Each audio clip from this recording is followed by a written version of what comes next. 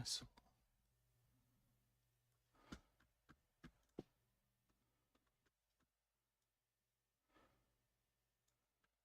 All right. What's going on, everybody? Gummy, for fuck's sakes. Oh my god. Stop. Stop licking. No. Stop licking the hummus. Stop licking the hummus.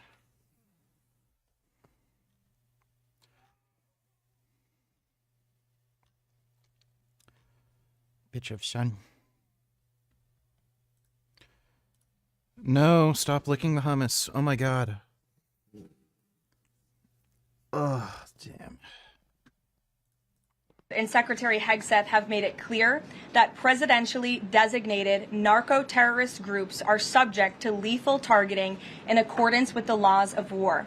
With respect to the strikes in question... Durst. I don't know if you're Durst, but you are one of the first. Thanks for the donation, Chris. You are the first and Durst donator, so you got that. Thanks again, though, Chris. On September 2nd, Secretary Hegseth authorized Admiral Bradley to conduct these kinetic strikes.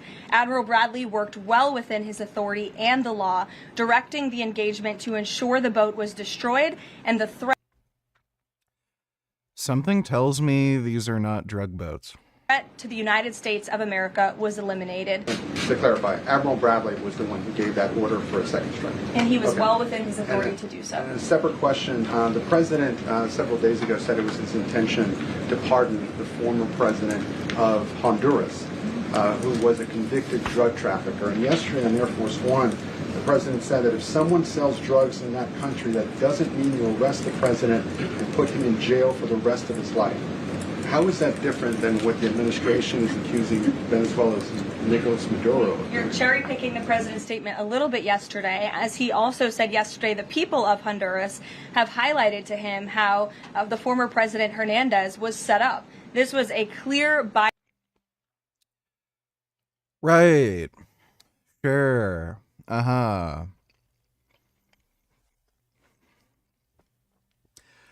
Why do they even bother with lying anymore? Like, when they're so bad at it and everyone knows they're lying and they know everyone knows they're lying. Like, just say, yeah, we do whatever we want.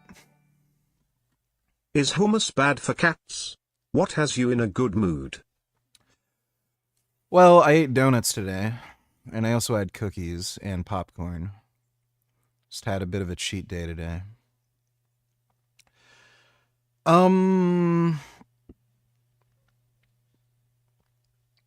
don't know if hummus would be bad necessarily. Like, I'm sure if they have a little tiny bit, it doesn't really matter. Probably like the sodium would be the biggest concern. But they have like a little bit. I don't think it's not going to do anything. It's not like it's poison. Thanks for the donation, though, James. First. Well, I'm sorry, Chris, but you were Durst, not first. Thanks for the donation, Chris.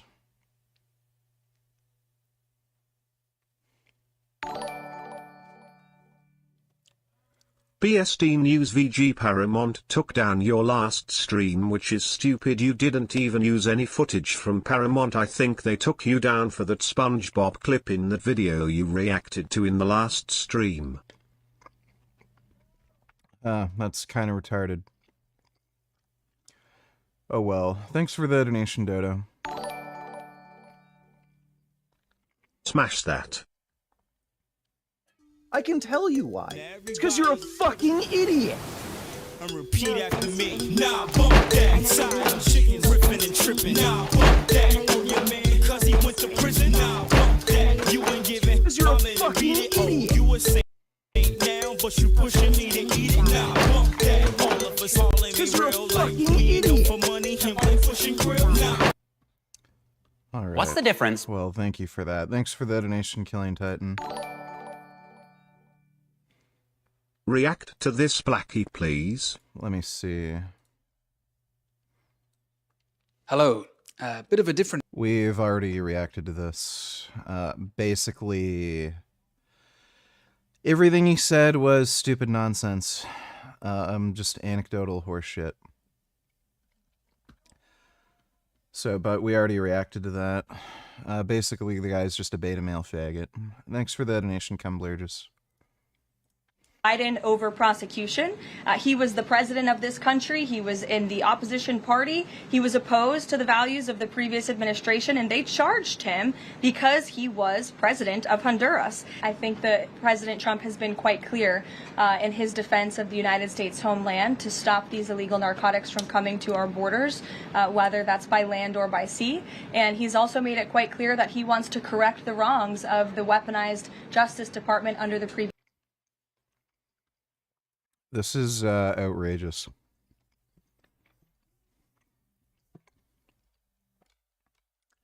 What was the other thing? I was gonna look at another thing. Now I fucking forgot. Between these three physiques, it's the shoulders, right? This person has underdeveloped delts. This person has well-developed delts. And this person has 3D delts. And in this video, I'm gonna show you 7 shoulder training tips for 3D delts. So we'll start with a few tips that are a bit more common, and then as we... Tip number 1, steroids. They will help a lot.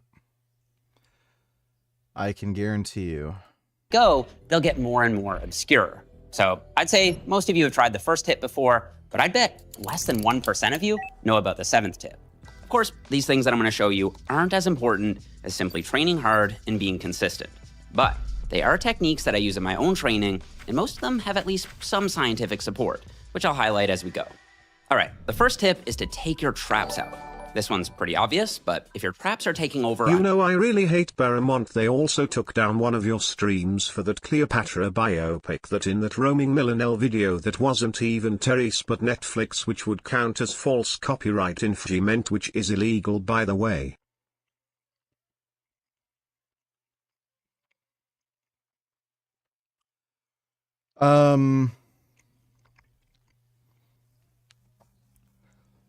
Paramount is a shitfuck studio.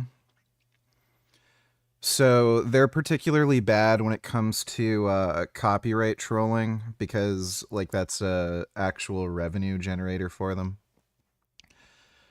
So they're just, it's a scumbag, degenerate, low-tier studio. Thanks for the donation though, Dodo.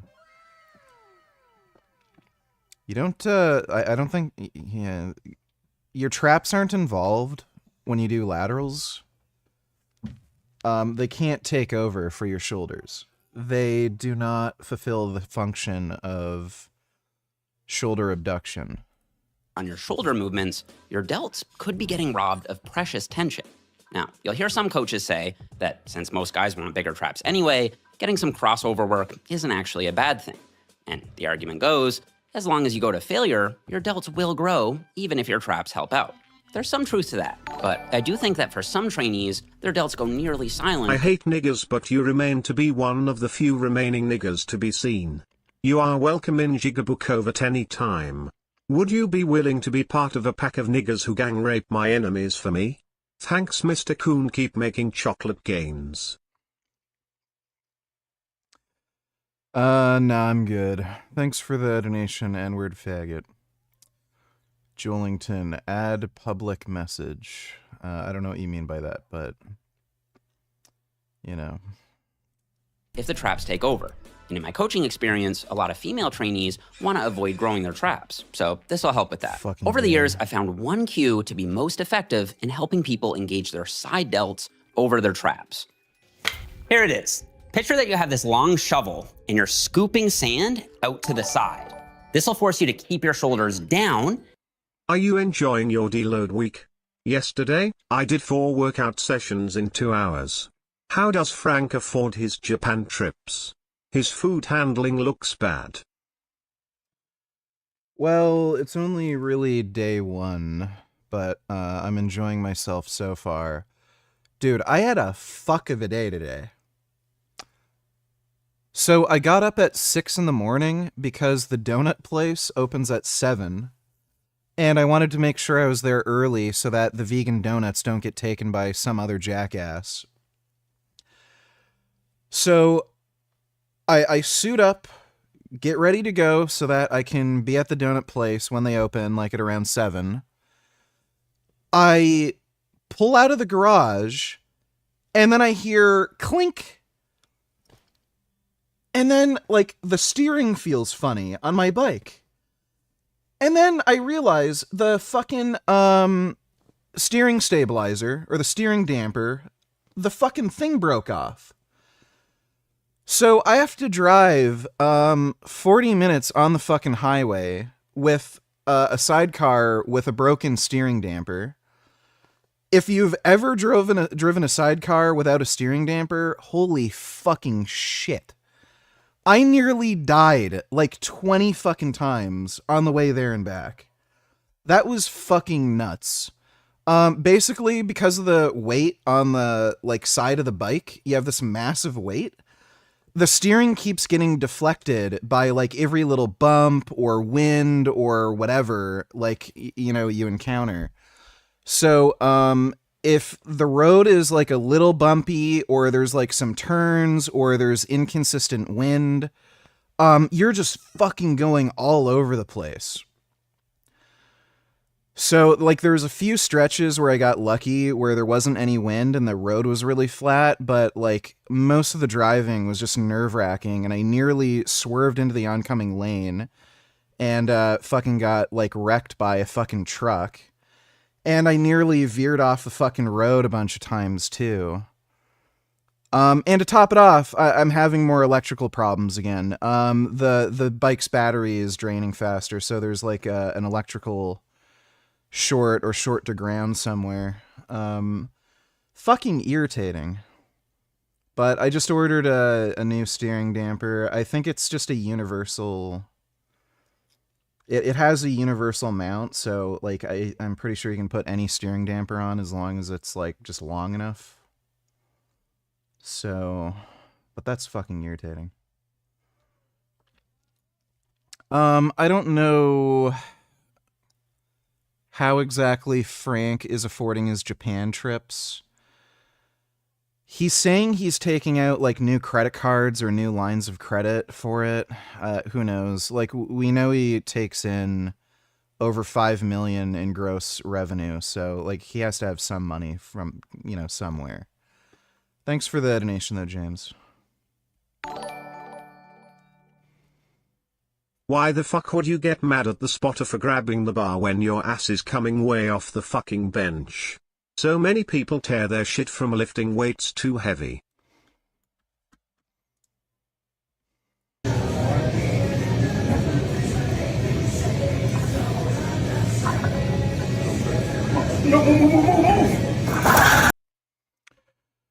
Well, first of all, that was not a PR. That was a failed lift. I have no idea why the spotter would touch the bar, though, since it was moving just fine. I've had shit like this, like, even worse shit happen to me in the gym, where I'll be working out. I don't even ask anybody to spot me. Some random fucking dickhead will start just touching the bar during a set. Oh, it's all you, bro. It's all you. And I never even fucking ask them to, like, fucking spot me, come anywhere near me, help in any way. That just infuriates the fuck out of me. Just wish I could set them on fire. But yeah, this guy's a bit of an idiot. I don't know why you touched the bar. Like, this guy's an idiot too. They're both stupid, honestly. But, just people at the gym are just fucking dumbasses, dude. They're just all worthless fucking idiots. Thanks for the donation, Killian Titan. Yeah, Paramount is shit. They will take down a video for using one still image from SpongeBob. Just be happy you won't have to deal with this bullshit anymore once you win the lottery. Yeah, for real.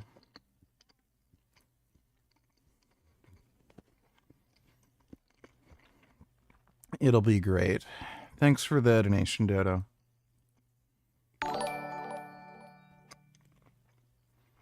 What a total fucking dunce.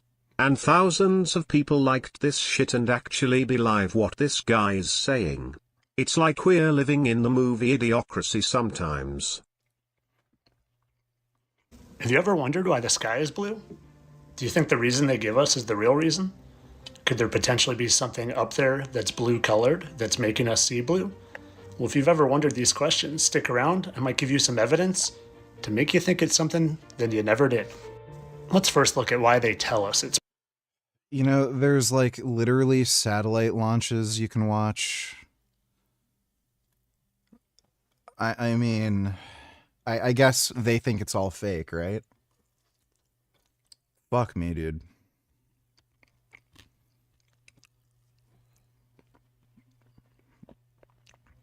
We need eugenics to get rid of these people. It's blue. They say blue light is scattered more than the other colors because it travels at shorter, smaller waves. This is why we see a blue sky most of the time. I'm a big believer in Occam's razor, which simply says the most simple explanation is most often the correct one. The simplest explanation is the correct one. The sky is blue because the sky is blue. What a fucking idiot. There's blue cardboard in the sky. That's what's making it blue. So could it potentially be we're just seeing something that's actually blue up in the sky? And when I think of seeing something that could actually be blue, it makes me think of this phenomenon that scientists study all the time. And sky stone made of pure oxygen. Oh my fucking god. It's not in the mainstream, and it's called sky ice. Now, this is found largely in Antarctica. It is not. And it's called sky ice because it happens to have the exact same color as the sky. Now, why would this have such a low profile? Why wouldn't it be talked? It's interesting. One kind of ice, this kind of ice, allowed to go. This guy is like an actual fucktard. Holy shit. Thanks for the donation, Vegan Prism. Really, that happened top you today? That's insane, VG. Yep, it's always something.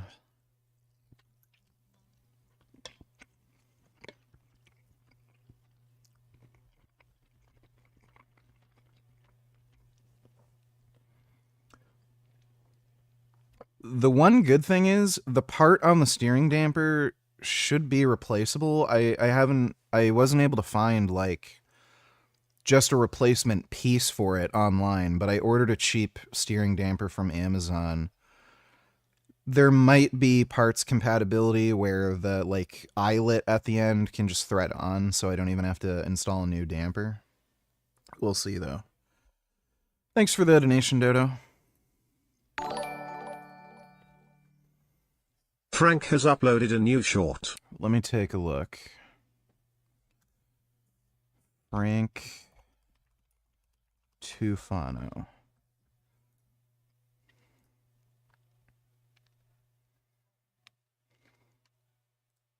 Do not use State Farm insurance under any circumstance. I had an accident 2 months ago where my car was totaled by a speeding driver. I think a friend of mine has State Farm, and he actually just got into a big wreck. And they actually covered the complete cost of the vehicle. Wasn't an issue. And they have still not reimbursed me the value of my vehicle. They're trying to give me $13,000, and the car is worth 3 times that, $34,000. Yeah, chances are the reason they're not giving Frank, you know, the money he wants is because his car isn't worth shit. So he says it's like a nice BMW or anything, but I'm sure if you look up the Blue Book value for the amount of miles his car has, it's like, you know, nothing. He's probably doing something stupid where he's looking up the Blue Book value for something that has like no mileage, no issues, like perfect condition. And then his is like some high mileage piece of shit, and they're like, yeah, 13 grand. Minimum. And not only that, I had a home insurance claim last year where my electric service was literally failing. The electrical wire that goes from the street to my house failed and I had to pay for it. The State Farm home insurance wouldn't pay for the electric service, a very basic need, and now... Yeah, I would imagine that would either be... That would have to be the city. If anybody's like, if it's not in the house, I would imagine that's the city that has to deal with that. The car insurance, they're refusing to pay me. So all I have to say is that State Farm, as an insurance company in general, whether it's car or home, will not pay out. They don't want to pay out under any circumstance, and it's insane how I'm going to have to take them to court over this. It's insane. And I'm struggling enough with all my other business stuff. You would assume my car gets crashed. It's a guaranteed help, you know? Makes me kind of wonder if he deliberately crashed his car. Maybe he was hoping he'd get, like, cash from the insurance or something. Fucking weird.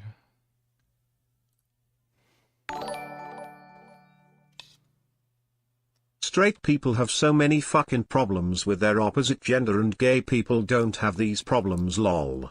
Men should fuck men and women should fuck women. Prove me wrong Charlie Kirk style.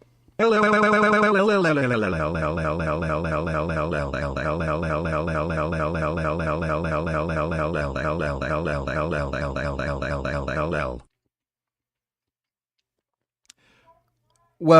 no. Lesbian relationships seem to be the most violent and toxic. So lesbians tend to beat each other up more, there's more spousal violence, and marriages and lesbian relationships tend to end much sooner. So women are the problem. Dudes should fuck dudes, and women should be on psych meds, I guess.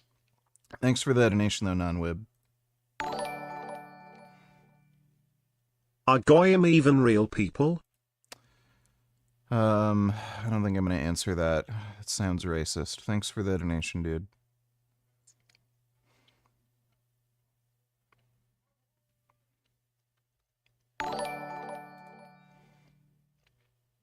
Great, more of these conspiracy theories. This shit is really getting on my nerves.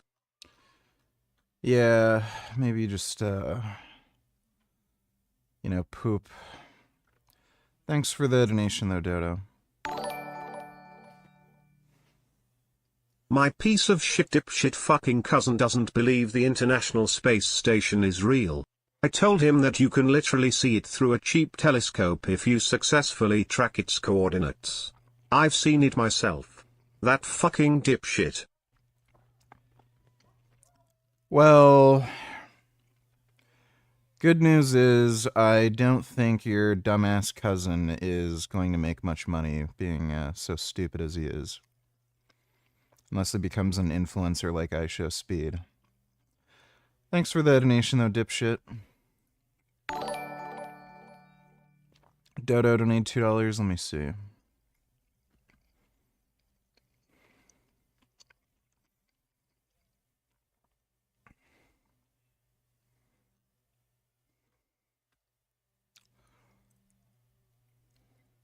I don't get it. MAGA's upset this fake government account isn't allowed to make fake propaganda lies. X account exposing Tim Walz for being complicit in massive fraud was just suspended on X. Last night, their post got millions of views blowing the whistle on Tim's pro-fraud activities as governor. The group is run by current MN Department of Human Service employees critical of Walz.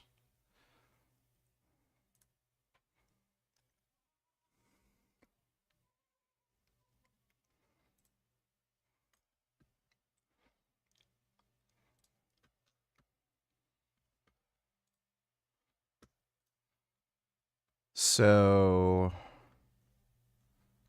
yeah, that account is just lying. Wait, did I already...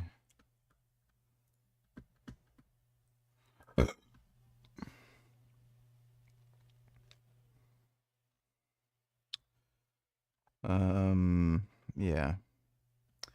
Thanks for the donation, Dodo. Have you heard about the latest Tom Aspinall news? Turns out he does have medical records from a doctor and you were wrong. Can you make this live on your Steam now? Also check out this link. I've already seen that stupid shit.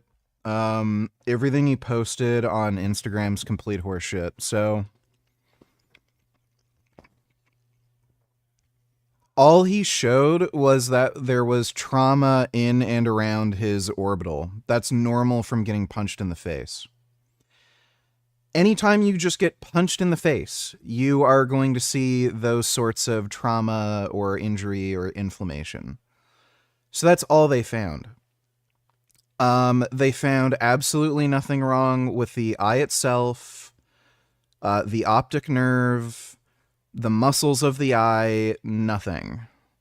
So all the symptoms that he's fucking claiming he has are made up. They're not in any way related to the...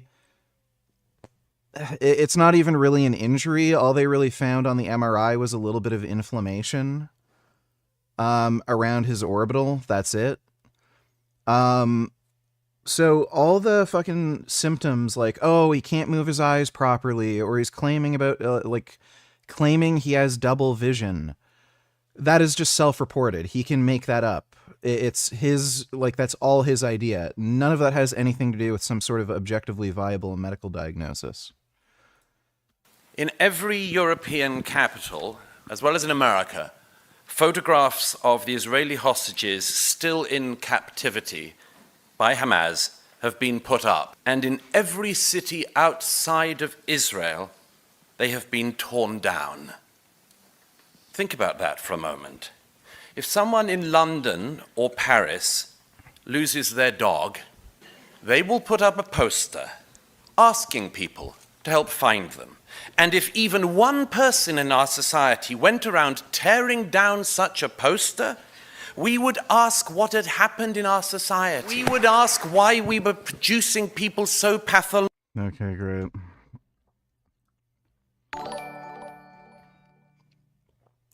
You can get a 2018 BMW for like 5k used, but it's gonna have 95,000 miles and it's gonna need 10k in repairs. Also bro, I'm pretty sure Frank's whole thing is insurance fraud. He's probably pretty decent at doing it, to be honest. He's crashed way too many cars. That happens so fucking often with him. It's nuts. So, yeah, I have a feeling, at the very least, this last crash he got into is probably insurance fraud. And yeah, he was probably thinking he could get some used piece of shit, worthless BMW for like nothing and then crash it and then get like 30k back in the insurance or something. Wouldn't surprise me. He was pretty hurting for money. Thanks for the donation, retard. Dodo donated $2. Let me see. NATO does not rule out the possibility of preemptive strike in response to Russia's hybrid warfare. Okay, good.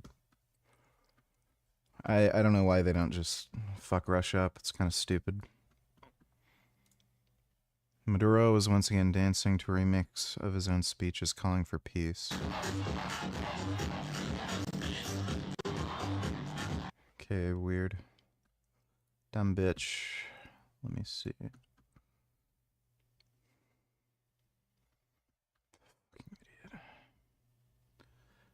What do you think of this woman's proposed solution?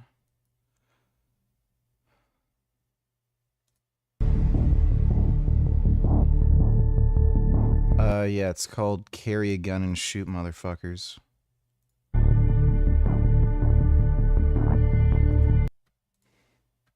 Yeah, shoot him.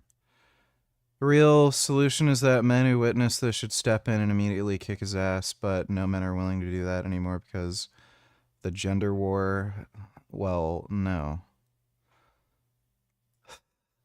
Why would you risk getting your ass kicked? Like, just let people pull out a gun and shoot them.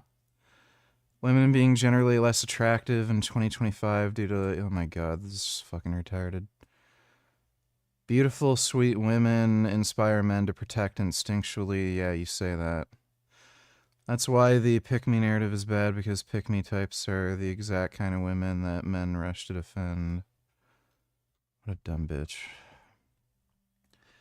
Just let people shoot them. Thanks for the donation, Dodo. Hi VG, can you react to this short? I thought it was really difficult for the body to turn glucose into fat. Is she just talking shit? The carbohydrates you eat break down to glucose immediately. Protein, it takes a lot to break it down to glucose, but it does break down to glucose.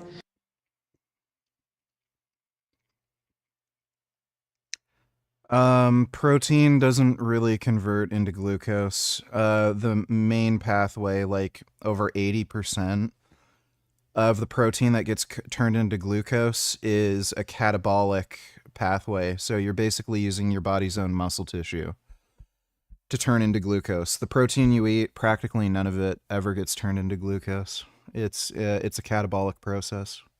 This happens immediately. In 1 cup of basmati rice, 10 teaspoons of sugar, equivalent. This is fucking retarded. In 1 cup of rice, your blood is balanced at. This is like saying your body will turn fat into ketones for energy, and like 1 stick of butter is the equivalent of like 1 can of what's the fucking paint thinner? Yeah, it's like 1 can of paint thinner. It's like, is paint thinner good for you? Like, it's just fucking stupid. 1 teaspoon. So your body has really strong defense mechanisms to fight against that. What that is it turns it into fat. It takes the glucose. Glucose does not turn into fat. Like, practically 0 glucose gets turned into fat. What ends up happening is if you're in a caloric surplus, you just end up burning less fat and storing more of it. That's all that happens. Glucose either gets stored as glycogen in your muscle tissue or it gets burned off as excess body heat. Very little of it actually gets turned into fat. The fat that ends up getting stored on your body is just the dietary fat you eat that otherwise would have gotten burnt off through normal metabolism if you were at either caloric maintenance or in a caloric deficit. It's out of your blood. So this dumb bitch doesn't know what the fuck she's talking about. There you go. Well VG, if women want a relationship they can buy a male sex robot once they're invented. Yeah, and then they can complain about them all day. Thanks for the donation, Dodo.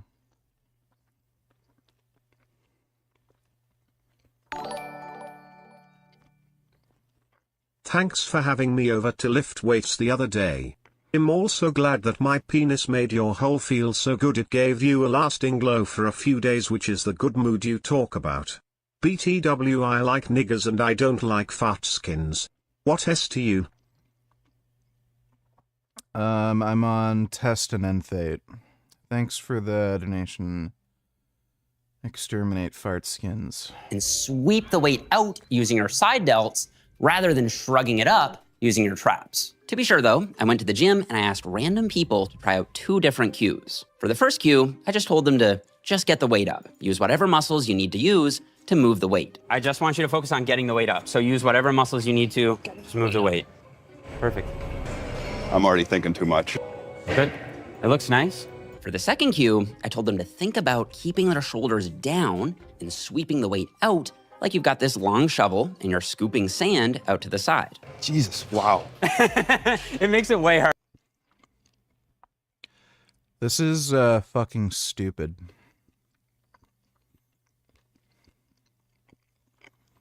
Just stupid.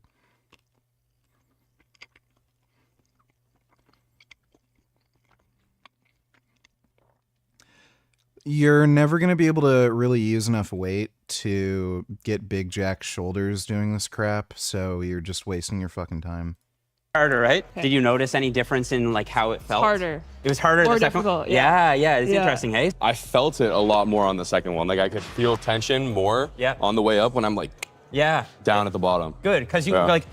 Bro, like, it's funny. He's talking to skinny pencil necks who never fucking lift.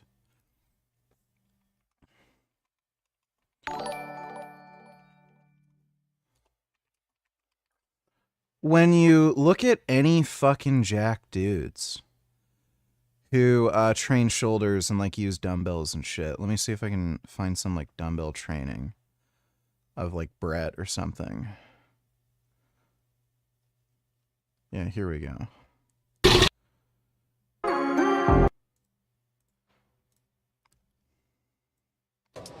When you look at any big jack dudes, they're not like giving a shit about like super perfect fucking form. They're just thinking of like lifting heavy ass fucking weight and moving it. Like that's it. You have to use heavy weight. Huge mistake people make when they're doing laterals is they try to keep the form too perfect. And they never end up using enough weight to like do anything. Hey Richard. Are you on HRT because your testosterone was low, and is that because of your diet, or why do you take test exactly? Who the fuck said I'm on HRT? I'm on steroids for performance enhancement. Where the fuck did you get the idea that I'm on HRT? When have I ever said that I'm on HRT? So you just made up that nonsense that I never fucking said, and you're an idiot. So no, I'm not on HRT. I'm on steroids for performance enhancement. Thanks for the donation. Ori or whatever. Chris donated $5. I don't know why you sent me this. This is an old trailer and we already watched it like a few days ago because I think you wanted me to watch it again. Why is the frame rate so fucking low? The fuck?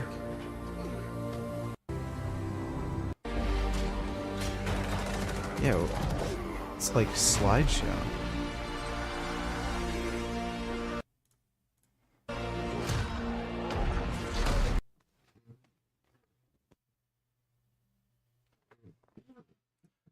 Now it's running normal. That's weird. I've never seen that before. Yeah, I don't know if they're ever gonna make Gears of War EA. Like, dude, the amount of fucking games that Microsoft Studios keeps canceling is just fucking crazy. I don't know if they're ever gonna release it, honestly. It just seems like they're gonna cancel every fucking game. And then everything is going to be some like bullshit multi-platform live service that they end up canceling too. Thanks for the donation though, Chris. What made you change your stance on women? I used to say the same things you now say about women a few years ago, and you said I was most likely an incel. This was back when I had a girlfriend. Now I'm single and really am an incel. Ironically. Well, take a fucking guess, dude. We got rid of some dead weight. Thanks for the donation, dipshit. Thankfully, when you retire from streaming tomorrow and win the lottery the next day, you won't have to listen to these nut job conspiracies anymore, as you won't be online as much. Yeah, it'll be great. I can just watch SpongeBob and lift weights and enjoy myself for a change. But thanks for the donation, Dodo. The CDC survey found that bi women 61.1% report higher prevalence of rape, violence, or stalking by a partner compared to both lesbian 43.8% and straight women 35%. Of the bi women who experienced IPV, 90% reported having only male perpetrators. Well, I would imagine so. If you're going to lump in different categories, you can come up with any stupid fucking numbers.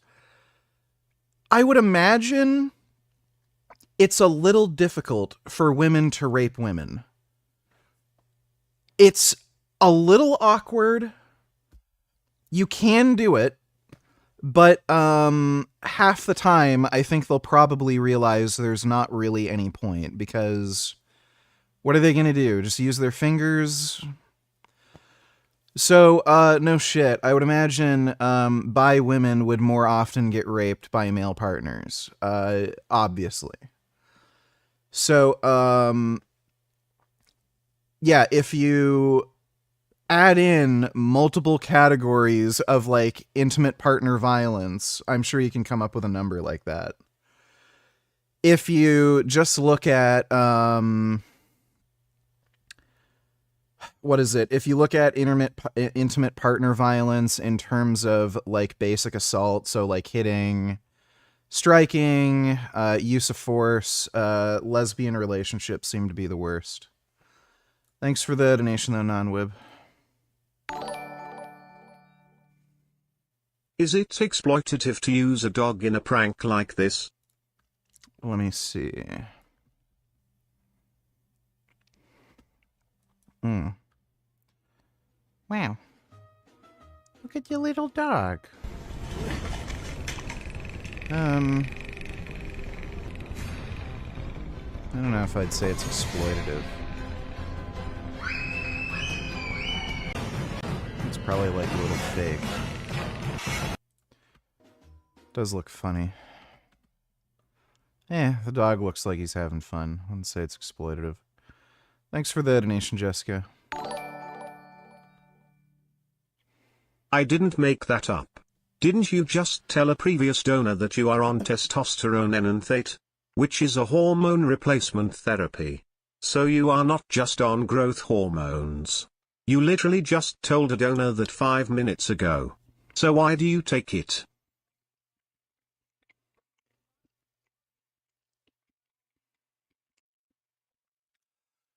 Yeah, just because you take a drug that's used in hormone replacement therapy, it doesn't mean you're on hormone replacement therapy. When you're taking about double the normal fucking dose, it's not really hormone replacement therapy anymore, is it? Thanks for the donation, dum-dum. I also have no idea why you're asking me why I'm taking it. I literally told you performance enhancement. I want bigger, stronger muscles. What do you think fucking testosterone does, you idiot? Of course it's difficult for women to rape other women when they don't even have penises. Well, most women anyway. Thanks for the donation, Dodo. Kid Boo, donate $2. Let me see. Oh my god. Oh, here we go. Yeah, more women. While I say this, diet and exercise alone is rarely effective to treat obesity. And before you guys come at me and say, that's not true, diet and exercise, calorie deficit, you just gotta be in a calorie... Diet and exercise is the only thing that resolves obesity. The only thing. Every treatment, every medication, everything revolves around modulating diet and exercise. That's how GLP-1 agonists work. They make you eat less. Like... calorie deficit to lose weight, blah, blah, blah. Let me explain. Yes, you have to be in a calorie deficit to lose weight. That is true. We are not disagreeing about that there. But what else is true that we know, because this has actually been studied, people have studied this, is that very, very few people can lose substantial weight and keep it off long term. This meta-analysis looked at 29 different studies. Yeah, that's because of adherence, you fucking idiot. And what they saw... So, dumbass, that's because of adherence. It's because they start eating again and stop exercising. So why is it always women who do this? Why are they all insane? Why is it so hard to admit ice cream will make you fat? If you eat ice cream every day, especially the entire tub, you will get fat. That will happen. Get over it, okay? I don't pause that with... It's like they're trying to fucking have like some weird toxic relationship with fucking ice cream. Well, maybe ice cream isn't the problem. Maybe it's me. Maybe there's something else going on and I can eat all the ice cream I want. Because I saw this study that diet and exercise alone didn't actually, stop obesity, so maybe I can eat all the ice cream. Like, what the fuck is this? It's always women. They're just fucking psychotic. Scientific Snitch said this is misinfo. Medical doctor through 12 years of schooling gets about 8 to 10 hours of nutritional training. 8 to 10 hours over 12 years? You can't expect that person to be an expert. Dr. Peter Attia, who's an incredible authority in the space, put out a stat once that said something to the effect of, from the time a cutting edge study hits the table and we know about it to the time it's in modern medical textbooks is about 10 years. These guys are learning nutritional information from 2010. No, that's bullshit. That's not how that works.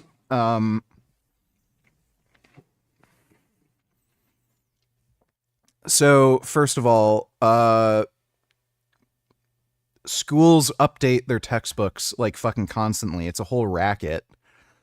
They basically make you pay for new fucking books, and they try to avoid having people be able to buy used textbooks. So they try to update their textbooks as frequently as fucking possible so that you're forced to spend ridiculous amounts of money on the new fucking textbooks that you can't find used, or just that are copied online somewhere. And still referencing it. A lot has changed. And so you have to stay on the edge of discernment and self-starterism. And on top of that, like, your professors are also going to give you coursework too. Like, ownership and accountability if you really want to know what's happening. And there's a time where we thought cigarettes... Yeah, my nigga Trump, let me see. People in India would be welcoming your decision to extradite the Habur Rana to... I can't understand a word he's saying. It's not it's the accent. It's a little bit tough for me to hear that. Can I try again? How about you, please? Go ahead back there. People in... I mean, I can understand that an old dude with not great hearing is a bit of a boomer, but I have trouble hearing him, so... I don't know why people gave Trump so much shit over that, like, of all things. Thanks for the donation, Kid Boo. Lamau nigga, stop acting like you're miserable and your life would be any better if you won the lottery.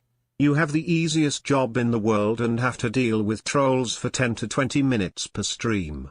No big deal. You would get bored if you had money. I think it's more than 10 to 20 minutes, but thanks for the donation, 21st. My nigga Paul. This is the most popular product in all of Trader Joe's. It's in the Trader Joe's Hall of Fame, and it's absolute garbage. Red corn tortilla chips, chili and lime flavored. First ingredient, yellow corn. Second ingredient, 3 different types of seed oils, plus cornstarch, maltodextrin, which is... This guy eats dead, rotting animal flesh that is high in artery-clogging sludge. Corn and seed oil. I'm gonna die. It's basically just sugar. It's crazy, guys, to think that the head of the Trader Joe's Hall of Fame is horrible for you. But I guess that's Trader Joe's for you. Buddy, you have aged like 10 years in like 2 years.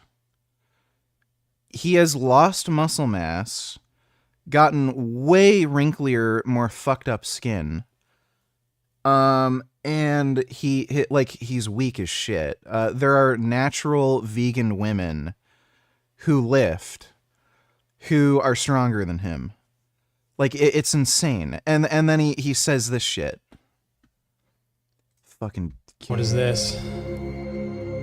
Okay, these are cows that have been in Holland in the winter and they're seeing grass for the first time. Oh my god. Narrative acting ideally solves. Fuck you. Oh my god, what a waste. If your olive oil doesn't burn the back of your throat when you take a shot, it's not good enough. Listen, guys, if you really want to be drinking extra virgin olive oil for mortality benefits, I get it. But you have to get It does not have to burn the back of an your olive mouth. oil that's high quality and that has a high amount of polyphenols. And you can look at all the lab analysis. Yes, you can look at the peroxide value, the acidity, the K values. You can look at the polyphenols. But the easiest way to do this is take a shot of your olive oil, and if it burns the back of your throat, awesome. The burn No. will last from 10 to 15 seconds. The more burn, the more polyphenols. Oh yeah. oleocanthal. When you take a shot of your olive oil, that Idiot. modern shoes are destroying your feet. Look at this, guys. Look at the So first of all, I have no idea if these two things are even remotely related. These are the fucking Chinese, fucked up bound feet. What do they call them? Lotus feet or something? That has nothing to do with wearing shoes. They would deliberately bind women's feet because they thought it was, like, sexy for women to have tiny feet. That's horrible. And then look at the way these hunter-gatherer feet look when these guys are walking around barefoot all the time. And So not only are they walking around barefoot, but they're also, the way their feet are shaped is dictated by what they're walking on. So if you look at hunter-gatherer tribes that are walking around in very muddy, loose soil, their feet end up spreading wider and wider apart so they have better grip. When you look at hunter-gatherers who are just walking around on solid ground all the time, they just look like our feet. It's an adaptation to what they're fucking walking on. Your feet do not have to look like fucking Shrek's feet to know if your feet are healthy.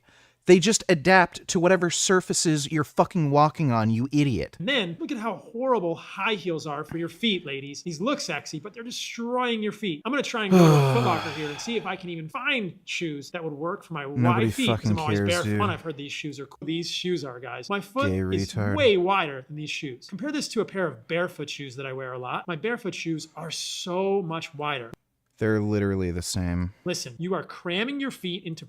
They're literally the same. He's just fucking with the camera angle to make it look like they're any different. They're literally the fucking same. The toe box might be slightly wider, but they're the fucking same.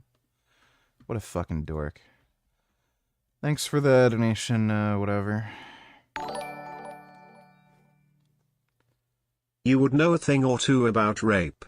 After all, you've done it multiple times to the old baggage, as you call her. She has a name, by the way. And she also has a career. With DoorDash. I bet her car is a disgusting mess, as is her apartment if she has one. That's great. Thanks for the donation, 21st. Is it really necessary for you to take that for bigger muscles though? If your testosterone was low, aren't there natural healthier ways to increase your test? So you're taking something that could kill you for a 1% marginal difference in your muscle bulk?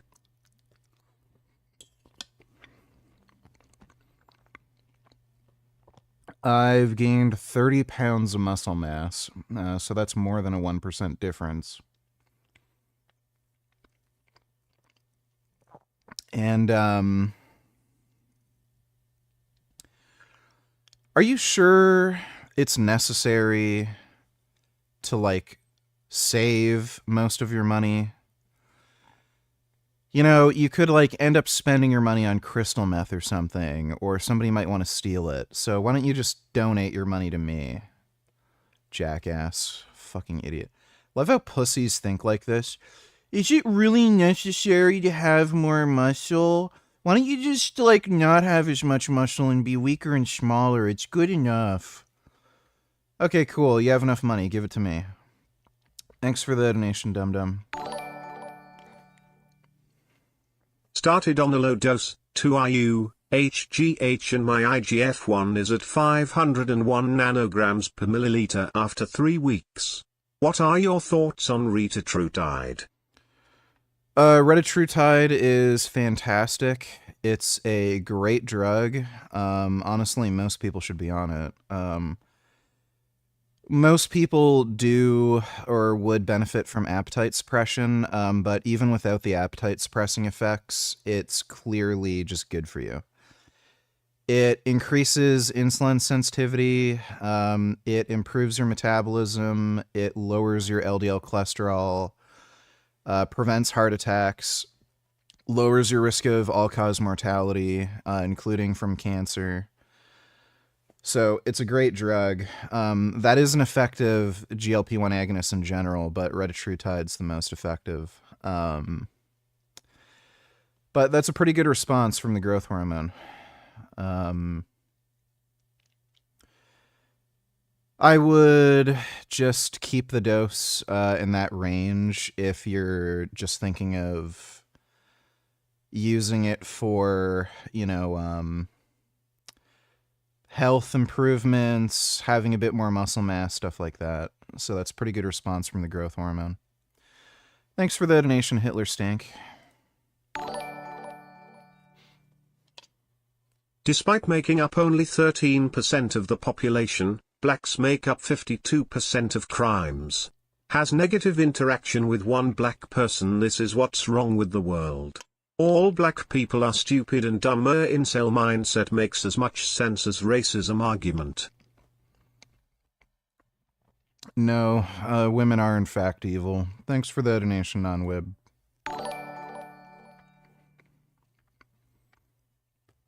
Sarah donated $2. Some women actually have hypothyroid, actually a lot. Especially compared to men. Yeah, guess what? Even with hypothyroidism, you'll lose weight if you eat in a caloric deficit.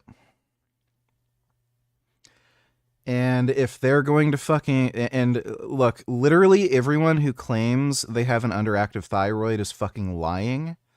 Because if they had an underactive thyroid, they'd be on medication for it. If they have low T4 or low T3, you know, whatever, there's medication for it. It's extremely inexpensive. Dirt fucking cheap. So if they're claiming they can't lose weight because they have low thyroid, then why the fuck aren't they on meds? So they're lying. They never got their thyroid checked. They're making it up, and they're making up fucking excuses. It's just fucking stupid. So, like, again, does it make any logical sense? Oh, I can't lose weight because I have underactive thyroid. Why do you have an underactive thyroid when there's medication for it? It's like saying I can't go to work because I have an infection that won't go away. Oh, well, are you taking, like, medication to get rid of the infection? No. Well, what are you doing? Why are you just sitting at home with an infection, collecting fucking benefits and overtime pay and all this shit? I have an infection. So, like, it's stupid. If you have a fucking disease that can be treated or cured with a fucking drug, why the fuck aren't you on the drug? So everyone who says this is just a liar. Some women who exercise and are eating caloric deficit still gain weight. No, they don't. That's literally impossible. So women don't violate the laws of thermodynamics. Really, the Chinese did that? That's horrible. VG, as if we didn't have more reasons to hate China. Yes. Thanks for the donation, Dodo. This motion will take your traps out from the beginning. And then, yes, as you start to get through the range of motion, they have to come in because your scapulae have to rotate. But if you can initiate this way, I feel like you can turn the side delts on faster. Now, this is obviously not a scientific survey, but every single person I showed this to said they felt more side delt activation when they focused on scooping the weight out rather than just lifting the weight up. Yay. The second tip is to train your shoulders more often. According to this poll of my audience, most of you train your shoulders twice per week. 24% of you hit them just once a week, but here's the crazy part. Only 11% of you hit them 3 times per week, and just 4% more than that. That's a low frequency, and I think that's a mistake if you're trying to maximize their growth. Here's why. The amount of truly effective volume that you can do for a single muscle in a single workout is lower than most people think. It probably starts to cap out at around 6, maybe 8 sets in a workout. In other words, after you've done 6 to 8 sets for your shoulders in a single workout, doing more than that probably isn't doing much, if anything. A recent meta-analysis from this year suggests that the cap could be as high as 11 sets per muscle per workout, but once you get above 6 or so, the returns are greatly diminishing anyway. Because of this, the best way to get in more effective shoulder work isn't to throw more sets on top of the workouts you already do. It's to hit them more often. Rather than cramming the volume onto just 1 or 2 days, spread it out across 3 or 4 days. Earlier in my bodybuilding career, I used to do 3 sets of dumbbell lateral raises after every single workout, 5 days a week. I think that made a difference. But what about recovery? Well, this is anecdotal. Well, that's sensible enough. Thanks for the donation, Chris. Appreciate it. But from my coaching experience, your shoulders do recover pretty quickly. They almost never get sore. Like, do you remember the last time your shoulders actually got sore? My coaching experience, sore. they can tolerate quite a beating. My shoulder strength bounces back really fast, even after super hard workouts.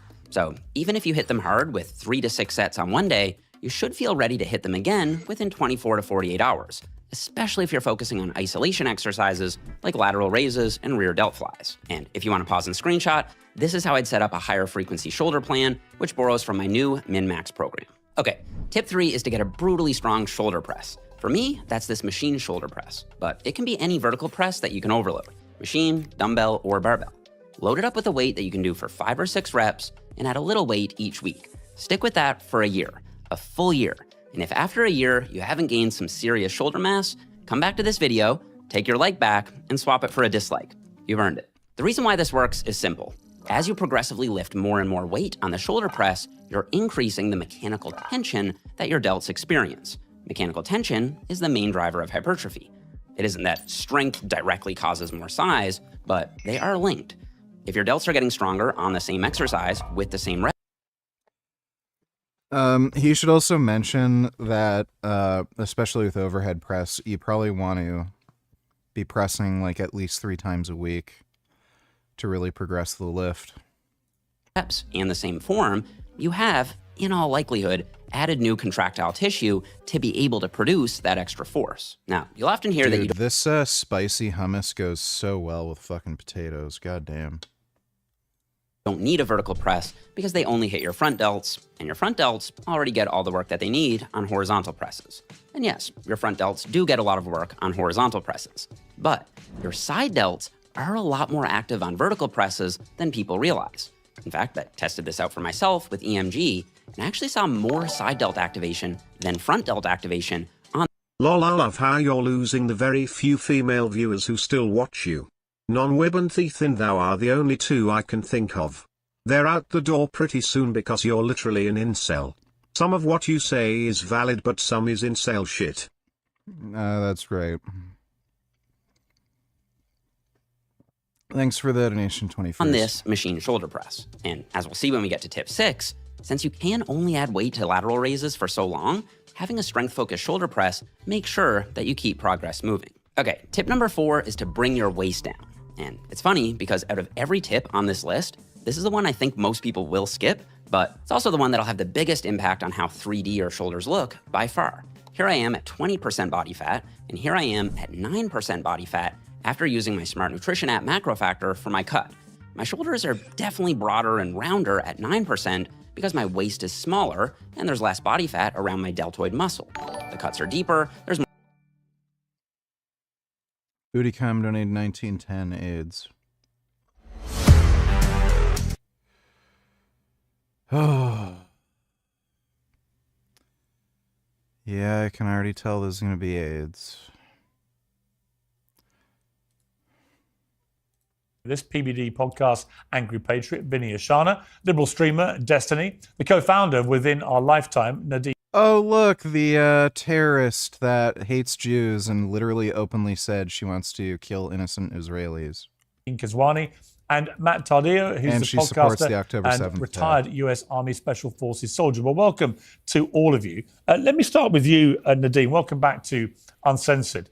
Obviously, this is a despicable act of terrorism against 2 members of the National Guard and has rightly caused outrage. At the same time, there are calls for now every Afghan that was brought to the United States, many of whom risked their own lives during the war to fight against the Taliban, to now be deported back to Afghanistan where they could meet possible death at the hands of the Taliban they fought. So this is a complicated issue. What is your view about what has happened here? I mean, as you mentioned, I believe in the previous segment, the shooter previously served in one of the U.S.-backed paramilitary units in Afghanistan that's been funded by the CIA. So I think if the U.S. Had never invaded or occupied Afghanistan and never built or armed proxy forces, the shooter or someone like him wouldn't have ended up here. That is a very weird statement to make. The whole reason we did that is to prevent the Soviets from taking control of Afghanistan, so. The flip side is, okay, like, there may have been some other war with the Soviets that would have happened. that we'd have to get directly involved in some way. That would be worse. Sarah Donatillers, a lot of women work full-time jobs, have to take care of kids, and have other obligations. They also don't want to spend hundreds of dollars on doctor visits. Blood tests, yeah, so... One, men have kids too, and men also work. I don't know why men are,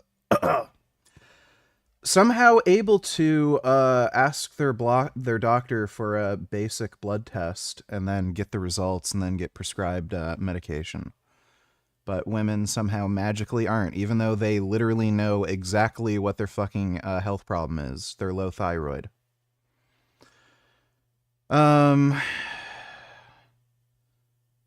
all women with hypothyroidism are diagnosed and can get treatment. Literally all women with hypothyroidism can get diagnosed and can get treatment. If you want to get a blood test for your thyroid, that would cost you less than $100. Those are very simple, basic tests. And the medication is dirt cheap. Depending on what dose you need, you're looking at paying anywhere from like 25, yeah, maybe like even as little as like $15, $20 a month, to maybe as high as like 50 or 60, depending on if you need like full replacement doses. And you don't even need a doctor. You can just buy these meds off the black market. So it's weird how women can figure out how to buy Botox off the black market, but women who can magically self-diagnose their hypothyroidism, they can't figure out how to get thyroid meds off the black market. Okay. Divorced incel excited for sex robot cell elco bello elco bello elco bello elco bello elco bello elco bello. I don't want a sex robot. Thanks for the donation. Committing the act that he did. So, this is constant blowback, and we see this time. Well, you could go back again. further, though, couldn't you? If you were being reasonable about it, you could go back to if Osama bin Laden hadn't ordered the terror attacks on the World Trade Center that killed nearly 3,000 people, then it wouldn't have been necessary for US forces to... Why won't this evil Hamas supporting bitch just go or EVG? I don't even know why he's interested in talking to her, like knowing her stupid crazy views. Thanks for the donation, Dodo. Go into the country that had been harboring him. But who funded it's Al-Qaeda? It's okay. the same argument. Again, you can go back as long as you want, but I think to put it in context, obviously the reason that the United States were fighting in Afghanistan was as a response to 9/11. So that is the context. December is... I don't know what she means by who funded Al-Qaeda. The U.S. did not fund Al-Qaeda. They had no money. Like, literally none.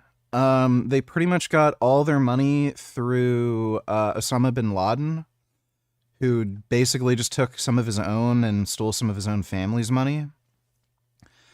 And they'd find their own ways to make a bit of money, so they'd get donations from, Muslims all around the world who just support terrorism. There's, weird Muslim-supporting terror networks that will lie about giving money to charity when they're just giving money to Al-Qaeda. Still happens today. And they sell drugs.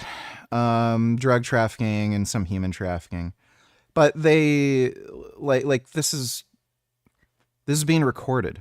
The United States massively overestimated how big and how powerful Al-Qaeda was. And Al-Qaeda did the exact opposite. They massively underestimated the United States. Heart Awareness Month, which makes you think differently about the busy holidays. Stress rises, routines... At the end of the day, the people of Afghanistan weren't guilty for 9/11. It's these constant wars. It's these constant attempts at regime change. It's the creation of refugees, the destabilization of the Middle East that's constantly going to create this scenario.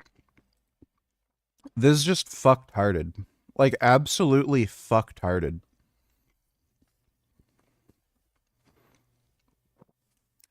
Look at the regime changes that have happened in Iran, in Syria, in fucking Lebanon, in like all these fucking countries without US intervention. It just happens there.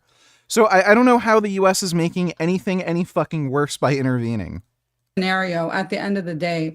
I mean, and the fact that the National Guard shouldn't have been in DC to begin with. I mean, Sarah, the woman who was shot, had told her boyfriend that she felt like being there was pointless. You know, it's really a show of force to distract from multiple things that Trump ran on and failed on. He ran on affordability. He ran on ending foreign wars, yet they're trying to enact regime change in Iran and Venezuela. They're continuing to arm genocide, and Gaza continuing to arm the bombing of Lebanon. And at the end of the day, this is, you know, going to create blowback where people in the US are going to pay the price. People around the world, innocent people around the world, are going to pay the price, whether with their tax dollars, with their lives, with the decline of the economy. And this is all a distraction at the end of the day. They're scapegoating immigrants instead of looking at the real root of the problem, which New flash for that statement. Wrong, wrong, wrong, wrong. Wrong, wrong, wrong, wrong. Yes. Thanks for the donation, Dodo. is US imperialism wreaking havoc, pillaging people around the world, and not, you know, caring, not doing anything to solve these issues here. I mean, like you also mentioned in the previous segment, how like what dumb fuck. Like you have Russia invading Ukraine and like, you know, putting its paws in all, like they've been trying to intervene in Africa for the longest fucking time. They're also the whole fucking reason the US backed the Taliban in the first place. And you have China basically doing the same thing. You have China literally, like, you know, they have imperialist ambitions. They're putting their paws all throughout fucking Africa, trying to get all the, or fingers, whatever you want to call it. They're trying to get up all the mineral resources in the world, control Africa. They also invaded Tibet. They definitely want to invade Siberia and shit. So, like, if they're doing it, why wouldn't we do it when we're better actors? It's just so stupid. Congratulations, you're banned. I don't know why the fuck you idiots are trying to irritate the fuck out of me. Yeah, Non-Wib said the forbidden word. I don't know why. But there, she wanted to be banned. She's banned. How many U.S. veterans come back and commit violence at home? You know, so I don't think it's an isolated incident, and they just want to use what happened in D.C. to scapegoat all immigrants instead of looking at the real cause of the issue. The war hawks and neocons in Washington, the architects of occupation and regime change in Afghanistan, Syria, Venezuela, creating the instability that forces people to flee. I mean, you know, one minute they're calling people HTS and other groups in Syria terrorists, the other minute they're meeting with them, then they're funding them. You know, it's all political convenience. All right, Vinny Ashana, your response to that?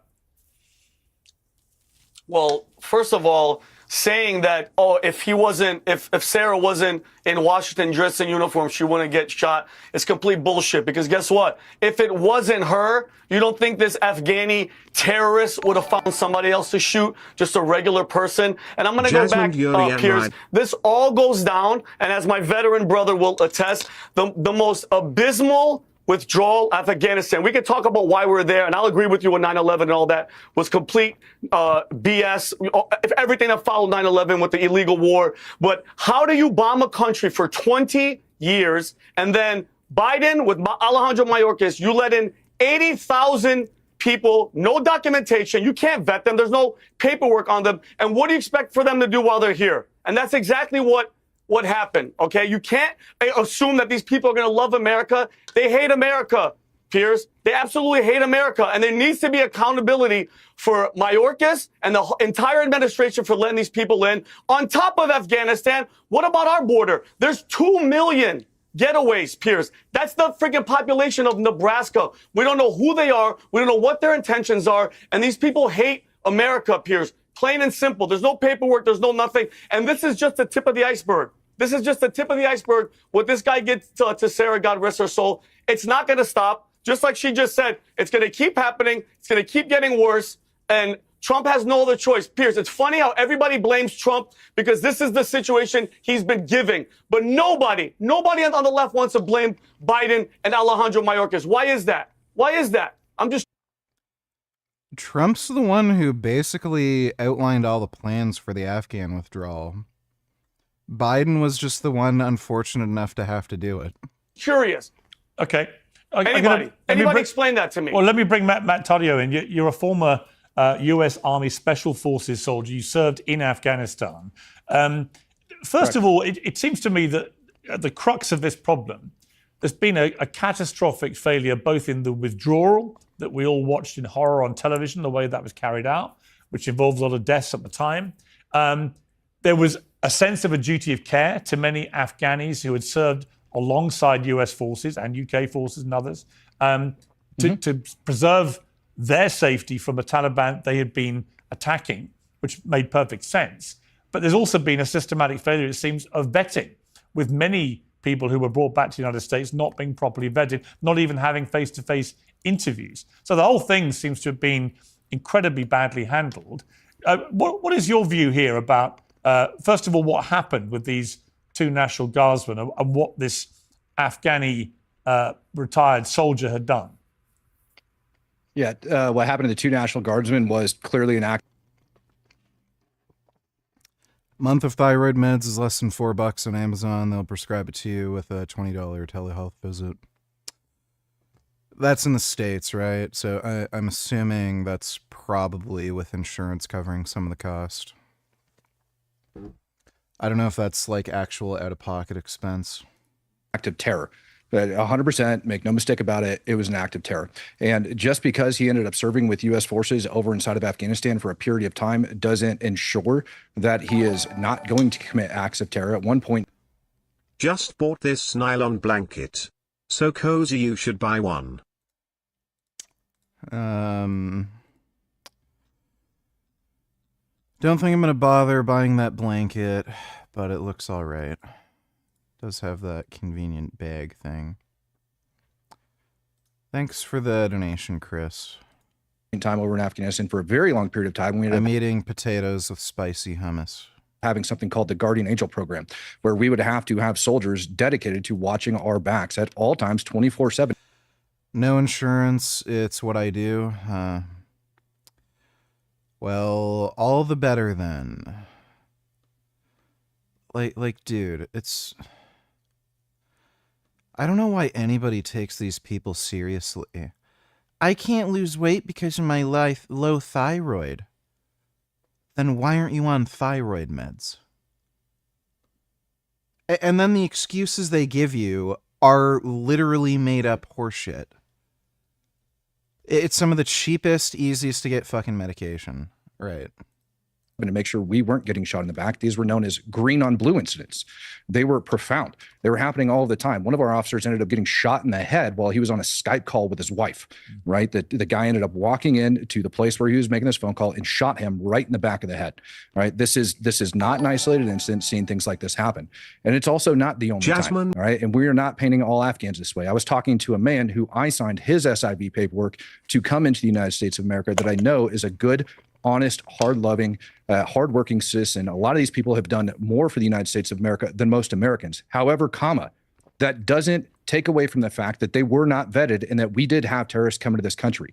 Joe Kent went before Congress and testified and stated that we've had thousands of known terrorist-affiliated Afghans come into the United States of America because they were not vetted. I have interviewed the soldiers and Marines who are on the ground at H-Kaya over in Kabul, and they will tell you that they weren't even given proper training on the paperwork that they should have been screening before they were coming on the base. And then you had members from the Department of State that would walk up to them and tell them, forget about the paperwork or add different things going on to it. It was an absolute joke. And so, yes, we do need to make sure we're going through, and we do need to make sure that we're properly vetting these people. It's not an attack on the Muslim community. It's just a fact. But the U.S. Matt, isn't destabilizing the Middle East. You've given some fascinating background there and some color to it, but you've also highlighted, I guess, the problem here and how it gets dealt with in terms of going forward. Right. Because there are clearly some Afghan people that were brought back from the war that you believe are good, decent people who served America's interests at great personal risk to their own lives, who you, I presume you would feel that there's a duty of care to and that they should be allowed to stay. So how do you determine who stays and who is thrown out? By doing the proper due diligence. People that got on the airplane that had photocopies of somebody else's paperwork have absolutely no business being in the United States of America. And unfortunately, because of Joe Biden, we have to go back and check all of this paperwork to make sure the right people are here in this country. I spoke to one of those Afghans just the other day who's here living in the United States of America, and he's just as pissed off. I'll unban you if you give me a link to your channel and whatever, and just don't fucking say forbidden things in chat, but I'm obviously not going to do that if you keep trying to fucking tick me off. As everybody else in the country, because these jihadists are wrecking the United States and are trying to kill Americans. Over inside of Fort Worth, Texas, there was a terror attack that just got thwarted by DPS authorities over outside of Texas. Last year in November, there was 2 Afghan ISIS-affiliated terrorists that got arrested that were going to plan a election day shooting terror attack. They bought hundreds of rounds of ammunition and 2 AK-47s from an informant. And so again, they just got busted and they got sentenced last week. Now, Trump came out on, Friday, and he said on Friday that we're going to be looking over everybody else's paperwork. And then all of a sudden, this terror attack ends up happening, right? So it was a Friday before the terror attack. Trump had came out and said that. And it was 2 days after the sentencing for one of those terrorists. This is not an isolated incident. It's 100% the fault of the vetting of what took place on the ground. Pierce, not just me, but tons of my brothers ended up getting signal messages during the Afghan withdrawal telling us that we'd get paid thousands of dollars if we had an active passport and we could get our butts to the East Coast. That's how piss poor this operation was planned. Right. And so to sit here and pretend like people hanging off the side of a C-17 and falling to their death was somehow a great operation and we managed to properly vet everybody is a joke. It's an absolute joke. Even Mayorkas admitted in a separate interview with Lindsey Graham for a congressional inquiry. Even he admitted there is no way that he can 100% state that we have vetted 100% of these people. Not properly vetted, just vetted. It just didn't happen. It didn't occur. Today's show is sponsored by Oxford Natural, makers of the Optimum Day and Optimum Night all-natural supplements. Appalling acts that has happened. Advocate, it was very rare to see a Taliban flag flying across the villages. In 2016, trying to claim otherwise is a freaking lie, and it's doing absolutely nobody any good. And those types of lies are what gets people killed inside of the United States of America. Well, it seems like the U.S. made the problem worse because in your own statement, you said when you first started going into there, you didn't see the Taliban flags. And then by the time, decades later, it's worse. And it's the destabilization, the power vacuum. Let's talk it. No, it's not destabilization in a power vacuum. There's a power vacuum and destabilization that existed before we went there. That's just a fact. All right. The Taliban ran the country. We ended up putting in a government. And the United States government has absolutely zero business, as far as I'm concerned, or most veterans are concerned, going in and trying to conduct a. She doesn't even understand basic history. The Taliban ended up controlling the government, and the United States invaded. They put in their own government, basically. They established some pseudo-democratic, bullshit government that was friendly with the U.S. What in the fuck is she talking about? And then despite the U.S. Trying their best to bring, the modern world to that fucking shithole of a country, they just couldn't make it work. They couldn't build an Afghan military. They couldn't build a stable fucking government. They couldn't build any fucking infrastructure. And these people were all backwoods fucking idiots who had just helped the fucking Taliban. the regime change in any type of country. We suck when it comes to nation building. Our record's horrible. Even if we look at Iraq and we talk about what's going on over inside of Iraq and them trying to pass laws for 9-year-old girls to be able to get married to grown men, all right, that's not exactly what I would call a huge victory for democracy. All right, but over inside of Afghanistan, the moment we pull out, we have 6-year-old girls getting married off to grown men.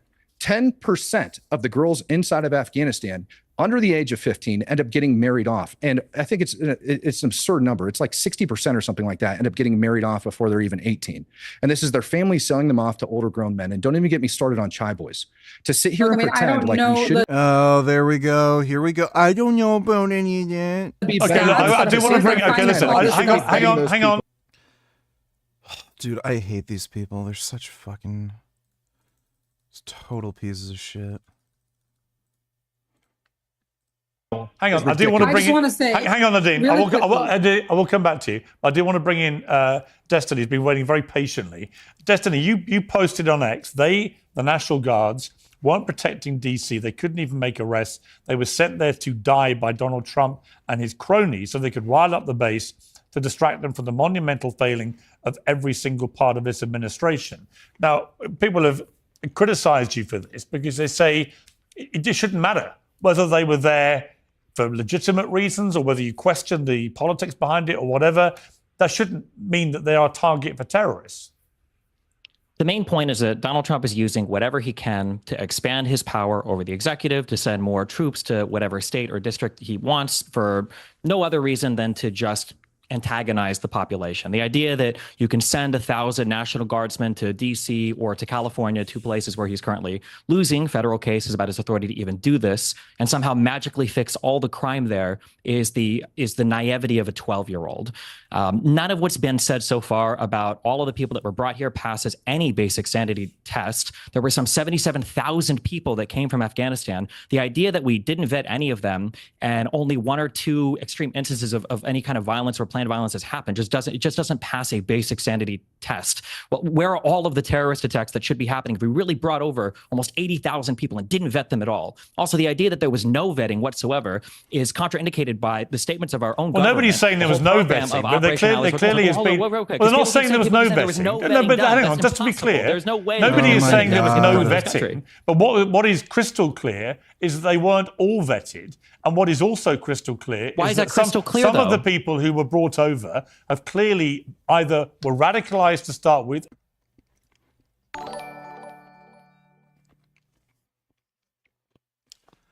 STX $22. Paul didn't just lose muscle mass and got wrinkles and dry skin. He also lost tons of facial volume. That's the sun for you. Yep. And there's not really any way for him to get that back unless he takes growth hormone and maybe does some peptides. Once you lose that collagen in your skin, you're kind of like when you're older, it doesn't come back unless you leverage, again, drugs, peptides. So avoid the sun if you want to look younger and stay looking younger and avoid skin cancer and whatnot. Paul's a fucking idiot. Like, it's just... I don't know what motivates people to do things that they know is going to give them problems, but they like gaslight themselves and everyone else that, no, this is good for you. You know, it's so weird. Thanks for the donation, though, STX. Slipped through the net or have become radicalized since arriving in the US. That is a danger to the United States why citizens. This guy shot the 2 National Guard. We have no idea why this shooting happened. Anybody jumping on your Nancy Maces, the 2 gentlemen on this panel. Okay, then how do you account for the guy last week that was planning on building a car bomb, literally talked about putting explosives? That's a different case. It was inside of a car over in Fort Worth and attacking Americans that were against the Afghans and against the Taliban. The reason why you haven't seen massive... We're talking about the guy that shot the 2 National Guardsmen. We have no idea. What does this have to do with the guy who shot the National Guard officer? No. We're talking about vetting Afghans. We're talking about vetting Afghans here in the United States of America. You want to talk about that guy. You don't want to talk about Because the that's what Afghan the that was topic planning is on about. building if you a want to car talk about bomb. responsibility, Why don't we talk about the guy who worked as a clown and was beat up by the mob and then was dumped in acid and then had the permanent smile on his face and keeps trying to annoy that Batman guy? Why don't we talk about that? How do you explain that when you say that there's no problem with the Afghan refugees, huh? What about the Joker? No. The topic isn't about that who was the guy. one who Destiny, negotiated you're off. the pullout from You're Afghanistan? so far off. I'm curious. You're Who so negotiated far that off, plan? it's Who not even negotiated funny. that plan? Tell me. You're so Can far you off, even it's not say even who funny. negotiated the plan? Can you even say who Yeah, I'll negotiated tell you the that plan? Donald Trump negotiated the plan, and on congressional record in November, and this comes from the former Joint Chief of Staff, in November, Donald Trump planned to do the pullout. Then when the Joint Chief went to him and told him, no, you can't do that because the Taliban's going to take over, Donald Trump immediately...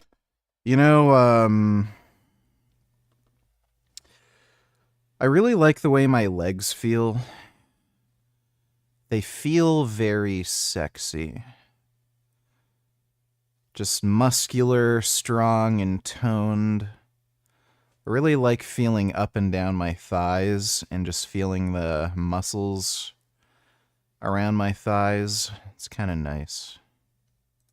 Immediately rescinded the order within 24 hours. It was under Joe That's Biden not that he decided to true. pull The out of the whole country. Doha That is agreement was fact. It's done on and agreed congressional on. He record. didn't withdraw Go that. look at the The congressional timetable that Biden record. withdrew on You was might not literally on like it, Trump's Destiny, but timetable. it's a fact. Are we just here Yes, to the write Doha fan fiction agreement and to was lie on it. about? If we want to The just make Doha up stuff, agreement. Dude, these people just... How does nobody know anything? It was on there. Yeah. The Doha agreement was done by Trump. Then the Taliban violated the Doha agreement, so we weren't going to pull out. That's why Joe Biden fell into the situation that he did.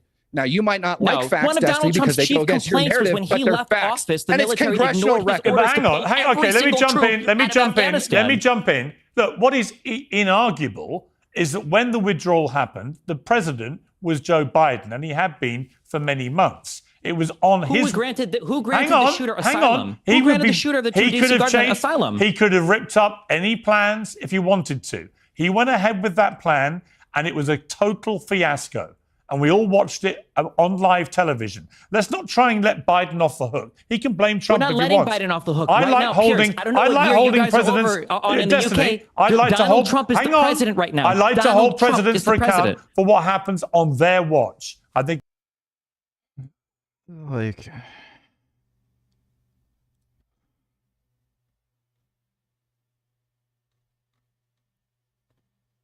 What in the fuck? So, Trump gets to say, oh, we inherited the bad economy from, the Democrats. We didn't have anything to do with that. And then, he gets to obfuscate guilt and blame the Democrats. But then when Trump sets up, the stupidest fucking, pullout maneuver in Afghanistan, just capitulate to all the fucking Taliban, let them do whatever the fuck they want, don't make any demands, release thousands of fucking prisoners, and schedule, a fucking ridiculous time to actually pull out all at once. And then Biden has to go through with it. Oh, well, it was Biden's responsibility. It doesn't make sense to blame Trump because, buck stops with you. You're the leader. I can't fucking stand these people. Holy shit, man. I think it's a fair and thing this to shooting do. happened Whoever's on in Trump's power. watch. Yes? The shooting right now happened on Trump's Yeah, there watch. you go. Yes, it did. So the question. So the question. There you go. Oh. Is he gonna fucking say Trump should take responsibility for this? He should have known about it. He should have looked into it.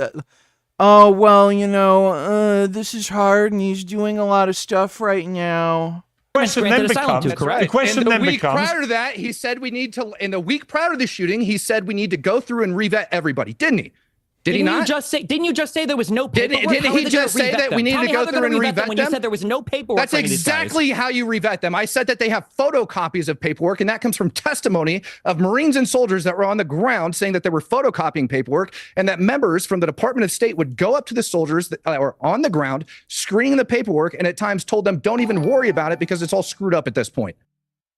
Tell Christy to reveal her OnlyFans account, otherwise she's banned. True or false? I already banned her again. She's trying to fuck around in chat, and I found out that she was here again.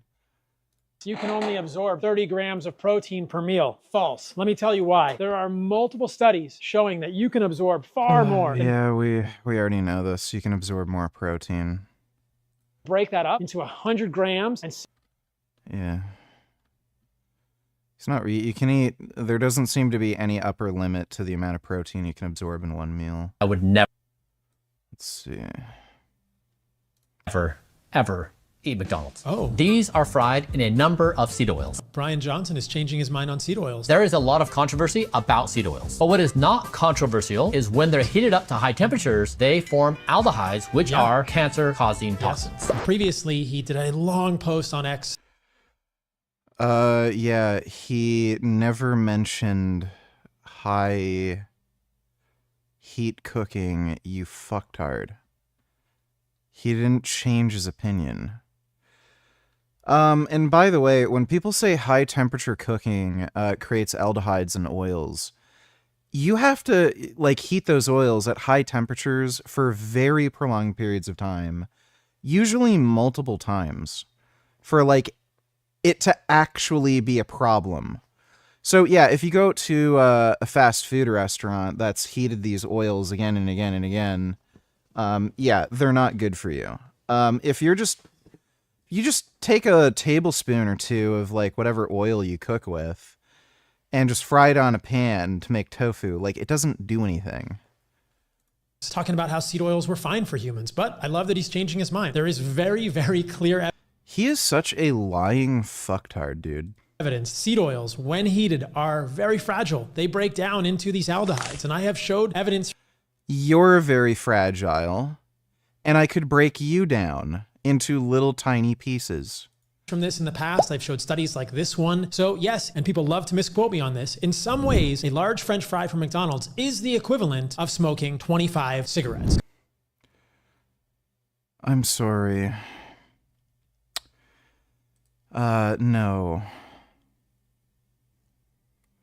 So, it is clear that NHE is produced during the heating process of frying oils and is incorporated into FF frequently consumed foods containing considerable amounts of NHE.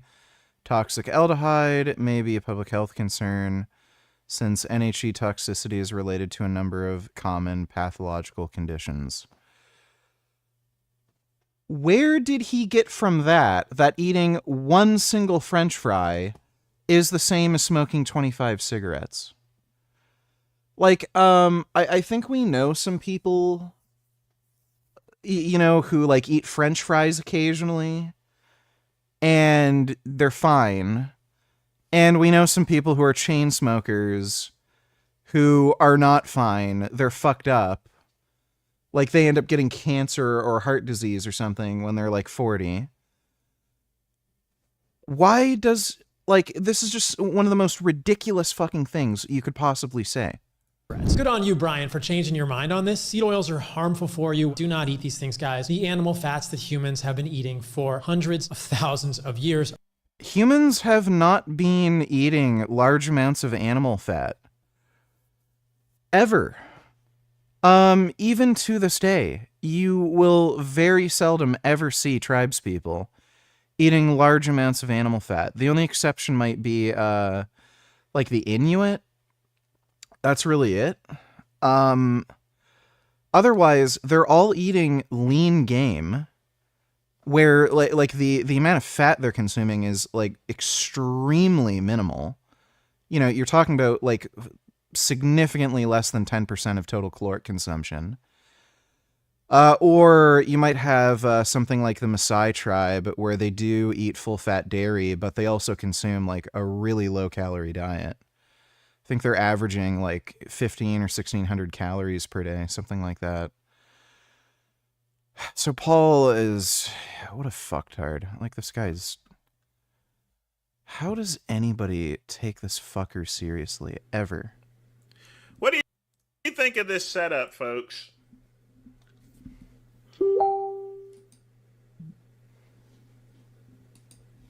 That's a good cat.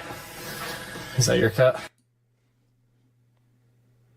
Now, I'm not sure how long ago was it. Yeah.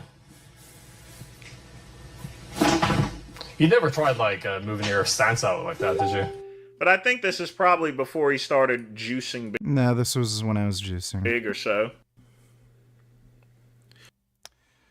Yeah, no, that's when clearance was over a few weeks ago. I'd been juicing. Just camera lighting and what I was wearing. Can't tell. Thanks for the donation, though. Richard is a gay-ass faggot. That was funny when you slammed your fork down because you were tired of me trolling you while you were eating. Much like how the dead weight in your life used to bother you while you were eating over stupid nonsense, eh? It's part of the job, nigga. Yeah, occupational hazard. Thanks for the donation, jackass. Can you please tell me if a whole food plant-based diet prevents most cancers based on the evidence, because I'm having health anxiety about cancer. And there are a bunch of carnivores online saying keto starves cancer and I'd what to believe. I'm 25 male. Yeah, so plant-based diets seem to be protective against all cancers combined. And they're probably most beneficial against breast and prostate cancer. Keto diet does not starve cancer. That's based on some stupid research that these idiots don't know how to actually understand or interpret. Basically, cancer cells, they're extremely, they have a much faster metabolism compared to normal cells. So if you introduce glucose into the body and you use like radioisotopes to track where the glucose is going and everything, you'll find that the cancer cells are metabolizing the glucose much faster than other cells.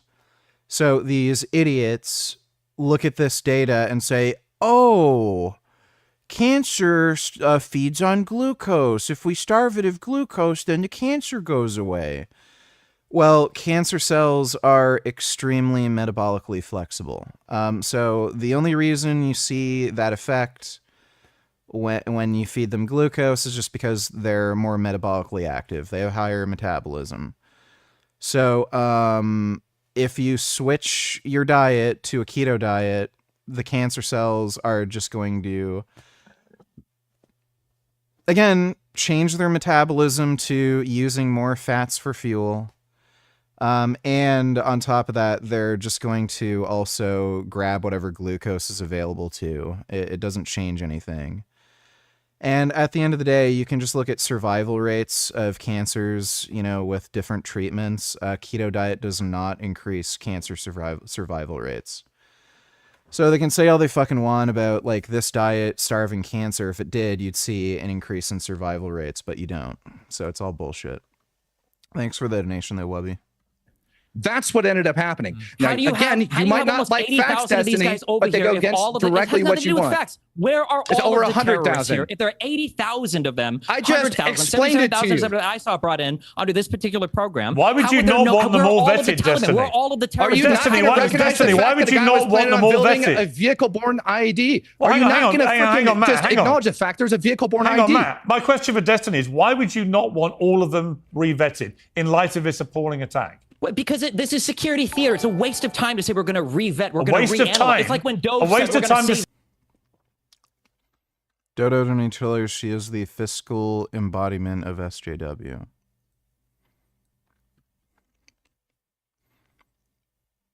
Oh, I think you meant physical.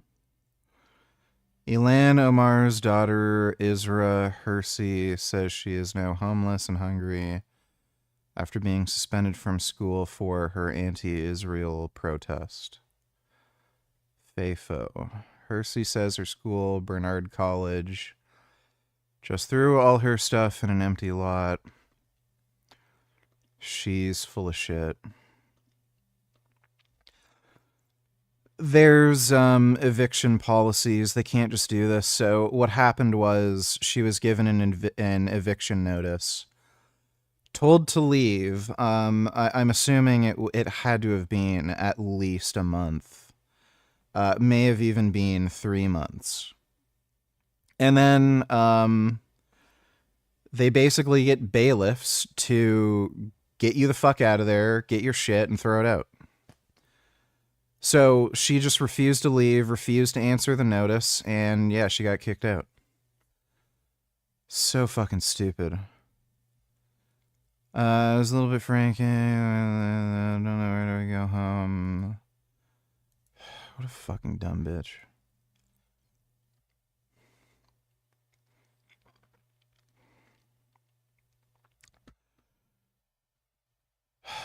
Yeah.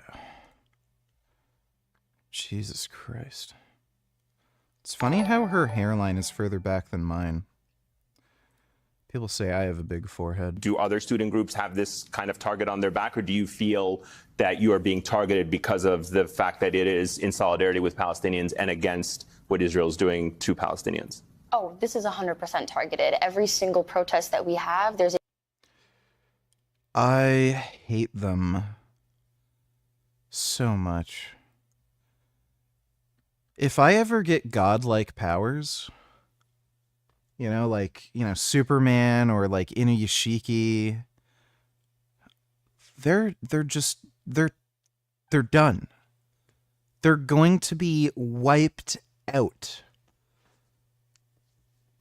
Like, not a trace of them will be left. Not even a single fucking hair will fall on the ground. Just incinerated. They're just such horrible, awful, vile people. Thanks for the donation, though, Dodo. Wubby, donating $2. Richard, are you scared of getting cancer, given that it's a roll of dice and no matter what you do, you can get terminal cancer no matter what, since you won't be able to tell that you have cancer until it's too late? No, don't give a shit. Don't fucking care. If we live or die, it doesn't make a fucking difference. We're all dead anyway, so whatever. As fate demands. I don't know what good it does worrying about stupid shit like that. If it happens, it happens. If it doesn't happen, it doesn't happen, you know? Worrying about shit like that isn't adding to your life, so thanks for the donation, though, Wubby. I am also in a very good mood, so let's celebrate love. I Oh my god. am Oh. in love.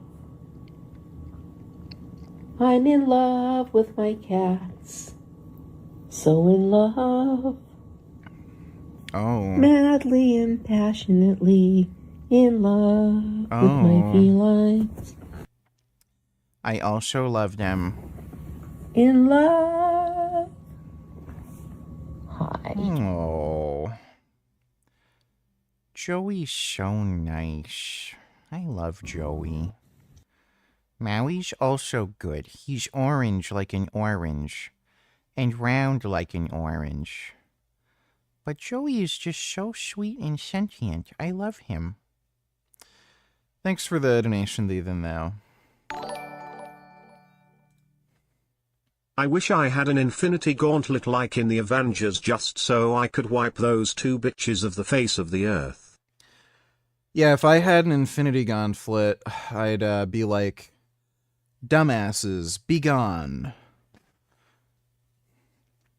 And then all the dumbasses would be gone. Dude, like only 8 people would be fucking left. Imagine if you like literally snapped your fingers to like wipe out all dumbasses, and then there's like 8 people left on the planet, and it's like, oh wow, I thought there'd be more. But it's like 2 of my friends and then like, you know, 3 other people and some other dudes you don't know. Thanks for the donation though, Dodo. Appreciate it.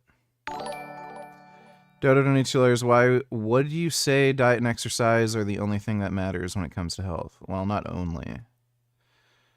As far as modifiable risk factors, like also sleep and the avoidance of recreational drugs, at least certain recreational drugs. And, you know, reducing stress, you know, those sorts of things. And obviously genetics matters. Right now, genetics aren't really a modifiable factor, but they will be. Thanks for the donation though, Dodo. Well, VG, if we be live, the news coming out of Russia, they are doing human trials for a promising cancer vaccine, and I believe Vietnam and China started trials for the same Russian drug. There is also lots of momentum in American pharmaceutical for cancer drug. Well, yeah, they're already trialing one of the anti-cancer drugs.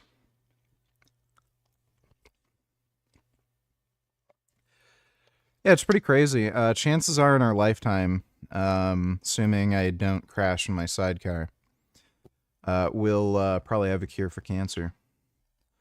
Thanks for the donation, Dodo.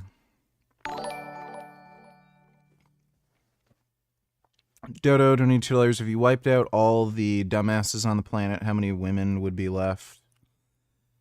In total count and also percentage, at least one, that would be Sarah Payne.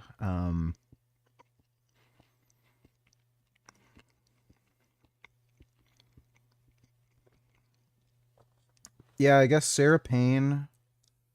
I know there's a bunch of Valve employees that are women. They'd probably live.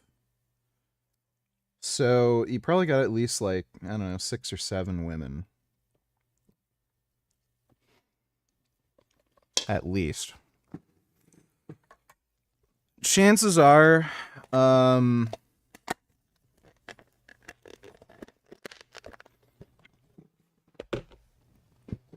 if I had to bet, if we're talking about dumbasses, as in like genuine dumbasses, not just like average everyday fucktards, but like actual certifiable dumbasses, you'd see fewer women and more men just because of the way the bell curve is distributed.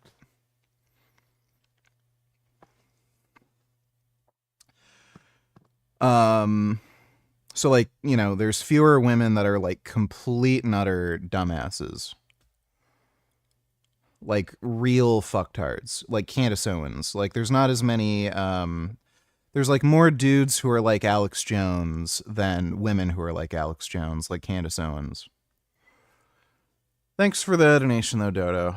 But, you know, in the Republican Party, I guess there's no rules. You got like Marjorie Taylor Greene and shit.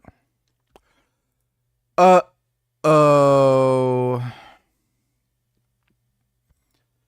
I have to poop. Oh, and Gummy's gonna attack me for food, so good timing. I'm gonna go poop.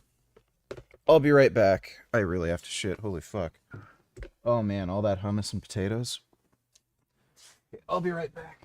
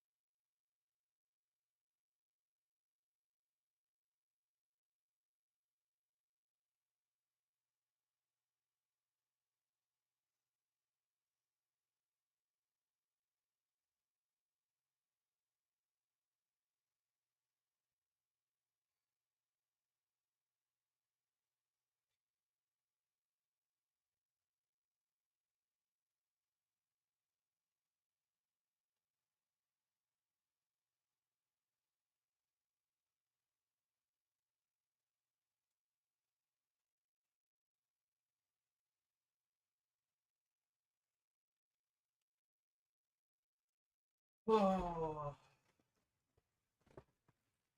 Oh.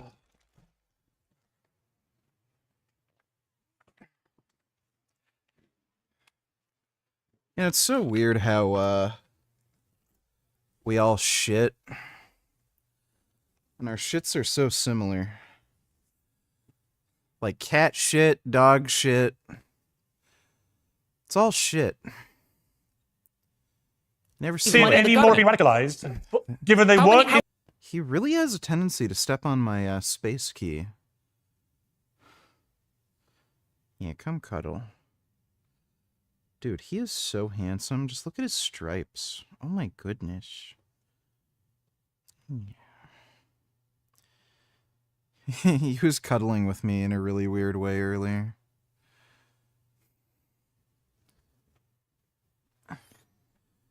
He was like just hanging onto my shoulder. It's really funny. Such a good cat, though.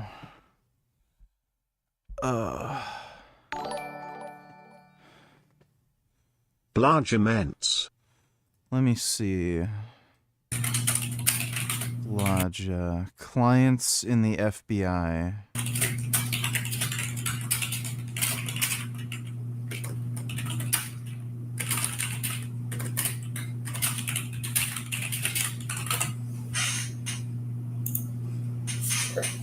Had a client that needed a response.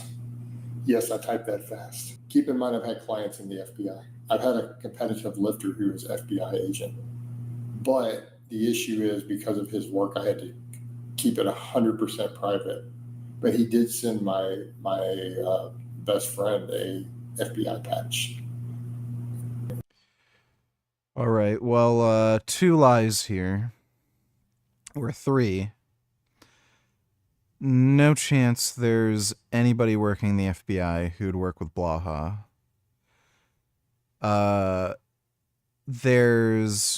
He's clearly lying about it being private because he just admitted to it. And 3, he does not have a best friend because he has no friends. Nobody wants to talk to him ever, anywhere. He got one of those little challenge coins. He does not have friends. You know. But so far, I have had technically 2 clients in the FBI, but one of them we had to keep it super secret because, again, he's field agent. But I coached him all the way through a couple powers. Oh, field agent. That's how the FBI works. Yeah, did he train at the farm at Langley? Coach, your what a fucktard. It vacuums as I get leaner and leaner, because as we lose visceral fat and stuff also, I want to be able to really suck that gut in on certain poses if I want to have that classic look.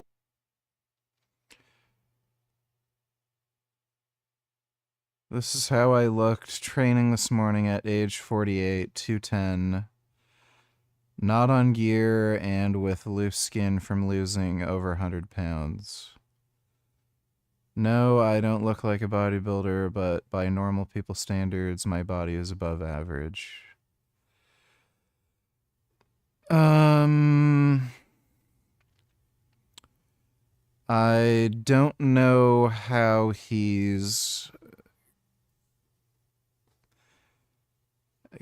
coming to that conclusion. Like, does he mean in terms of looks? I don't even know if he's above average in terms of, like, just general health. Like, he's not a very healthy person, just in general. He's been overweight for most of his life. Clearly, did some steroid abuse in the past. Dumb as shit.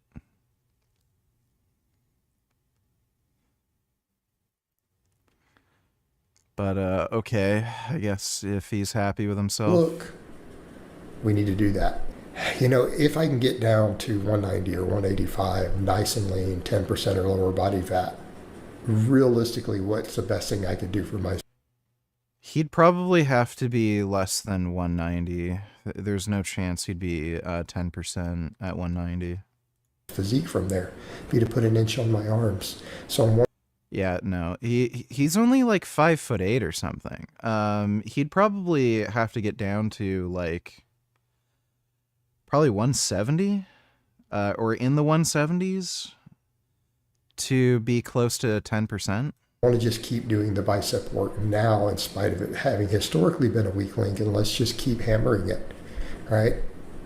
Because a much leaner Blaha, a much leaner ripped Blaha with more arm, right? No one can hate on me anymore. You can't hate on that. Yeah, it takes effort to maintain biceps as small as Blaha's. He still doesn't train them well at all. I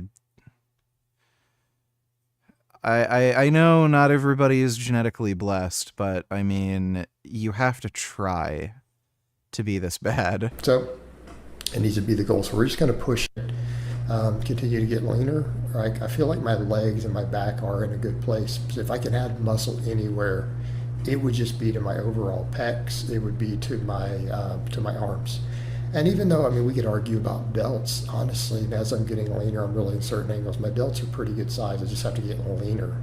But I did do some rear delt work to look how thick I am there. It's like, man, when I get leaner, we're going to be in a good place. But we have to just keep trimming the body fat down. So again, I'm still at 211. I didn't whoosh at all. But I'm going to push some of this stuff a little harder. You work on body composition, recomping lean gains down in the 190s, whatever we got to do. But I've just got to keep getting leaner, keep getting leaner. And my outreach will be better for it. Let's just be a lean. And I'm assuming he has not gotten leaner. Trim, mean, Blaha. Ankles, like the thickness is there. So what happens when we get leaner? What happens if we go down to, 190 or whatever, 195? We get lean, we get abs, we get the waist small. I've got all that thickness there, and I could really see it coming down with that the plate out in front. So honestly, even my arms are better than I realized there at those angles. So to get them a little bigger, but we get leaner, get the waist smaller. It looks like he has a torn bicep in both arms. It's really weird, like the insertion. It looks like there's a tear or something, but I think he just has ridiculously small biceps. In a real good place. So keep getting leaner, keep getting more aesthetic. HGH another year. Wait. Leaner, keep getting more aesthetic. Leaner, getting bigger. So it clearly works. Again, has never looked that tight. Leaner and keep running the HGH another year. I think that loose skin is going to get way tighter too. I mean, yeah, granted, I need to lose the body fat. Did he say he's taking HGH? So not on gear, and he's taking growth hormone. Okay, well, thanks for the donation, G. Dodo donated $2. While you were away, someone was plotting something. Oh my god, really? So he does do that. Oh, that's fucking hilarious. I didn't know he was doing this. I had no idea he jumps on my fucking desk and does shit. Oh, that's funny. I'll save those. Yeah. Is this any different than ordering to strike them once or ordering to strike suspected Islamist terrorists? Let me see. If they did not see the survivors that were clinging to the wreckage of the boat, that would be potentially something where they could get out of a charge like that. But if they did see, if they were aware, or if they understood that there was even a possibility of survivors from this, their obligation was to disobey that order. So disobeying that order. So in other words, if they went ahead and obeyed that order, supposedly, presumably, they might be committing a war crime. It could be punished, even though their superior officers had ordered them to do so. Yes, that is correct. So that is one of the problems that you have when it comes to actually handling the laws of warfare, because sometimes in the fog of war, you don't necessarily see all the things that are going on. So a lot. My coworker tore both biceps. He got on steroids in his younger years, went ham curling bicep curls, tore both and never got them repaired. Is he like fucking retarded? Bicep tears are probably the easiest tendon rupture to repair, and they heal back extremely well. And they generally heal back stronger than they were before. So why the fuck wouldn't he get his bicep tendons repaired? That's really dumb. Will depend on exactly what the responses are to the investigations, like Congress has talked about, both the. So,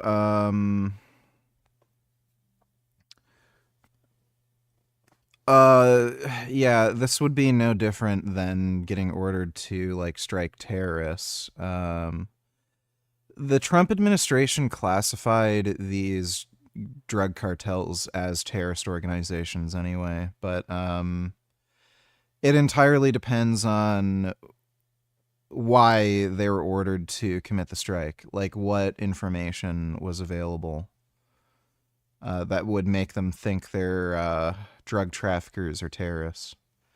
Thanks for the donation, though, Dodo. Are you going to revet every single? It doesn't mean anything. What do you mean revet? What does that even mean? They just Yes, you check. You check their credentials to see if they're here on false credentials, and if they are, that raises a massive red flag. Why would they have been granted entrance into the United States if they were here under false credentials? That doesn't make sense. Many of them came in with false documents. That is well known. No, Destiny, do you know how the SIV program works? The Special Immigrant Visa program works for these Afghans that were coming here to the United States. What they needed to have paperwork wise in order to vet them. Yes or no? Yes, I do. Okay, perfect. So guys like me who put my name on an official memorandum and said, this person should be here. Here's my contact. He's a Mexican national, probably thought he couldn't go to the ER, talking about late 90s, early 2000s. No speaky English, no insurance. I see. Information. Now, if somebody sends me an email that says, is this the person you vouch for? And the face looks like somebody else, and I say no, that's how you properly vet them. There's a lot of different ways you can go about doing it. And when there's multiple copies of the same paperwork for different people that ended up coming into this country, somebody's getting kicked out. And when we have somebody that planned on conducting a vehicle-borne IED attack in Texas just a couple days ago that got busted for doing it, you don't think it's important. You would rather watch Americans get blown up and get killed. You're trying to make the claim that this is an attack somebody. that could have. Please stop with the virtue signaling. You only have so much time. You're making the claim that we could have. You're making the claim that we could have vetted this stuff before it ever got to the United States. Again, for this recent shooting, we don't even know what the motivation was. There's no guarantee. This guy had 5 kids and lived in Washington. How are you gonna? What are you vetting for to even know that these guys? We know what the motivation is for the. We know what the motivation is for the 2 guys in Oklahoma, and we know what the motivation is for the guy down in Dallas. All Afghans here on SI. I have such a sweet baby kitty. Dodo Donatello's Pierre's argument is basically the same as the people who say we need to make sure people go through training before they can have a firearm. As if that will do anything to stop gun violence, like rechecking the documents of Afghanis who were already vetted. Like, the only thing I could figure is if they have some means of discovering, like, somebody faked their identity and aren't who they say they are. Like, that's the only thing that I could figure that makes any sense. Like, you know, if they can do that, sure. But, yeah.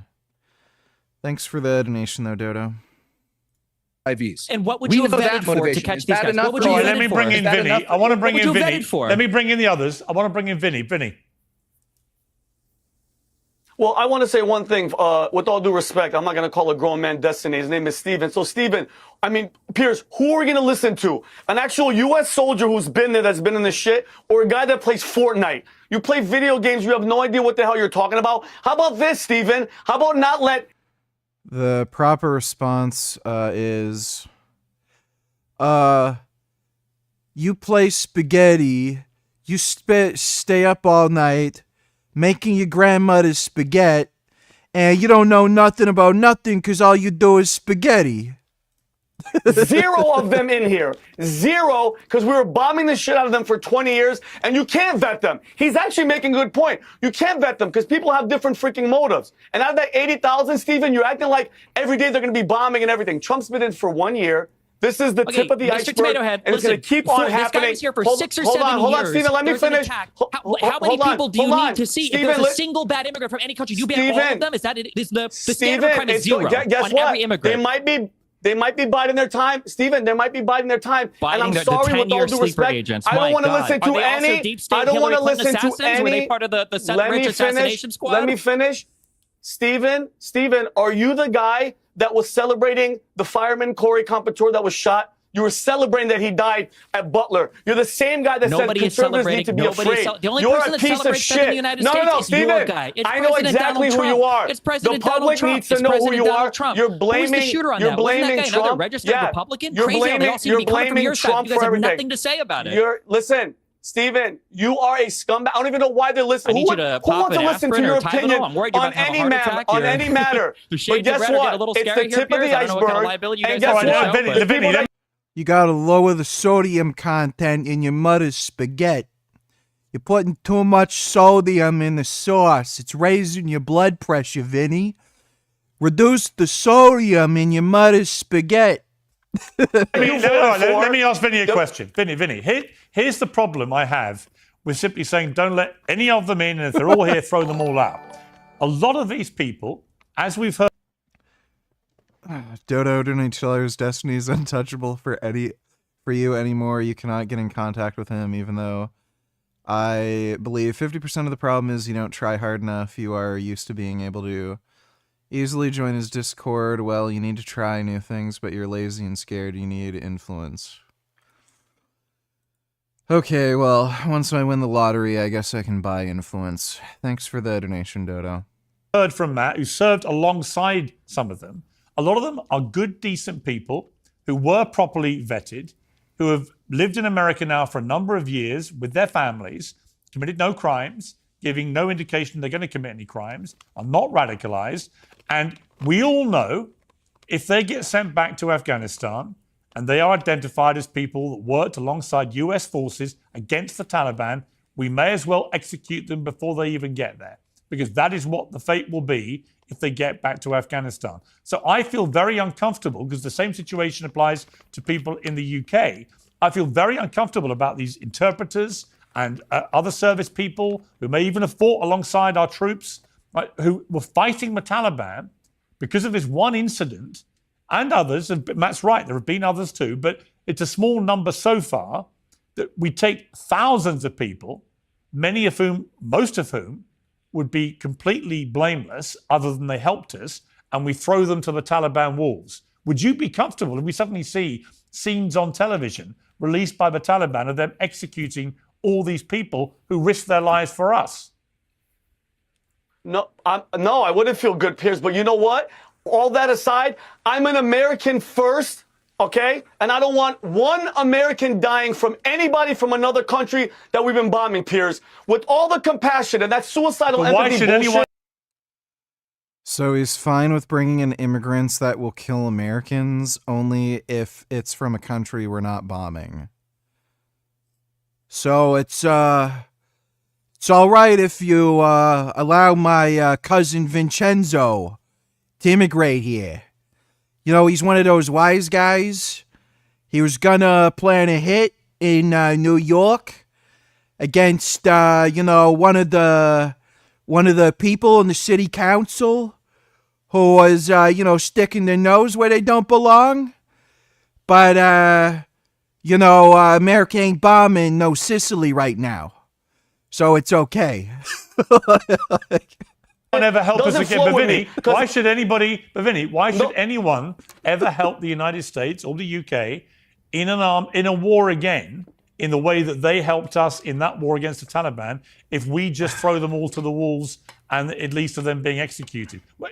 Nobody would. No, Piers, then guess what? Don't get into these stupid ass wars then. Well, I agree with her. No, I agree with her. Then don't get into these wars, guy's Piers. so But at the end of the day, Piers, America first, American lives. While everybody was eating turkey and having a good time, think about that girl's family, Sarah's whole family, grieving and burying their damn daughter. I'm sorry, Piers. I am so sorry. As a veteran, as a child from legal immigrant parents that came in through the right process, I'm sorry. I want that many Americans to die. Can you see that number? Zero. So we have to take everybody out and re-vet them. And I actually do agree with Stephen too. How are you going to vet? There's no paperwork.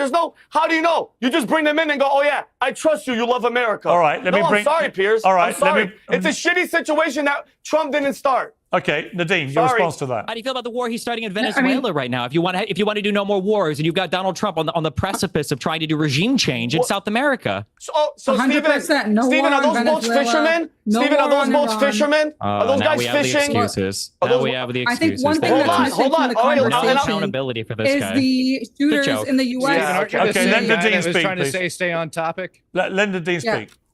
No, I think one thing that people. Am I looking forward to the next Cyberpunk? Yeah, should be good. I really like the, Cyberpunk. I don't know about 2030. That sounds like a very long time. If it comes out in 2030, I don't know. That sounds crazy. Development times are getting way too fucking long for video games, dude. Like, that's nuts. People haven't focused on enough is the fact that the violence begets violence, that the violence that the U.S. Imperialists, take on abroad will come back to the U.S., whether it's through immigrants or people, whose families go back generations in the U.S. Look at the attempted, Trump, the person who attempted to assassinate Donald Trump. Look at the person who assassinated Charlie Kirk. These aren't migrants. These are people, who've lived here. So the U.S. continuously being involved in violence abroad has only made this situation worse. And there isn't these types of mass shootings happening all around the world. This is something that we see exclusively happening in the U.S. And instead of that being addressed, mental health being addressed, pulling out of wars across the world, we have ICE raids that are basically just a show of force, wreaking havoc on cities like New York City. An ICE raid was thwarted here just a couple of days ago from protesters. And then Palestinian activists like Mohsen Mahdawi, like Mahmoud Khalil, being targeted. So at the end of the day, this isn't about Nadeem, do you think that Mm. undocumented immigrants in America who commit crimes unconnected to their immigrant status should be deported? I mean, that's not what's been happening, though. They've been going after I know. people. I have the same concerns about those who have not committed other crimes. But do you think specifically that if they're undocumented and they commit another crime, they should be deported? I think at the end of the day, these things should, play out. It's either yes or no, isn't it? I mean, I just think there is universal agreement pretty much that, well, not sure, universal. but people are being accused of crimes that they didn't commit. But if they're convicted of a crime, if they're convicted of a thought crime, if they're convicted of a crime, he was accused of a thought crime. So I'm not going to say that somebody if they're convicted of a crime should be deported. Right. Okay, but that's the problem. First of all, if you're in the United States on a visa screaming globalize the Intifada, your ass needs deported, period, end of discussion. Exactly. Would you like to explain what the first and second Intifadas are? Would you like to Because they want to say globalize the Intifada is a crime, and that's a deportable explain what the offense. first and second Intifada This is why your were. Go ahead, question explain is what a the first and strawman. second Intifada were. Go ahead, explain the first and second Intifada, and then we'll discuss Intifada why they means shouldn't live here in the United States. Intifada means I don't shaking care off what of it oppression. means. Explain And what the it Holocaust actually Museum means. actually used Explain what it Intifada actually means. to Explain what it actually translate means. the Warsaw Okay, you Ghetto want to avoid the Uprising question? in I'll Arabic. say it for you. It's twice when Okay, I speak Palestinians Arabic. I decided don't that know they if would you go speak into Arabic. Israel. Intifada And I means speak Russian. What's your point? shaking off of Okay, oppression. and I don't care what it means. It's also what it means You in just asked me what context, it right? So when a Palestinian calls and claims globalize the Intifada, they don't mean globalize the resistance. They mean go after the oppressors and start killing people. Palestinians also believe that the land of Palestine is all encompassing of Israel. First So when you talk Intifada about was occupation, strikes. It was and women's Hamas, groups. and It was Hamas student is talking groups about what happened during the organizing second. protests, And it doesn't organizing matter. They go in strikes. and they murder That's what it people. was. So you're talking about going You in and don't want murdering the people. answer. You That's just want what to it's actually contextualize talking it the about. way That you is the want to. answer. No. It's not contextualizing. It's what legitimately happened as part of history. They went in. I wish you could make these people fight in gladiatorial combat. Like, say, okay, well, if you're gonna be stupid, then you're gonna have to like fight in a gladiator ring. But if you want to admit you're wrong and full of shit, you can just admit you're wrong and full of shit, and we won't throw you in the gladiator ring. And they murdered people. That's a fact. They went in and they murdered people. That's a fact. And so when Israel you're screaming, has globalize murdered the way more Intifada, All right, you're in the we're United moving States of off the America. You topic. can take your Intifada and all you right. can go to Palestine Let's and not go move. kill your own people. This is why your question you know what? We'll becomes so debate the loaded here, Intifada a because different people time. like him want to create We'll debate thought that another time. I want to give a final word to Destiny. You've not had as much time as the others. So Fucking retarded. what would you finally like to say, Destiny? I mean, I would ask you the same question.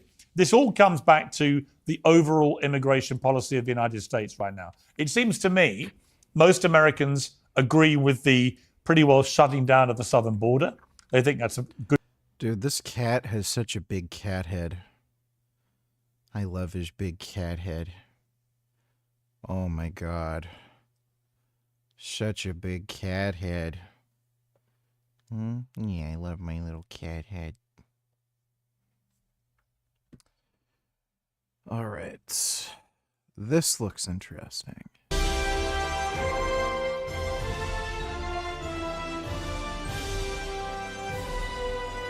An in-depth explanation about why Canada sucks right now. Oh, Canada. What the hell is going on here? You were once the shining example of what other countries always dreamed to be. A safe, free, prosperous society that allowed every generation to do better than the last. A nation that welcomed immigrants with open arms while still upholding the values that made Canada, Canada. But terrible things are happening. What are my thoughts on AI? Well, why don't you ask ChatGPT? In the land of maple syrup, with more and more Canadians now realizing that their beloved country is becoming less recognizable by the day. Does your area have a lot of Hispanic or Middle Eastern people? Nope, white as fuck. Whitey, white as you can get. White ass, white neighborhood. Filled with whites. Literally nothing but white. I actually think I might be the only, like, black person in town. So yeah, it's pretty fucking white around here. Day. From a devastating housing crisis to a miserable economy to increasing rates of crime to a catastrophic brain drain to a broken immigration system to a deadly healthcare program, Canada is clearly heading in the wrong direction and closer than ever to becoming a failed state. Unlike most videos that only scratch the surface of one or two problems, this will be a comprehensive exploration into all of Canada's systemic issues that many around the world will relate to. Ordinary people who are hurting deserve real change to a status quo that has failed them for so long. However, serious change requires serious attention. So to understand what's going on in Canada that is making life a nightmare for millions of Canadians, stick around because this is How to Kill a Nation.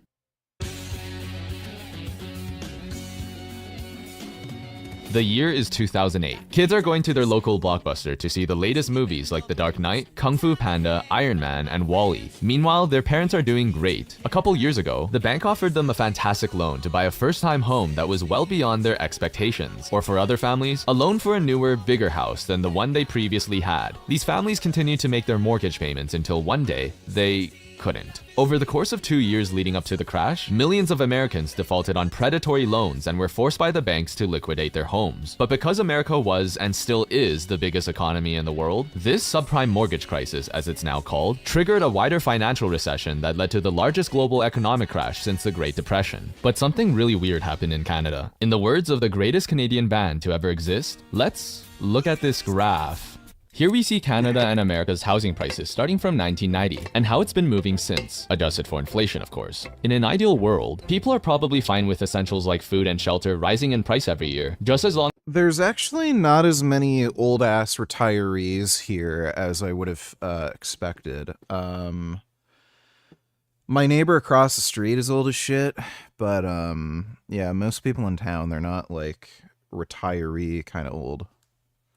long as it moves roughly in line with inflation. Meaning, if the price of homes, groceries, and gas increased 2% this year, that's okay because your wage rose by 2% as well. In this hypothetical situation, that would mean the graph would show both countries' lines staying flat at the 100 level, where the price of housing is growing, but only at the rate of inflation, which keeps the real cost of housing the same. Of course, this obviously didn't happen, and both Canada and the United States saw the cost of shelter increase year by year well beyond inflation. But unlike the US, where real estate fell back to more affordable levels after the recession, the price of Canadian housing never really dropped, and in fact, only continued to go up and up and up. Now don't get me wrong, America's home prices are also way too high right now and should ideally come back down. But imagine living in Canada, where it's this. Among all the countries in the G7, Canada is by far the worst when it comes to housing affordability. To illustrate this issue, let's play a fun game I'll call Guess the Canadian Home. We'll start with contestant number 1.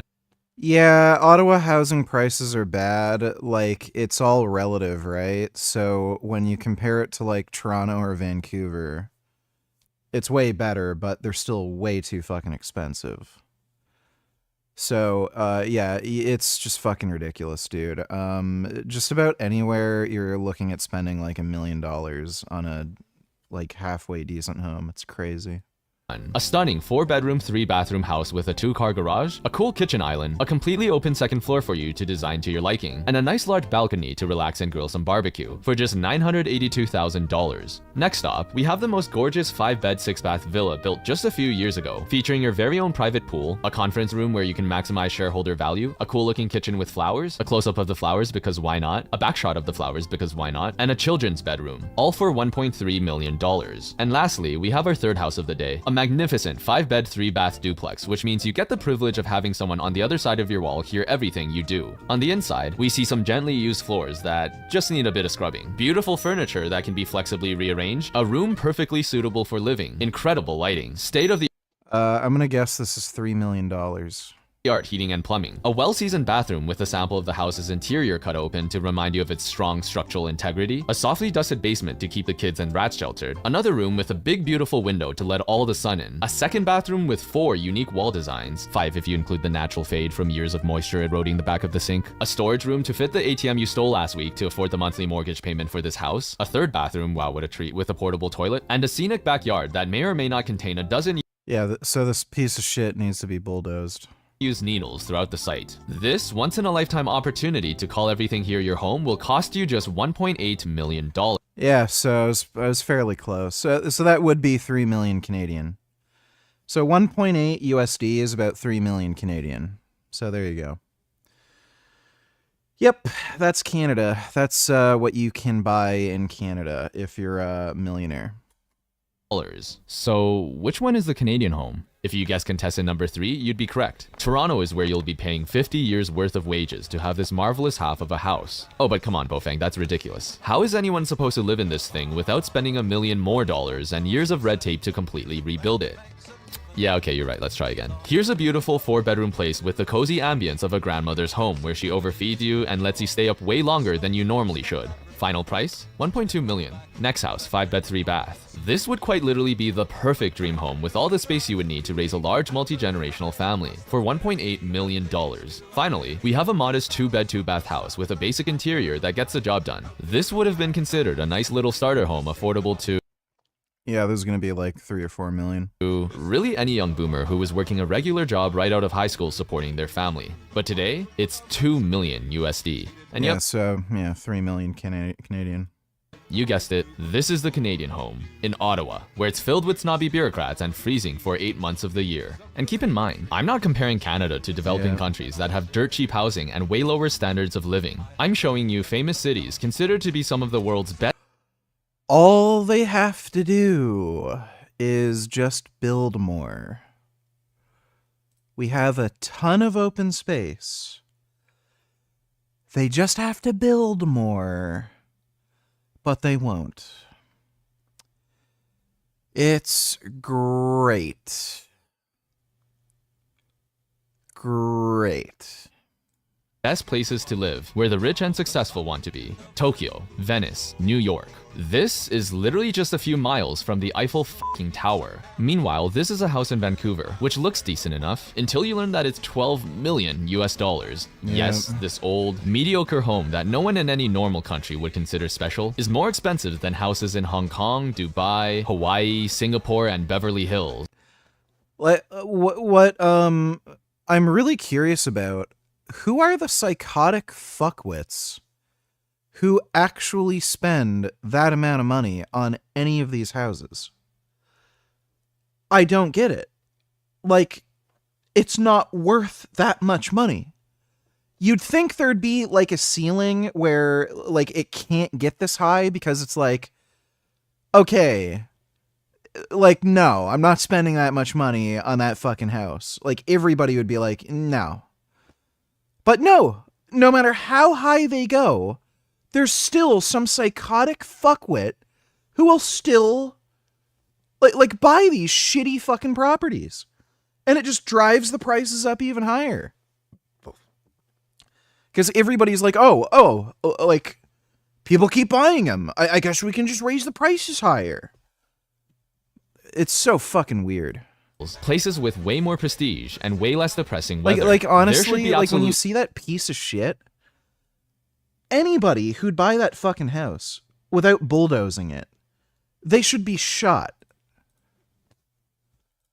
Zero reason why it's so much more expensive to live in Canada compared to all these other cool places. It's even cheaper to just buy your own private island in the Caribbean or Florida. Oh, and the bonus house included is still in better shape than the one you get in Canada. But Bofang, we're talking about the world's second largest country here. How in the hell is housing so expensive when they clearly have no shortage of living space? Well, you'd be correct if you were asking 200 years ago. In fact, land was so bountiful and cheap back then that for nearly a century, Canada gave any immigrant willing to settle west of Ontario 160 acres for free. But most people aren't farmers anymore, and urbanization means that what you think of as Canada is really just 3 tiny zones disguised as a country. Because of this, the nation's urban areas are actually some of the densest places in the entire continent, which kinda makes sense when you realize that cold American cities like Chicago and Seattle are still warmer than the warmest parts of Canada like Toronto and Vancouver. However, it's not actually density that causes Canadian housing to be so insanely overpriced. Otherwise, Barcelona, Taipei, Athens, and Bangkok would all be way more expensive. The real reasons are a lot more complicated, although the result is fairly straightforward. More than 1 in 10 Canadians will experience some form of homelessness in their lifetime. And if you want to find anything for less than $500,000 in Canada, you'll either need to cram yourself in a shoebox or accept the fact that you'll It's like, it's a weird set of strange conditions that got things here. There's a bunch of like stupid arbitrary zoning restrictions that they made that were fine because, you know, nobody was ever considering the population growth to get to where it is. And then once things started getting ridiculously fucking expensive and boomers were cashing out massively on their housing investments, then the like biggest voting demographic obviously wants to keep the cost of housing up. So every single fucking time there's an election, you have politicians promising to do something about bringing down the cost of housing, but they're obviously not going to do that because their biggest housing demographic doesn't want it. So it just ends up being this like weird, retarded fucking game. There's also another stupid incentive for politicians not to do anything about the cost of housing. Basically, the speculator boom in the Canadian housing market is pretty much the only thing keeping GDP growth in any way, shape, or form positive. We've been right around 1% GDP growth year over year for the last like 10 years. It's been like around 0.9 to like 1.2 or 1.1, something like that. Most of that is just from the speculator housing market, so politicians are also incentivized not to do anything about it. Because if they do, and they actually, like, make housing more affordable, you're going to see boomers get pissed off, and there's going to be, like, technically a recession. There already is a recession, really. But yeah, because of the GDP thing, there's going to be a recession, and then obviously they're going to get criticized for causing a recession, even though they made living better. You'll be spending at least 3 hours a day commuting for work, or just live in Winnipeg. And people wonder why no one in the country is having children. Whatever housing problems other countries have, which are themselves awful and requires urgent... Yeah, we're going to have to wait for boomers to die. Once the boomers are dead, everything will be better. Pretty much all the world's problems will be fixed. We can buy all the drugs we want because boomers won't tell us, no, you're not supposed to do that. There needs to be regulation. Housing costs will go down because all the boomers that own all the property, they're all dead. Yeah, just everything will be fine. Fucking retarded, man.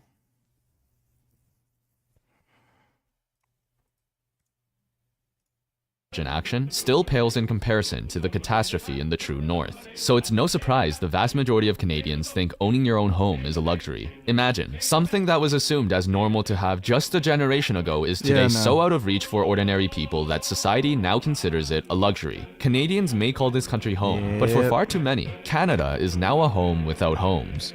And it's not just the cost of housing that's killing the nation. This is just the tip of the iceberg when it comes to the systemic problems this country faces. It would be one thing to only struggle with affording a place to live, but Canadians are also struggling to afford a life to live. Because combine this housing crisis with a broken economy that results in food, gas, and well, everything being so much more expensive compared to other countries, and you have a nation that has one of the highest household debts in the world with nearly half its citizens struggling to meet day-to-day expenses. But it gets even worse. If you live in a place like California, sure, prices are high and life for many there is painfully unaffordable, but at least Californians get paid Californian wages. Now imagine instead of struggling with California prices on a California wage, we somehow found a country where people are paying for things as if they lived in America's most expensive state, but making less money than America's poorest state. Well, that sick and twisted world is unfortunately reality for millions living in Canada. The home of Hollywood, LA, is known to have some of the most expensive gas in the land of the free. Canada has their own Hollywood in the north, called Vancouver, which is exactly like Hollywood if Hollywood was cold, dark, and rainy most of the year, and so generic of a location that every type of movie possible has used the place as its setting. I'm sorry, but it's just true. Vancouver is the stunt double for every other city in the world. The price of gas up there, after converting loonies to dollars and liters to gallons, is 10 to 20% higher than LA, one of the most expensive cities in the state with the most expensive gas. The BBC conducted an investigation that took a basket of everyday groceries. I'm pretty sure the reason gas is more expensive there is primarily because they add an arbitrary tax to the gas to offset greenhouse gas emissions or something. It's so bad. Like, my God, dude. They just make things more expensive for you. Dude, like, my heating bill can be fucking retarded. I remember I got like a $220 heating bill somehow last year over the winter. Like $20 of that at least was like some arbitrary tax. It was like some carbon tax that the fucking liberal government added. It's like, what is the fucking carbon tax gonna do? It just makes things more expensive. Like, I'm not gonna freeze to death. So it's like, what? Why would you add a fucking carbon tax to just heating? No one's gonna fucking freeze. So it's so stupid. They just add fucking carbon tax to like everything arbitrarily, knowing it's not going to actually do anything to reduce consumption. And they just make life more expensive for you. Groceries and found that Canada's bill came out to be 33% more expensive than the US and 48% more than the UK. Other reports show that basic staples such as bread, meat, milk, and eggs are all typically more expensive in Canada than down south. The result of this disparity is that about 1 in 5 Canadians today are food insecure. And scurvy, you know, the thing pirates used to get hundreds of years ago? Yeah, that's making a comeback in Canada. Enough where the Canadian Medical Association felt they needed to issue a warning for doctors to be on the lookout for signs of scurvy in their patients. Turns out, the last Saskatchewan pirates are still with us. Perhaps the biggest Wow. reason behind these higher prices is the unfortunate fact that Canada has a cartel problem. Not the Breaking Bad type, but the every industry being dominated by a few giant corporations so they don't have incentive to compete type. Imagine you live in Canada. You stop by the Loblaws around the corner to buy some flowers for your anniversary, because if you forgot, it means you don't love her anymore. Next week, you do your big shopping haul at Superstore, where you find some amazing deals like $19 for 4 chicken breasts, $6 for tomato sauce, $20 for cheese, and $8 for chips. A few days later, you go to the nearby Shoppers Drug Mart to receive your prescription that helps you deal with the pain of all these prices. Then the week after, you pick up some more stuff at No Frills to restock on those perishables that just ran out. Throughout this entire time, all the places you went to shop at were just one large corporation called Loblaw Companies Ltd, controlled by a powerful billionaire dynasty known as the Weston family. You see, I did not know that. I didn't know No Frills was owned by the same company. Canadians are given the illusion that they have plenty of options to choose from, but in reality, 5 conglomerates control the vast majority of Canada's entire retail market, which creates a perfect environment for them to start colluding together to raise their prices. Now that might sound like a crazy conspiracy theory. That makes sense. Yeah, it's all making sense now. I was wondering why tofu literally doubled in price over the last year. Until you learn they were caught doing exactly that with bread, which is estimated to have cost the average household roughly $400 from 2001 to 2015. But don't worry, justice was served, with most of them still dragging their feet in court to this day. And meanwhile, Loblaws offered people a $25 gift card to apologize for their fraud. Hey, Loblaws here. We'll be nice and give a fraction of that money we stole from you over the years. And to add insult to injury, we're not letting you use it on anything other than buying more of our stuff. And keep in mind, they had the audacity to defraud people with something as common and blatantly out in the open as bread, and it still took them over a decade to get caught. So if you somehow think they're only colluding over baked goods and not messing with other products that are much harder to investigate, boy do I have a house in Vancouver. Fucking corpos. To sell you. And I wish it was just the food, but cartels also control Canada's banks, telecommunications, airlines, and oh, dude, Rogers is the biggest fucking load of shit fuck assholes. Bell's better, but oh my god, Rogers is just fucking evil. and so many other industries, which result in Canadians paying higher prices for everything from mortgages to the internet to traveling. Strangely enough, Canada has a problem with both overregulation and underregulation. Overregulation in the sense that the government makes it nearly impossible for companies abroad to compete in Canada, which would actually create an incentive for Canadian firms to make better quality products at a more affordable price. And underregulation in the sense that authorities don't seem to care if industries are consisting of fewer and fewer players as a result of mergers and acquisitions. In fact, just recently, Canada's biggest financial institution acquired the 7th largest in the country. And when it comes to your phone and internet, Canada's number 3 just merged with number 4 as well. In summary, the government seems to be totally fine with large corporations gobbling up all the smaller players to then jack up their prices and refuse to improve their product, just as long as it's a company from Canada. Okay, so we've established that for much of life's necessities, Canadians are often paying more than their neighbors down south. But surely they must be making at least as much as Americans to compensate for these ridiculous prices, right? The truth is, Canada's real GDP per capita has stagnated for nearly a decade, with the country's standard of living on track for its worst decline in 40 years. Median earnings in all 10 Canadian provinces are now lower than all 50 US states, which means they would be the 51st to 60th poorest states in the Union if Trump's wish actually came true. The Economist reached a similar conclusion. Average wages in America's poorest state, Mississippi, are higher than the average in Canada. Even the Fed's own data admits to this tragedy. According to the latest numbers from both governments, the median annual income in the United States is $48,000. In Canada, it's $43,000. I have a great idea. Let's vote Liberal again. They had 10 years in government and they're fucking making us all poor. Let's vote for them again. They said they're gonna ban guns. Good, I'm a retarded faggot who hates human rights and loud noises. Fuck, dude. It'll never fucking end. You might be thinking, $5,000, that's not as bad as you're making this sound, Bofang, until you realize that Canadian number is in Canadian currency, which means it's actually $30,000. Yep. Even after factoring in nerdy econ stuff like purchasing power parity, the disparity in standard of living between the two countries is at its worst point in decades. This is, unfortunately, the dark reality of living in Canada. Millions of Canadians paying California prices on a Mississippi wage.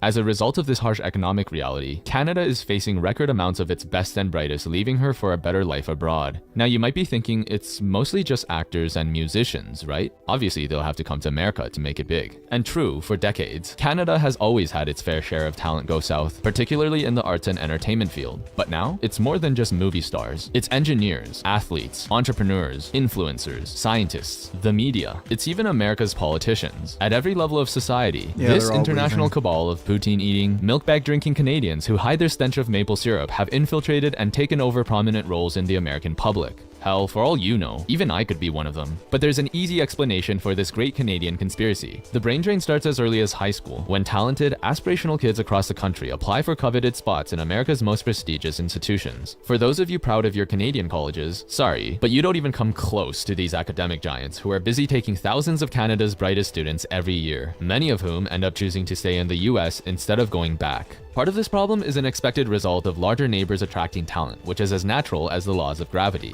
But a lot of this brain drain is self-inflicted, coming from years of policies that make the environment for young... Yeah, Destiny and his community were harassing me for voting conservative.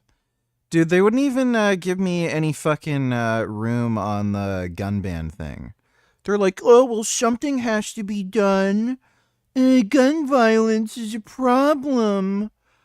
Oh my god. His audience are they're just fucking gay losers.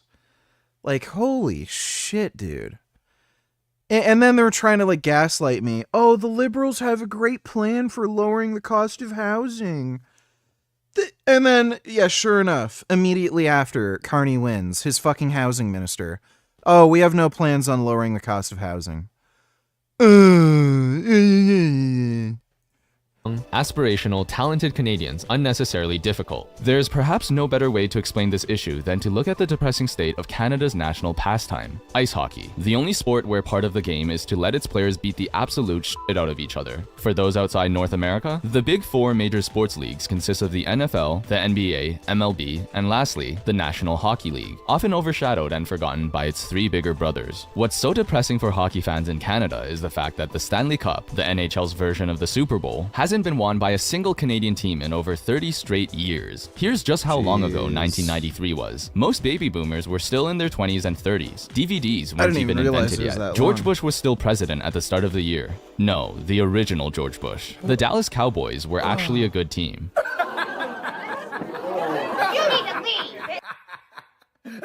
If we were to start at a baseline assumption that Canada and the US are both about as good at playing hockey, the odds of a Canadian team failing to win a single Stanley Cup since 1993 is roughly 1 in 2,500. So it's obviously not all because of bad luck. If it was, you had a better chance of being born with an extra limb than seeing this 30-plus year drought. But it isn't because people in Canada suck at hockey either. In fact, there isn't a single American team without at least a few Canadians in their roster. However, that is actually part of the answer here. Because every season, numerous Canadians of the highest caliber jump the border to skate in the US and deliver victories for American teams. Top players considered to be the greatest of all time move down south for better opportunities, more favorable tax rates, and the fact that the good old US of A is just a better place for those who have the talent and work ethic to succeed. Furthermore, NHL teams in Canada don't actually need to be good to survive, unlike their American counterparts. Let me explain. In the US, if your local hockey team sucks and consistently loses over and over again, most people are gonna think twice about going to their games, buying their merch, and maybe even watching all together, and instead choose to support their city's basketball, football, or baseball team. But in Canada, if the Calgary Flames can't even make it to a single final in over 20 years, what are their fans gonna do? Stop watching and start cheering for Calgary's NFL team? How about their NBA team? MLB? Besides Toronto, every other city in the country is stuck with supporting their hockey team, which means stadiums will always be filled, merch will always be sold, and eyeballs will always be on the screen, no matter how dog shit they are.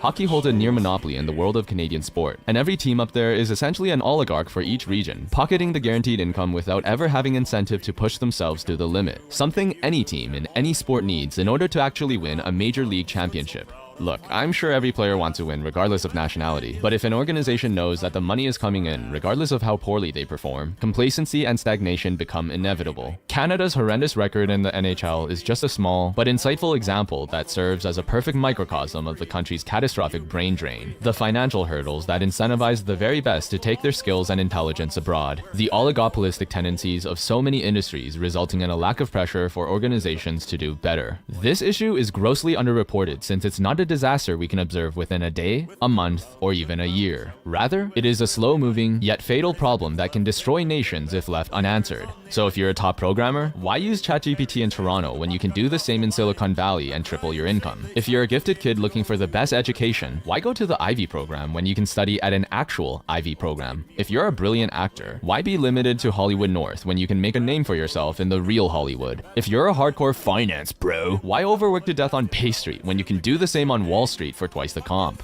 Ask yourself this: what are the long-term effects of a society that constantly pushes out its top-performing, most aspirational people to other countries? Well, we already see its result in the National Hockey League, and other industries aren't looking too great either. So maybe if smart, hardworking, talented Canadians have more incentive to stay, and NHL owners, coaches, and even players start having the mentality of, hey, if we don't perform this year, our team could end up going bankrupt. Maybe, just maybe, will there be a day when the Stanley Cup finally comes home to Canada.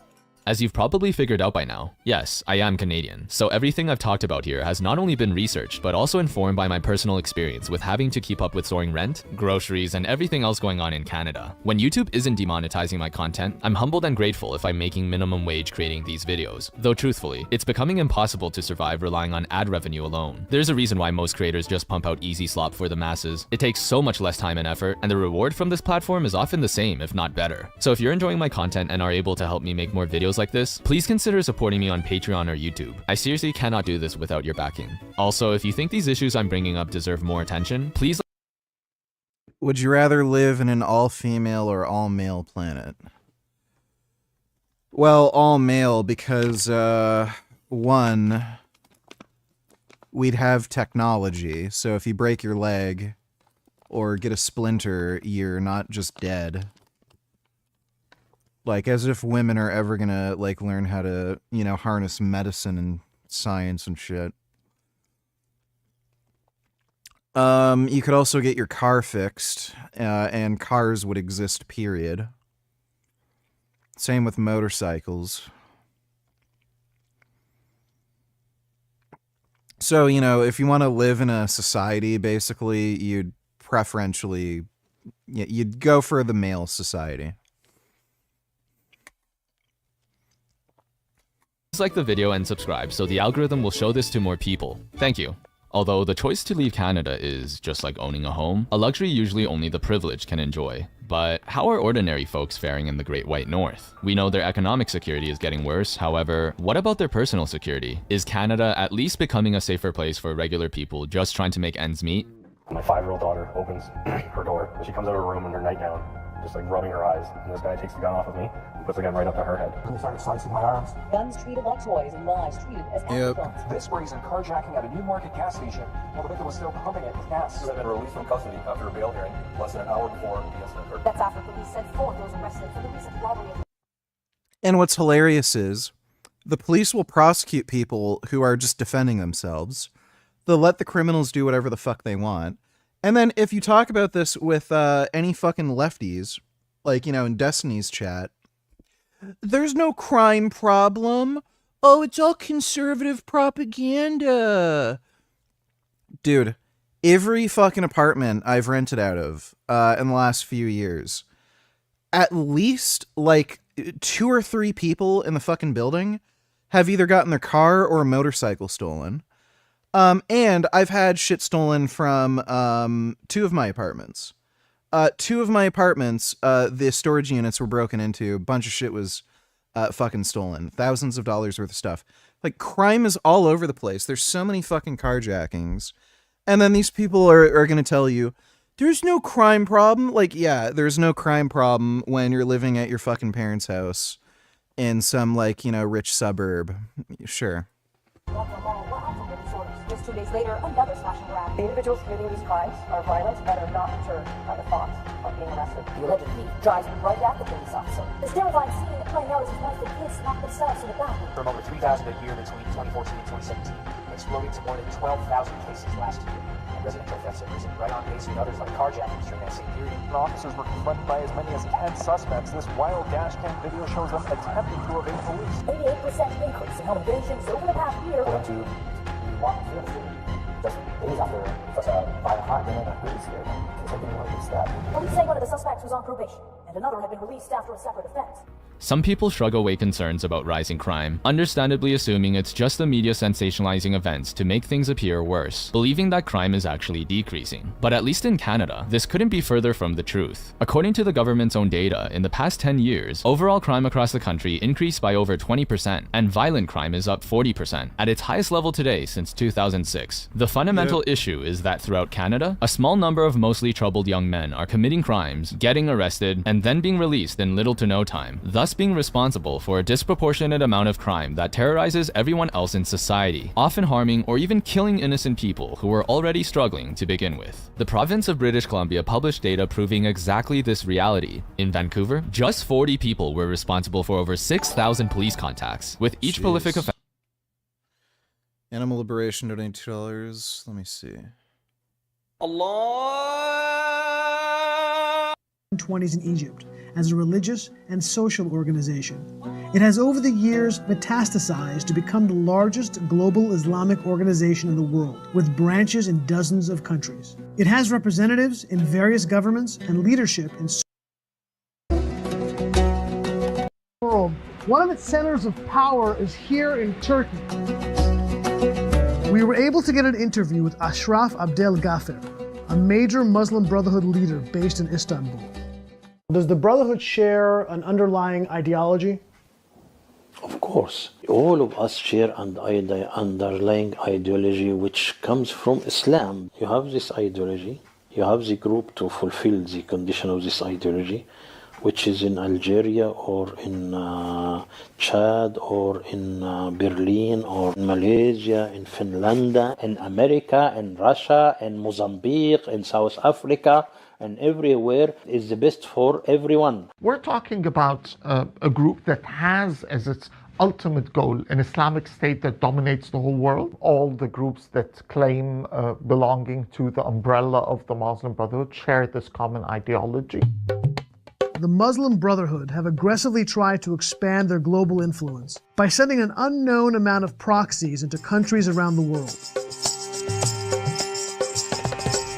Dr. Mohammed Akram Adluni is a Muslim Brotherhood leader with whom I have corresponded with by phone, email, and text over 50 times during the past 12 months. He wrote an extremely influential memo that lays out the Brotherhood's goals and strategies, both across the West and in the US specifically. The Ikhwan, Muslim Brotherhood, must understand that their work in America is a kind of grand jihad in eliminating and destroying the Western civilization from within and sabotaging its miserable house by their hands. Of all the nations in which they operate, Dude, I love how these people will literally tell you that they're scheming to destroy the society from within and they're taking advantage of immigration. And then when you bring up the fact that they're doing this, oh, you're Islamophobic. Everyone's so fucking gay and retarded. Dodo donated $2. Let me see. Apollo 16 astronaut and moon landing denier. Oh my god.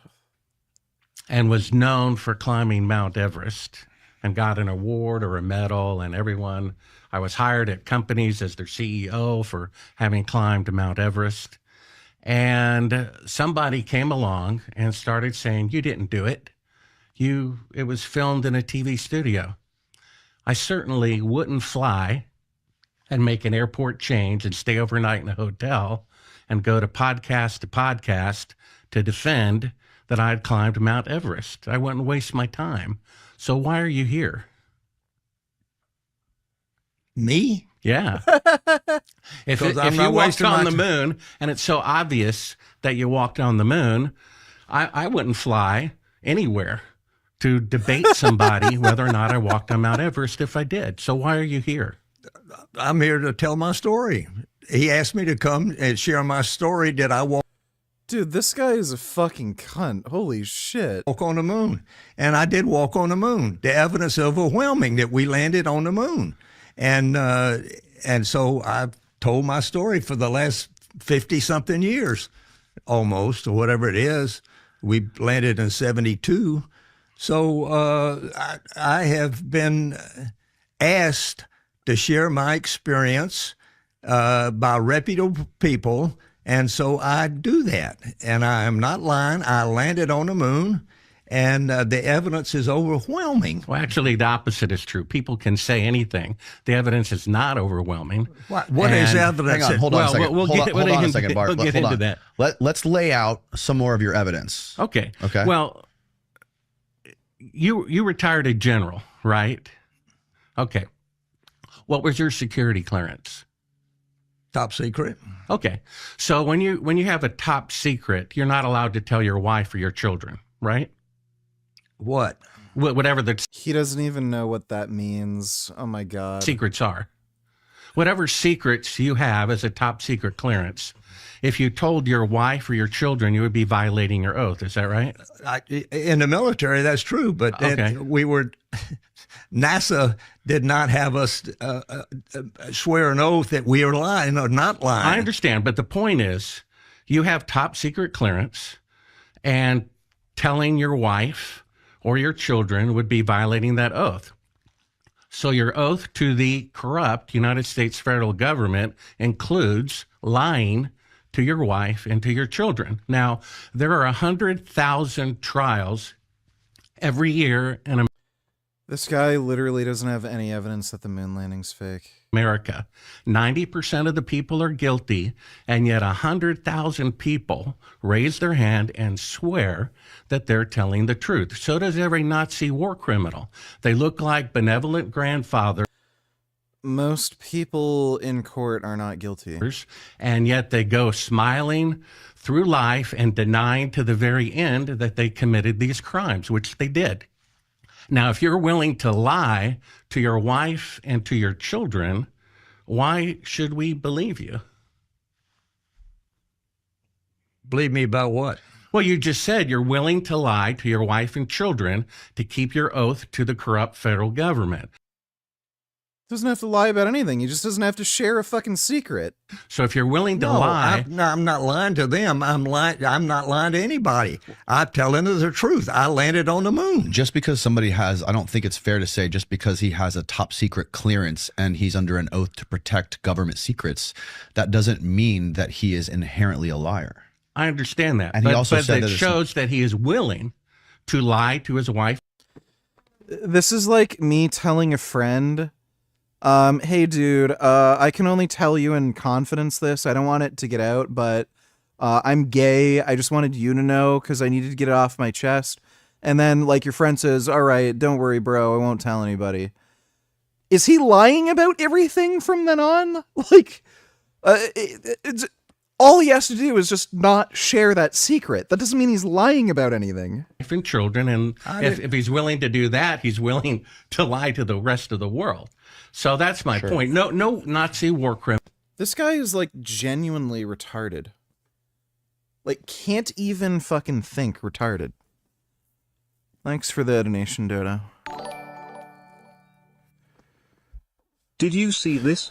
Why does Trump literally blame anything on Biden for any bad he does? Lol.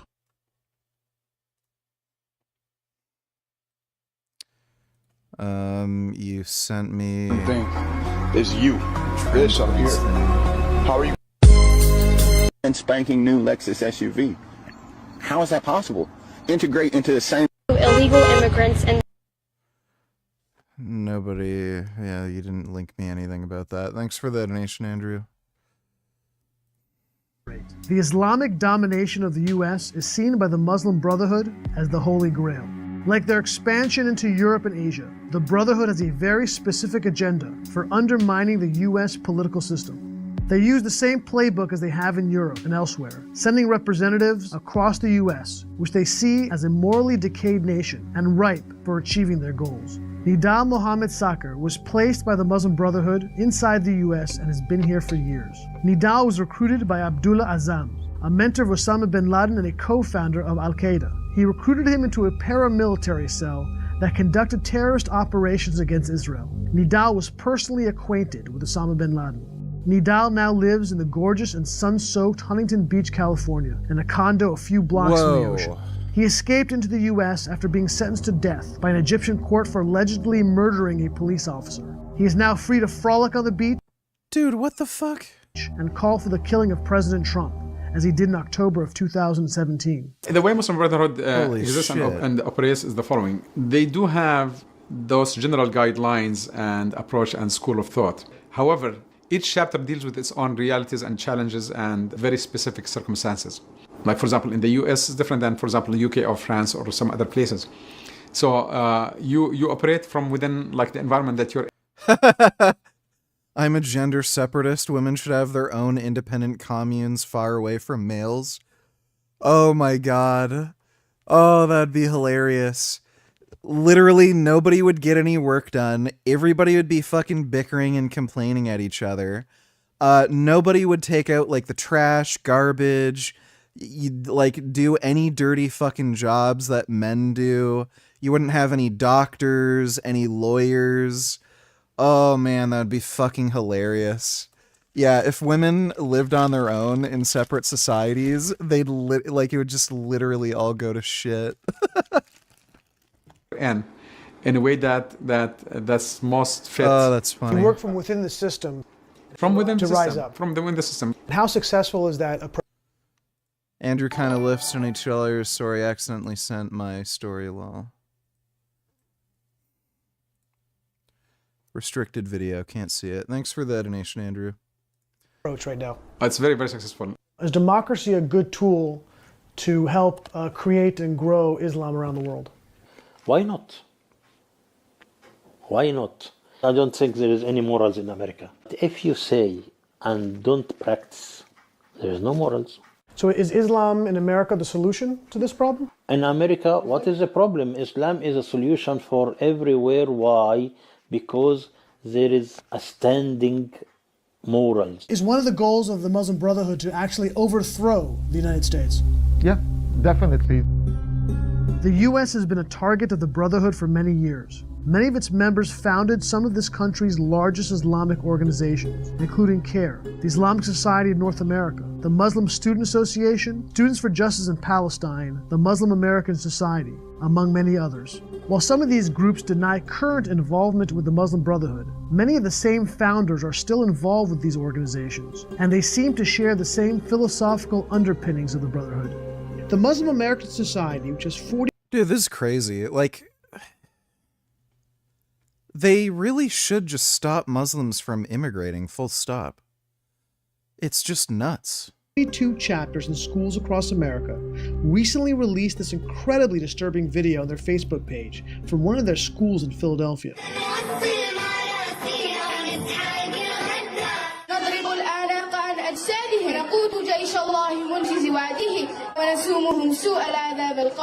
Is there affiliations between the Brotherhood and, let's say, the U.S. Islamic institutions like CARE and the Muslim American Society? Do they work together? They are carrying the same ideas. CARE, the American... Yeah. They're carrying the same ideas. Their core organization still has, in a sense, these ties. And with people from the Muslim Brotherhood, they host official Brotherhood representatives in their conferences that they hold inside the United States. So these guys are Brotherhood. It's very clear that there is a tie. I was born here in the U.S. and, You were born in the U.S.? I was born in the U.S. and Where's the accent, Southern? No, I was born Northeast. I was born in Providence. They matured in the sense of developing the best language to talk to Westerners. Yeah, he's from fucking especially Egypt. People on the left, where they frame. Andrew kind of lifts $20. Fuck, hopefully this works now. A phone call, yeah. You've made so... Can you talk a little bit about the strikes and the controversy around Secretary of Defense Pete Hegseth? I don't know anything about it. He said he did not say that, and I believe him 100%. So you don't know if there was You're talking about the two men? The second strike to kill the two men. No, he said he didn't do it. He said he never said Would you be okay with that if he did?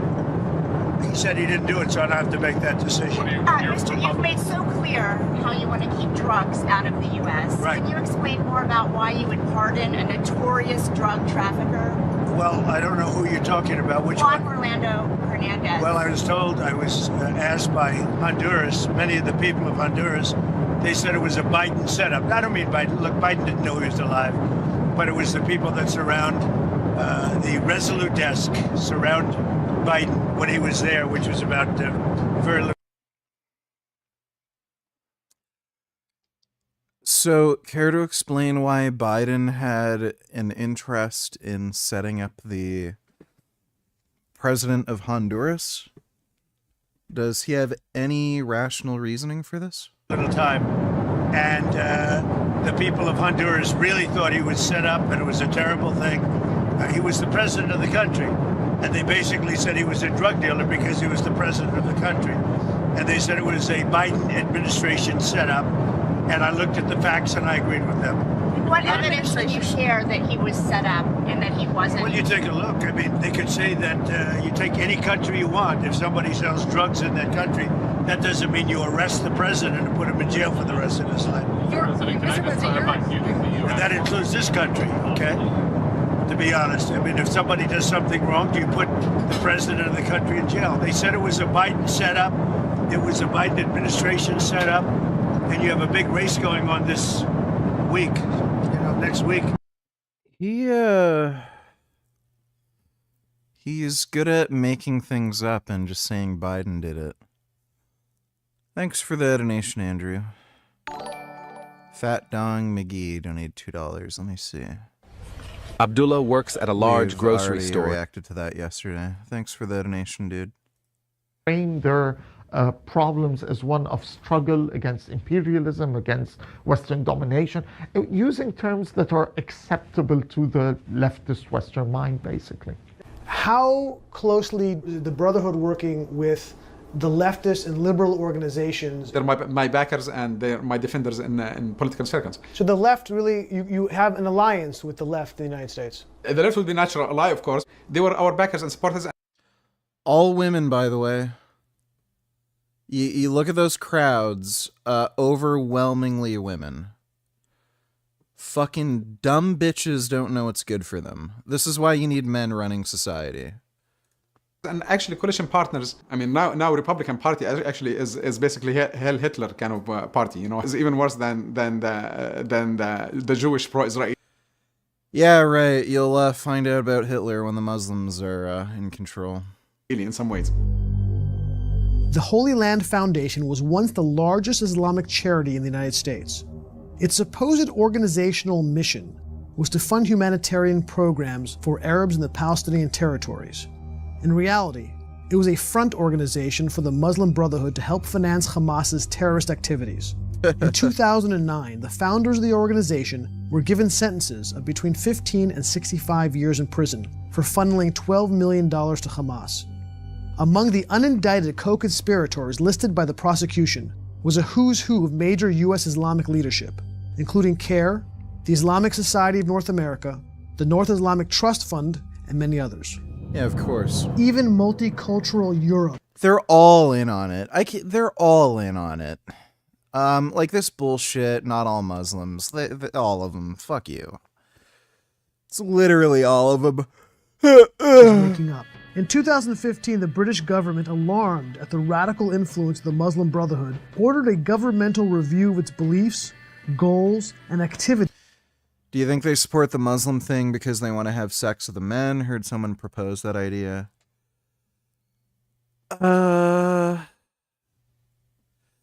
Probably not, because when you look at dating statistics, they tend to be like the least desirable men. So probably not. It's just It's the woke lefty communist fucking retard brain rot horse shit. So, like, the best way I can characterize it is the right wing has dumb dad logic, and the left wing has dumb mom logic. So with dumb dad logic, you'll have things like, oh, we shouldn't have universal health care because everyone needs to pay for their own health care. That's your responsibility. Even if you can prove that it saves more money, it's more cost effective for everyone, it's more efficient, works better, like better in every way, you'll have dumb dad logic people say, well, it doesn't matter, it's your responsibility. And then with dumb mom logic, like the left wing, oh, everyone needs to be loved, everyone should have an opportunity, not all these people are bad, and even if they are, we can show them the right way and change them. Like, it's just the way these fucking fucktards think. It's just ideological thinking. That's all it is. It's not like, it doesn't seem to have anything to do with some, like, weird, petty motivation, like, oh, those dudes are hot, I want to have sex with them, bring in the Muslims. Because you can just look at, like, dating statistics. Fucking Afghan dudes are not slaying it on the dating market. So it's just ideological. It's just the way these fucking idiots think. Oh, man. Kenny, Big 5-3, much love, vegan gains. Also, can I be your friend on stream? Oh yeah, 53 months. Thanks, man. Sure. You can be my friend on stream. In Great Britain. Its conclusions were alarming. The Muslim Brotherhood has been willing to use violence and terror. They defend suicide bombers and the killing of civilians. The Muslim Brotherhood in the West uses doublespeak, softer language in English, and delivering a radical and violent message in Arabic. They have a significant influence on the largest UK Muslim student and national organizations, ultimately concluding that the on Steam, yeah, sure. Steam. Muslim Brotherhood's ideology and tactics Steam are contrary to British values and in conflict with its national interests and security. One of the pillar Muslim Brotherhood beliefs is an embrace of violence and terror. They not only advocate for terrorism, but their franchises have engaged in terror around the world. Hamas, one of the world's leading terrorist groups, is a direct offshoot of the Muslim Brotherhood. With full support from the Brotherhood leadership, Hamas is one of the most prolific terror groups in the world, and is not the only Brotherhood branch of terror. Qassam and Liwa al-Thawra in Egypt, Isla in Yemen, and Hizb al-Watan in Libya are also groups who wield terror as a weapon to promote the Muslim Brotherhood's ideological goals. How can you call that terrorism? I mean, that's heroism, actually. Heroism. All the groups that claim... How are these people living in the United States? Belonging to the umbrella of the Muslim Brotherhood share this common ideology. I have to have a weapon against this weapon in order to kill. Whenever you have evil, you're supposed to stop that evil. What if you could not stop it, like, by peaceful means? I mean, what do you do? I would be... I guess strap a bomb to your chest and go... hard-pressed to find an organization within the Muslim Brotherhood umbrella organizations that rejects violence. While the leadership of the Brotherhood are unquestionably radical, I went to the streets of a Muslim Brotherhood stronghold in Cairo to meet with the rank and file and see if they hold similar views. Do you think that America's influence on the world is good or bad? America is sucking the blood of the world. I know the US is burning mosques. I know that they're trying to convert Muslims to Christianity around the world. Was Osama bin Laden and the Muslims responsible for 9/11? Osama bin Laden was made in America. Laden works for America. Osama bin Laden was made in the USA and paid for by the Jews. Osama bin Laden is a figment of the American imagination. So Osama bin Laden isn't real? Osama bin Laden was not real. I know the Jews are the ones controlling America. The Jews have a certain amount of control throughout the entire world, but America they control completely. Why do you think the Jews control America? America's $200 billion debt is owed to the Jews. They are controlling the whole West. Pretty sure Jews it's are the responsible Chinese. for all the wars. They plant the seeds for all of the wars. You like Breaking Bad? You like Game of Thrones? You know, what kind of TV shows are you watching? I like The Valley of the Jewish Wolves. I don't know that one. Can I get it on Netflix? As we were filming, a crowd began forming behind us, and there were... Yes, my favorite TV show is Gang Rape Underage Women. I like that show. It has 12 seasons here in Pakistan. Threats of violence. There's a tension going on in the air, and I think we should leave. President Obama. I think we should leave. Nidal Sakar, like These people are cowardly fucktards. most Muslim Brotherhood leaders, attempt, poorly, to sometimes sound moderate, but just keep the camera rolling and it all comes out. Muslim Brotherhood, I think it might even outlast the United States as we know it, because it seems that the way the United States is going right now. Or maybe replace it. Well, look at it right now. I mean, with this Trump thing and the division that you have in America and people killing each other and, getting on each other's throats and acting like vulgar and barbaric. Like, dude, it's so funny. If Islam worked and it was like a better, base structure to form a society, why in the fuck do all of these Muslims hate each other, fight each other constantly? They're all fucking poor, and the only wealthy Muslim nations are ones that literally dig money out of the ground with oil. None of them get along. None of them, cooperate, do anything with each other. They all hate each other. They're all dysfunctional, insanely corrupt, and just completely fucking retarded. My God. Oh, if something doesn't work, you'd think you'd figure out it just doesn't work. Do you think women secretly want to be ruled by men? Yeah, they do. There's so many women advocating for these terror groups. Yeah. Yeah, dude, it's...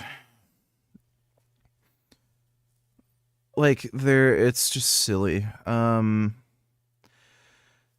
You'll have dumbass, crazy fucktard faggots like Hassan, who promote terrorism, but I mean, Hassan isn't the most manly person, and he does come from a Muslim background.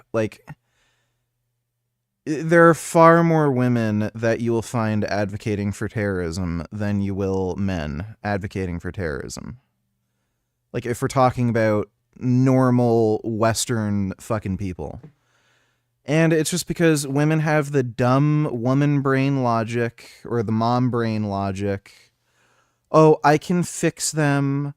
They're just hurt deep down. We can change them and we can help them. And they're also suckered into all the TikTok propaganda, with the fucking Palestine movement. As we see it right now, whatever the U.S. is doing to the rest of the world, the U.S. is going to face. It's going to face definitely. What goes around comes around. There's no question about it. It will definitely come back, and when it comes back, it's going to be ugly. A revolution is coming. It's not going to be green. It's not going to be peaceful like Arab Spring. I guarantee you that. It's going to be bloody. From my perspective, because I'm a little bit more quote-unquote radical in my approach, if seeking justice, that makes you radical, or being radical is a good thing. There's a goal. It's a good thing. It's a good thing. Let your radical freak flag fly. God bless radicalism. What does his problem with America really boil down to? The American way. Some of us are completely against it, or like the opposite to it. You know what? I would believe somebody like Osama bin Laden 1,000 times over somebody like Trump or FBI or CIA. At least, live your life for a purpose. And if you die for that purpose, then you had a good, meaningful life. You have nothing to regret. One of the most successful and worrying projects initiated by the... We don't like how American make their apple pie and all their pie so big. We only have small pie because we can only pick so many dates. That is why we need to kill all Americans so that you make smaller pie. The Muslim Brotherhood is their radicalization of prison inmates. Then FBI Director Robert Mueller, when speaking to a Senate committee, describe the radical Islamist conversion machine operating throughout U.S. prisons. How widespread is the Muslim Brotherhood? It's just the Muslim thing to do. Like, they've been doing this since the days of Prophet Muhammad. They're all retarded, unproductive fuckwits. So rather than actually working and generating their own wealth, they just try to steal it from other societies. So, like, again, that's why the only wealthy Muslim nations, they're nations that are just living under oil or over oil. These people want to invade the United States, take it over, all this shit, because it's just what they do. It's the only way to make money, right? It's just a financial incentive. Animal Liberation donate $2. I've heard Tanky say that capitalism has killed more people than communism. Well, that's a cool story. That's why everyone flees communist countries to come to capitalist countries, right? Because they're more likely to die fleeing communism, which is fucking retarded. How would you respond to that? Well, that's how I would respond to that. It's just dumb, retarded, fuckwit cope, dude. Thanks for the donation, though, Animal Liberation. Brotherhood's influence in the U.S. prison system today. There's an extensive amount of influence by the Muslim Brotherhood into the prison systems within the United States. This is Patrick Dunleavy. He's the former Deputy Inspector General of the Criminal Intelligence Unit for the state of New York. He has also worked as a consultant for the FBI. The U.S. prison system is fertile ground for Islamic radicalization within it by inmates. And the Muslim Brotherhood's primary vehicle for this radicalization is their near monopoly of choosing imams in U.S. prisons. The Brotherhood-affiliated imams make up the vast majority of Islamic clergy in U.S. jails and prisons. Over 75% Dude, prisoners are fucking stupid. of the chaplains within the U.S. prison system have some sort of sympathetic following towards the Brotherhood. They're preaching a form of Islam that moderate Muslims would call radical. The Huffington Post reported an estimated 35,000 to 40,000 inmates convert to Islam in prisons each year, and that 15% of the total U.S. prison population are Muslim. The net effect of the radicalization going on in our prisons is dozens of attempted and successful terrorist attacks that were perpetrated by former inmates.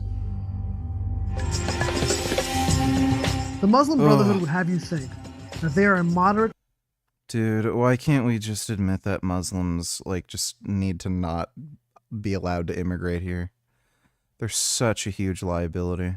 Offender averaging 54 convictions. That's a few dozen people being responsible for over 2,000 convicted crimes. And remember, we're talking about convictions, which represent only a fraction of criminal charges pressed, which represent only a fraction of crimes reported, which represent only a fraction of crimes actually committed. So in reality, the amount of misery and violence these 40 people are responsible for is exponentially more than just the number of convictions on their record. And this report, along with others, show the exact same thing happening across every other city they analyzed, revealing just how crazy Canada has become. Here's a real-life example of what I mean. On Sunday, a man tried to steal someone's car while they were still in it, got arrested and charged with attempted vehicle theft, and was immediately released. Huh, he must have thought. That was stupidly easy. So on Monday, the very next day, he assaulted a woman, stole her Tesla, crashed that Tesla into 2 more occupied cars, and then tried to steal another vehicle as he was running away. The police Let me guess, they let him out again. Did their job as usual, arresting him for the second time in a row and charging him with multiple offenses. Then he was released that very day again. At this point, he's thinking, yeah, that's what they do here. That's what they do. boy, is it a wonderful time to be a criminal in Canada. They're absolutely allergic to stopping me. So 24 hours later on Tuesday, he broke into someone's home while they were still there and robbed them. Now, if you think the legal system finally did something reasonable after 3 straight days of committing crimes, you clearly don't understand this country, because he was released on bail yet again. It's now just as easy to get away with Grand Theft Auto in Canada as it. Dude, that is absolutely fucking psychotic. And then, again, the lefties will gaslight you. Oh, there's no problem with crime. They're not just letting criminals back out on the street. Oh, dude, it is so nauseating trying to, like, communicate with these people. They're like they're just living in a completely different world. It is in Grand Theft Auto. And this isn't just one fringe case. There are so many more examples that it would take forever to even go through half of them, ranging from people constantly getting caught and let go so they can continue robbing random citizens, to criminals with dozens of violent convictions being freed so they can go on a murder spree in their local communities. A man stepped out of his home as he was calling his fiancée and was beaten and brutally stabbed multiple times, inches from certain death. Police investigators later informed the victim that it would take years for the perpetrator to be brought to trial, and even if it went to trial, he almost certainly won't get any jail time, just like many other lovely people, which means someone who knows where you live because he saw you step out of your home, knows your face because he was busy stabbing you to death, and knows your name because his horrific crime actually made the news this time, is allowed to walk free, stressing you out for the rest of your life since he could come back any day to finish the job. That's fair. At the same time doctors in the hospital were working hard to save an innocent man's life, the attacker was let go. That's Canada for you, a country where the criminal gets released before the victim. Bro. The liberal government. The liberal government. To be clear, the solution isn't to just become a totalitarian police state, nor is it to make the same errors other countries make, where far too many are locked up for things that didn't harm anyone, while not nearly enough funding is provided for mental health services and treatment for addiction. But surely we can find something between jailing people for having weed and getting 0 prison time for stabbing an elderly man to death, or dismembering your grandchild's mother and burning her body to hide the evidence, or driving through a residential school march and hitting 4 people with your pickup truck. Oh sorry, there actually was a punishment for that last guy who was yelling racial slurs and screaming that he didn't care if he ran over children. He can't drive for a year. Also, surely there's a solution where we don't have to allow dangerous men who have violent criminal histories be released on bail just so they can kill more innocent people. The definition of insanity is someone doing the same thing over and over again and expecting a different result. The definition of Canadian insanity is allowing someone to do the same thing over and over again and expecting a different result. I'm sorry, but if the police already arrested someone 10, 20, 54 times, but cruel, elitist, morally corrupt judges continue to allow the same few people make life miserable and unsafe for everyone else, Canada has gone criminally insane. Much of the insanity covered thus far is unfortunately exacerbated by one particular policy that's been rather controversial. Canada's Dodo don't need $2. I'm skeptical of this video. Can you fact check it? I don't think a murderer, let alone a serial killer, was let free on bail in Canada. Well, he wasn't a murderer, just stabbed the fuck out of somebody. Thanks for the donation though, Dodo. Broken immigration system. From the very moment European settlers arrived on indigenous soil, the continent of North America has always been a land of immigrants. We'll skip over the first half of history when explicit policies were made to exclude certain races from being able to immigrate, with perhaps the most notable example being when they forced Chinese people to pay a head tax for decades, and then just outright banned them from immigrating at all. It wasn't until 1976 when how about we just do that with Muslims? Canada introduced a points-based system that focused on the merit of each potential immigrant, assessing factors like their education, age, skills, language proficiency, you know, things that kind of matter. Unsurprisingly, this new framework resulted in decades of a consistent yet controlled stream of young, smart, talented people from all corners of the world contributing to Canada and assimilating in society. Up until recently, Canadians have been more or less satisfied, and often even proud of the fact that they were able to be a country which welcomed newcomers while also ensuring those already there were prosperous. Yeah, and now, I'm Harmush. I come from Syria.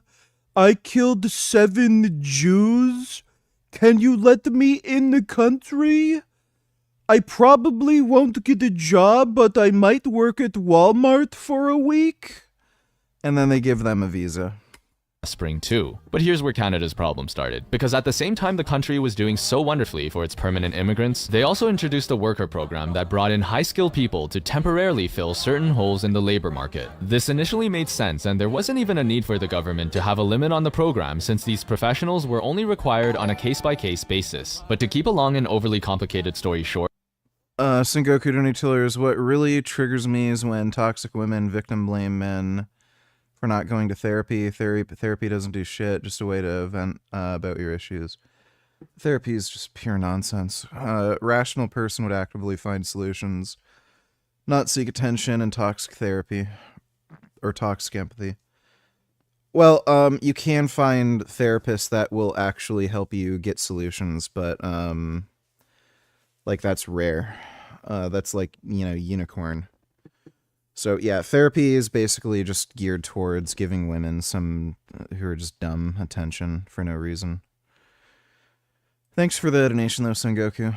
This original, well-meaning goal of carefully allowing a limited number of specialized workers to fill in genuine gaps across the economy slowly morphed into a mess of different programs riddled with loopholes corporations are exploiting to create a permanent pool of cheap, unskilled labor that's disrupting virtually every major industry and fundamentally changing the entire economy. Now for the temporary workers, this is great. An opportunity to be in a country where even working at Tim Hortons can pay more than some of the most prestigious jobs back home. And for employers, it's even better. You no longer have to deal with hiring Canadians who are used to silly things like a living wage, or safety protocols, or workers' rights. You can push these foreigners around all you want because what are they gonna do? Complain and risk getting sent back? And most importantly, for the government that allows all this to happen, the campaign checks will keep rolling in because corporate backers love having a near unlimited supply of cheap labor they can exploit. Oh, and bonus points for being able to call anyone opposed to this racist. To be clear, you shouldn't be blaming the immigrants. They're not the ones who created Canada's policies, and the nation's housing, cost of living, and overall economy aren't failing because of them either. But immigration, permanent or temporary, when done wrong, adds another layer of stress to these areas that make existing issues worse. Yet bad policies can still survive as long as there's benefactors to the status quo. It benefits the immigrants because they can make more money than they did back home. It benefits the corporations because they have a never-ending stream of labor to take advantage of, and it benefits the government because they can continue being funded by lobbyists while also claiming their virtuousness. The only problem is, it doesn't seem to particularly benefit those in the country who are least economically secure, who have the least representation in society, and who have nowhere to go to voice their unheard cry for help. Many of these Canadians, who formed the backbone of the nation, who used to be proud of sharing this land with immigrants, are now saying, yes, this land was made for you and me, but to a degree. Despite Canada being known as a land for all to live, not all who live there wish to do so. Literally. Euthanasia is the medical practice of intentionally ending life to eliminate suffering. In recent years, several countries have begun to legalize the procedure, and the subject is being debated by many others. Now, it's quite easy to see a reason for some form of euthanasia to exist. Imagine Grandpa Joe being 93 years old with stage 4 lung cancer that spread to the rest of his body. The doctor estimates that even with all the treatments available, he still only has about 6 more months to live. At this point, every single day for Joe is a painful, living nightmare, and he doesn't want to spend his last moments dying in horrific agony. Most people here would agree that, assuming Grandpa Joe has capacity, he should be able to tell his doctor, hey, I've experienced this life for long enough and know what's ahead of me, and for that reason, I'm out. However, Canada takes things a step further. You see, their euthanasia program, known as Medical Assistance in Dying or MAID for short, was first introduced in 2016 and much like Canada's immigration system, has concerningly expanded over the years. At first, MAID was only provided to those with enduring and intolerable suffering, whose death was reasonably foreseeable. In plain English, that's people who were physically suffering and dying soon. But in 2021, Canada passed Bill C-7, expanding MAID to allow people who did not have a reasonably foreseeable death. Additionally, this controversial bill came with a provision to allow people with mental illness access to the program by 2023, but was postponed twice now as a result of opposition by organizations, doctors, and politicians. Even the United Nations Human Rights Council voiced their concern, criticizing the bill for giving people access to MAID who could have instead received adequate services and proper living conditions which would enable them to have a better quality of life. Testimonials from people's experiences with MAID show a deeply concerning picture about the government's inability to properly administer the program, while also shedding light to the dystopian conditions of a healthcare system and housing environment that millions of Canadians experience every day. For instance, a 51-year-old woman with multiple chemical sensitivity, a condition that affects nearly 1 million Canadians, desperately tried to find a place to live within her budget that didn't have cigarette smoke and other strong chemicals, begging local, provincial, and even federal officials to help her. No assistance was provided, so after 2 years of being unable to find affordable housing for her condition, she decided to apply for MAID and was promptly approved by the very government that ignored her. Christine Gauthier, an Army veteran and former Paralympian, was trying to install a wheelchair ramp in her house for 5 years when Canada's VA suggested MAID as an alternative solution. A few more years later, she spoke out yet again. Oh my god. I want to install a wheelchair ramp so that I can get up the stairs easier. We can't do that, but have you considered killing yourself?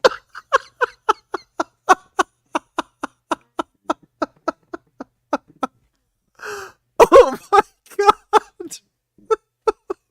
What? How does that happen? Holy shit! Oh, that is crazy. Oh my god! because it still hasn't been installed, pointing out how it's taking Holy longer than shit. 7 years to put a ramp in her home, but if she took their suggestion to be euthanized, she can get approval in just a few weeks. Multiple my other veterans God. have also been offered MAID unprompted when discussing treatment for PTSD. A doctor suggested MAID for a woman's— Dude, isn't AI, like, giving these suggestions? I want a wheelchair ramp. No, like, consider killing yourself. What? child with cerebral palsy, and when the mother refused, was told she was being selfish, all while the daughter was listening. Someone in Ontario who was about to be homeless was approved for MAID despite explicitly saying, "I don't want to die, but I don't want to be homeless more than I don't want to die." Fortunately, a GoFundMe raised enough money for him to avoid homelessness, and he decided to withdraw his MAID application, which again was approved like he was literally gonna die. Entrapment is the act of inducing someone to do something they would not have otherwise done. Unfortunately, not only are there no laws against MAID being proposed to patients unprompted, but Canada explicitly allows doctors to suggest euthanasia to people who would have otherwise never even considered leaving this world. It is incredibly disturbing that when people are often at their darkest and most vulnerable point in life, someone is able to go to them without any indication of that person being interested in dying and say, "Hey, here's an answer to all your problems." And if all this wasn't enough for you, the government's committee responsible— Yeah, if I go to the hospital and I mention to the doctor, "Yeah, it kind of burns when I urinate." Huh. Have you considered killing yourself? This is nuts.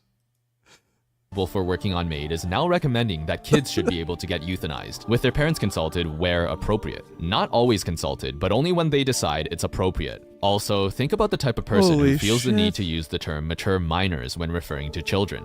Those are the people literally running this country. Now, to be fair, the majority of cases are almost certainly done properly for people with terminal illnesses who probably should have the right to access MAID. But it's clear that even in its current form, without the mental illness expansion, far too many people who are already struggling in life are inappropriately being offered MAID, despite the fact that they had no intention of dying. It's also clear that far too many lives are ending because of society's inability to provide the adequate services and care needed to live a life worth living. My best friend recently chose to leave this world, which is perhaps why I am acutely aware of just how much pain a community feels every time someone is taken too soon. Canada and California began their euthanasia programs in the exact same year, in the exact same month. Both places are English-speaking, multicultural democracies. They have an incredibly similar religious composition. Both are known to hold relatively progressive values. Their populations are basically the same. Based on all this, you'd assume that roughly the same number of people are being euthanized. But no, Canada euthanizes not 10% more, not 20%, but 1,600% more people every year compared— Really? Holy mother of a fuck, that's actually a lot of people. to California. Tell me, Canada, is this something to be proud of? The fact that MAID is growing faster than people's incomes? Double-digit increases every— Bro, that's funny. So this, like, doctors can recommend you kill yourself because you can't get a wheelchair ramp installed, but they won't let you own a fucking firearm to defend yourself. Like, this is silly. Single year since the program started, that 1 in 20 Canadian deaths are now due to MAID, that people in Canada are being euthanized more than anywhere else in the world? No. I believe it reflects a deep failure in a country that cannot improve the conditions of its people to ensure something like MAID remains exceptionally rare. A system that is far sicker than the individuals who seek to escape it. But the government is choosing to take the easier and cheaper path. Rather than build an environment where people can thrive, create an ultimate solution where they're made to die. You may come away with the impression that I believe— it honestly seems like they're motivated to do that so that they don't have to deal with paying for social services. It's fucking nuts. Canada is a fundamentally bad country, but this couldn't be further from the truth. Even before its official founding in 1867, it was Canada that was the promised land and heaven for hundreds of thousands of slaves yearning for freedom, risking their lives to travel north through the Underground Railroad. In the Second World War, it was Canada, despite being an ocean away, who immediately joined to defend against the Axis powers that aggressed upon humanity. And in the decades that followed, it was Canada that became a shining example of a nation able to ensure both the freedom and well-being of its people. So no, for most of its history, Canada has actually been a rather good country. However, like every country, Canada has both its highs and lows. We just so happen to be at a low point, but it wasn't too long ago when things were a lot brighter. In fact, I would argue that most of us can still remember when Canada was a great place to be, when Canadians could be proud in knowing that their country and their lives were getting better, not worse. A time when homes were still affordable, not an impossible luxury. A time when immigration was adding to Canada, not disrupting the lives of those already there. A time when, it's crazy I have to say this, people who served to protect the nation weren't being asked to end their lives by organizations who should know better. And believe it or not, that time when Canada was all this and so much more wasn't too long ago. It's 2010. Canada was selected to host the Winter Olympics. By this point, interest in hosting the Games was falling throughout the world because of increasingly frequent scandals and exorbitant costs plaguing recent countries. Even in Canada, known for its polite and optimistic attitude, a small but loud minority were protesting the decision for the Games to be held in the country, voicing reasonable, familiar anti-Olympic arguments that it'll go out of budget, cause chaos and trouble for the local population, and result in facilities to go abandoned. And when the 2-week-long event began, it seemed the pessimists were going to be proven right. The very first day started with a tragically fatal accident during training, casting doubt on the competence of Canadian officials managing the Games. Later that evening, in the opening ceremony, the famous tradition to light the Olympic cauldron went painfully wrong, further embarrassing Canada in front of more than 1 billion people watching. By the end of the first week, Canada had only won 3 gold medals, a disappointing amount for a host country that is kind of known for its strength in winter sport. But then something magical happened, won by Stephen Harper's a bit of a weirdo. Like, he wasn't a bad prime minister, but he was, like, fucking insane. He had some of the most, like, weirdly regressive conservative beliefs of all time. Just fucking hated trans people. By one, Canadian athletes across every competition started winning gold. Figure skating, skiing, bobsleighing, speed skating, snowboarding, curling, so much gold in fact, that on the final day of the Olympics, with ice hockey being the last sport to finish, the world realized that if Team Canada are able to win this final game against Team USA, the country would earn 14 gold medals, achieving an all-time world record for most gold medals won at a Winter Olympics. So on the biggest stage, for the most important game in the most Canadian sport, the nation stood tall, determined to prove the world they could emerge victorious against all adversity. Instead of playing for American teams in the NHL, Canada's very best came together to show what could be possible if the country did things right and were able to retain their own homegrown talent. The game started off fantastically for the Canadians, with Jonathan Toews and Corey Perry putting Canada ahead 2-0 against Team USA. The Americans fought back hard, however, with Ryan Kessler scoring an amazing goal, and then with 30 seconds remaining, Zach Parise clinching a miracle shot that now forced this final into sudden death overtime. Every second here can make history, with both teams performing under the greatest of pressure. The world is now on the edge of their seats, watching 2 remaining countries fight tooth and nail to determine who would be the very best. Then finally, after 7 minutes and 40 seconds of the most intense, high-stakes overtime in the entire sport's history, Sidney Crosby, the Canadian Golden Boy, scored what will forever be known as Canada's Golden Goal.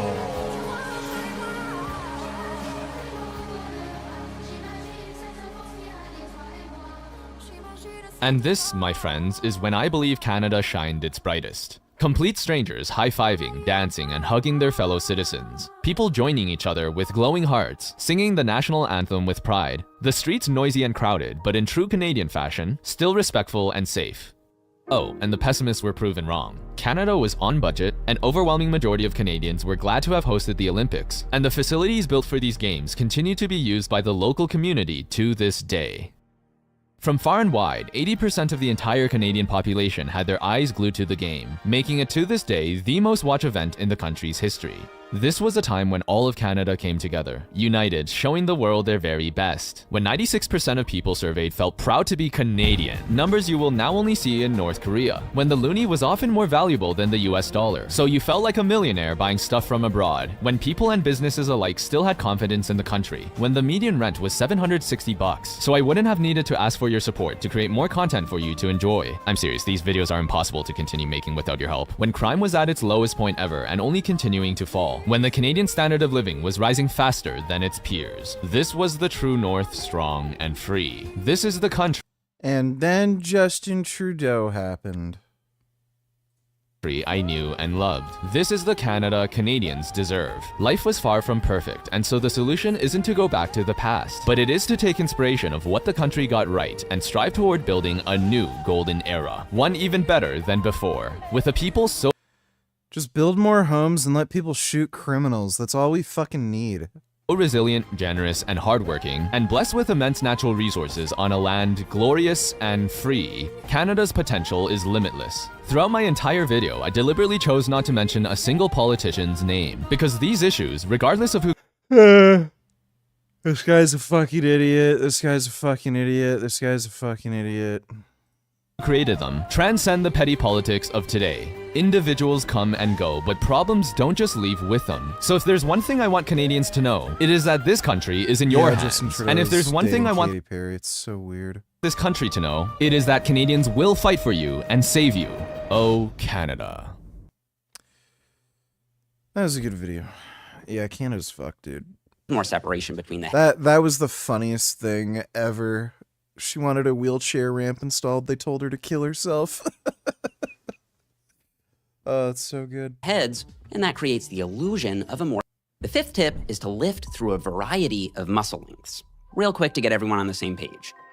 Okay, tip number 6 is to pick the right progression scheme for the right exercise. We all know that progressive overload is the key to keeping a muscle growing. You need to add a little more stress to the muscle each week over time. If you keep using the same weight for the same reps week in and week out, the muscle has no reason to keep growing. But there is a slight problem with progressing on shoulder exercises.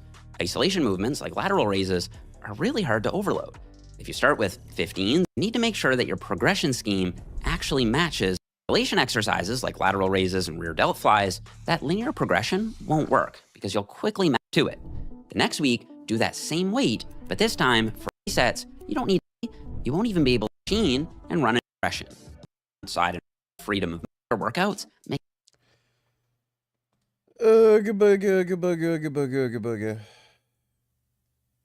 Stopping my pussy. You're good for nothing. You're a loser. You're trash. You are exactly what men need to avoid. What are you in fact good for? Men out there, AVG, how are you?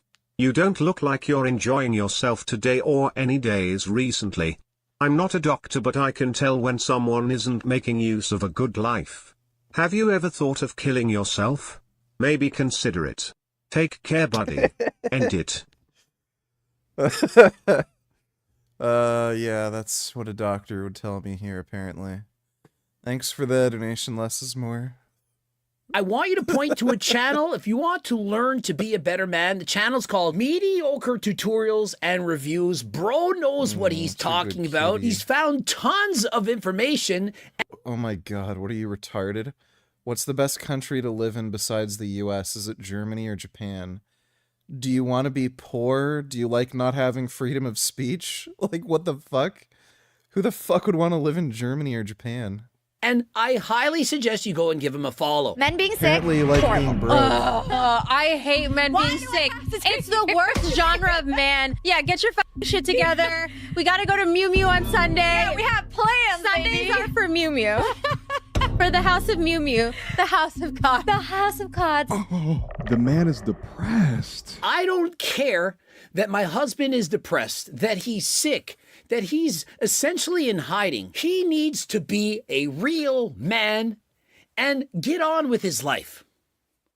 Really. And so that's how you're going to treat your man. Imagine being Akash right now, being bombarded with all the messages, seeing his wife go on podcasts, essentially tearing him apart, embarrassing him, and he has to just be a man and put up with it. Newsflash, that's not being a man, that's being a simp. And to all the men out there, you need to stop letting women control you. Happy Thanksgiving, everybody. All right, I woke up this morning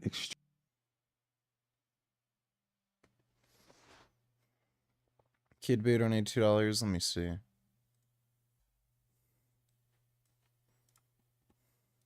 You're not talking about like Somalia, where you have a congressman goes around telling everybody about our Constitution, and yet she supposedly came into our country by marrying her brother. Well, if that's true, she should be a congressman, and we should throw her the hell out of our country. Do you stand by that claim of calling Tim Walz retarded? Yeah, I think there's something wrong with him. Absolutely, sure. If you don't think that... You have a problem with it? Anybody that would allow those people into a state and pay billions of dollars out to Somalia, yeah, there's something wrong with Walz. When you talk... Oh, dude. Like, it's just... He's such a fucking asshole, but he's also so hilarious. Like...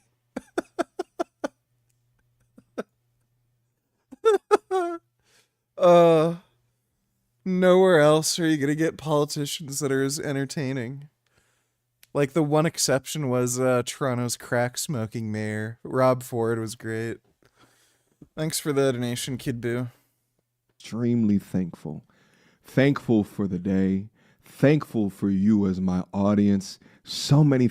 Is this the best that you can get? Posted 16 hours ago, right? Continuing to brag of the pay pig tendencies that she utilizes for. And so it seems like all she cares about is bragging about how much money she's able to get out of her husband. Look at my bracelet. Look at my purse. Look at all the money he's spending on little old me. And what do I give him in return? Nothing. Absolutely nothing. Well, perhaps a quick handy. Not even any pussy. Every now and then. Now, I'm not going to give him affection. I mean, I won't kiss him. I won't certainly put my mouth there, but I don't have. That is horrendous. Bro, he could, like, put that money into actual whores and get a lot more out of it. Have to. And cook a meal. Oh, hey, Gum Gum. How come you're so handsome? How come you're such a handsome baby?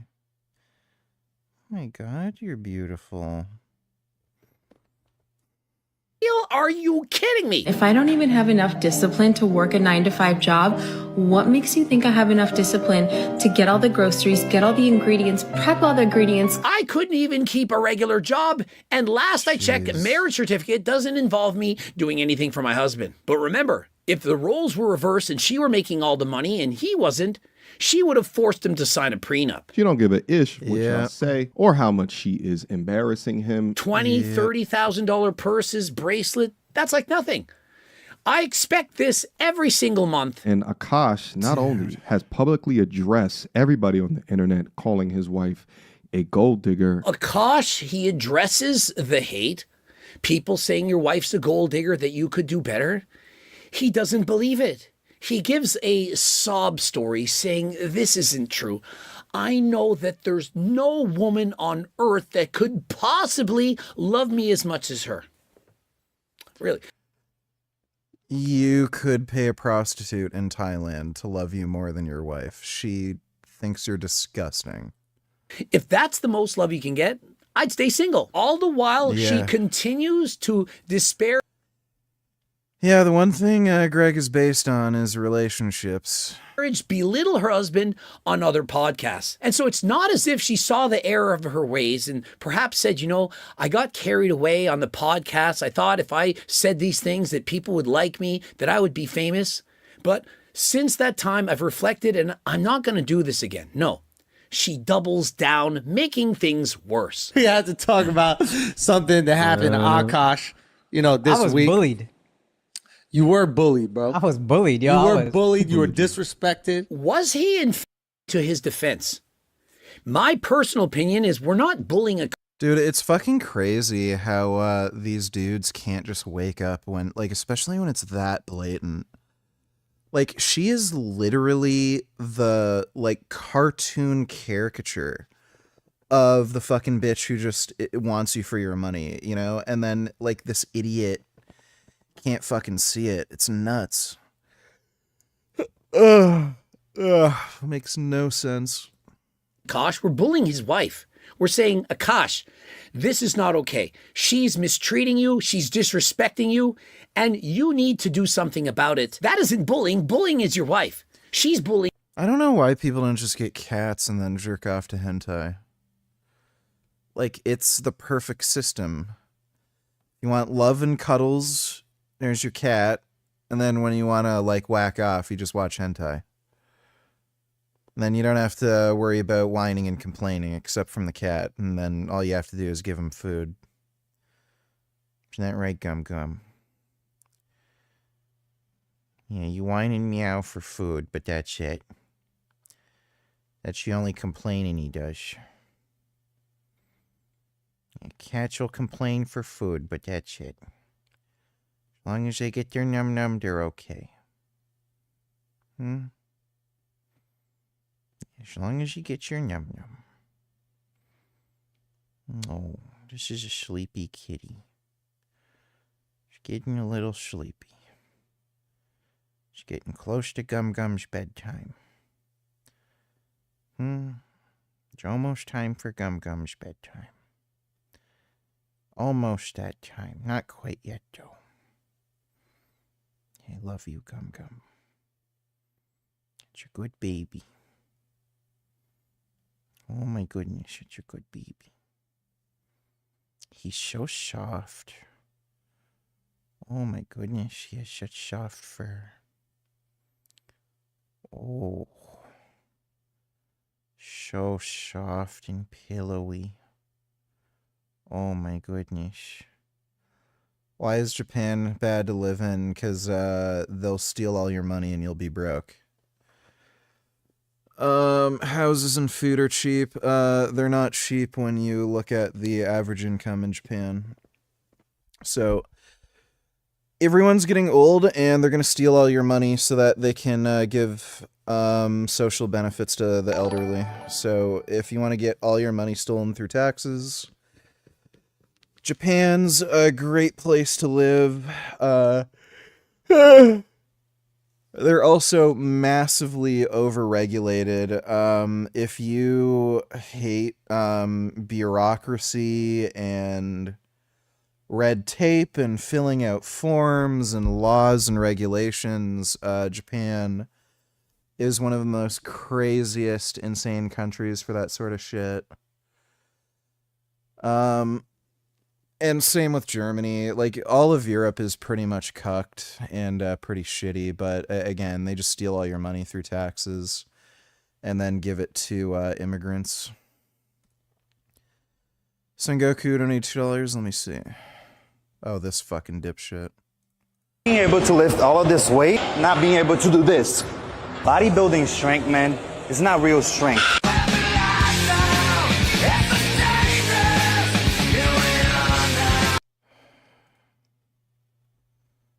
Guy's such a fucking dork. I don't know why you'd have to do that gay calisthenics thing. I guess if you were in that Resident Evil laser tunnel thing, it would be useful. But I'm pretty sure most athletes would get most benefit from like having good deadlift strength, not being able to do that weird calisthenics move. Topic is, how strong should you be as a man? In my opinion, as a man, you should be able to bench 225. I don't know where this 315 shit started. 315 is for advanced lifters. If you're a Yeah, I would say the bare minimum for a man should be 225. That, like, you probably have to do a bit of training and be relatively consistent in order to get 225. But it's not that hard. 315, yeah, for most people, you're going to have to be pretty advanced. And then, like, 405 or more, like, that's to the moon. Like, you know, you're in the top, like, 1%, if that. Like, probably top 0.1%, really. able to hit 225, you're strong. Fuck what everybody talking about. But you could get a lot stronger if you stop being a bitch, you bitch ass nigga. So the True. Thanks for the donation, Son Goku. You. We're trying to help. So we had to stay on her friend's couch for almost a month. We were basically homeless for a month. I remember thinking, I don't know if I'm going to be able to marry this girl because I'm so broken. I'm in such a bad place and it's a dark fucking time in my life. But I know I will never find a girl that loves me this much ever again. And I will never find a girl Dude, what a fucking idiot. who rides for me this hard ever again. And so, bravo. You told us a story. Whether it's true or not, we don't really know, but this is what I do know. It's possible that at one time in her life, she wasn't a gold digger. It's possible that at one time in her life, she did in fact love you. She cared about you. She was perhaps your ride or die. But a lot of things can change in a decade. Women change, you change, people change. And so just because she was in love with you at one point in time doesn't mean she's in love with you right now. And my husband broke up before we got married, and why it ended up being the best decision we ever made. For those of you who are new here, hi, my name is Jasleen. I'm a stay-at-home wife, but I don't cook or clean because I don't feel like it. Jesus Christ. What he doesn't mention in this story is that she dumped him. Remember, he says, I didn't have any money, but yet she stuck it through thick and thin. We stayed together, and so how can she be a gold digger when she loved me and was with me when I'm poor? What about the part where she broke up with you because you were poor? Did you mention that? And my husband is a full-time stand-up comedian, and he buys me lots of nice things. But now your husband is rich. You don't... Yeah, I don't know if this guy's like full-on delusional, or he might like be getting like mega gaslit by this chick where he's being manipulated into believing these things when none of it's actually true. So that does happen. Sengoku Donators kind of have a busy work schedule at my job due to it being the holiday season. So I can only train twice a week. What's the best way I should structure my training? Should I lower the sets and focus on intensity, or increase volume with less intensity? Lower the amount of sets with higher intensity. And try to get just more you know, body parts in. I don't know what your split is exactly, but if it's like you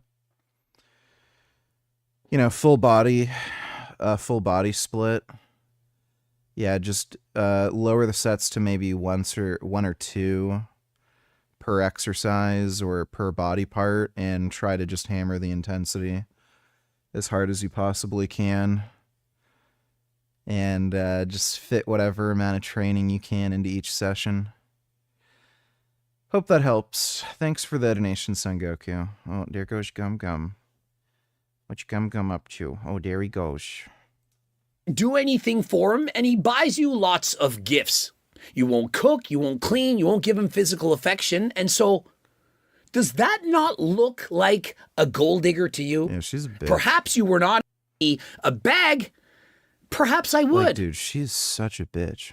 And everything came to a head when my mother-in-law came to visit us. And I was being very distant because of everything we were going through. Akash was very stressed, and I think she kind of internalized it like that I was being big towards her or passive-aggressive towards her. It was a huge fight between all of us. Basically, Akash did not defend me, and I was like, okay, I don't know if I can be in a relationship with this person anymore. Because he's not making a lot of money, because he's not making a lot of money, remember?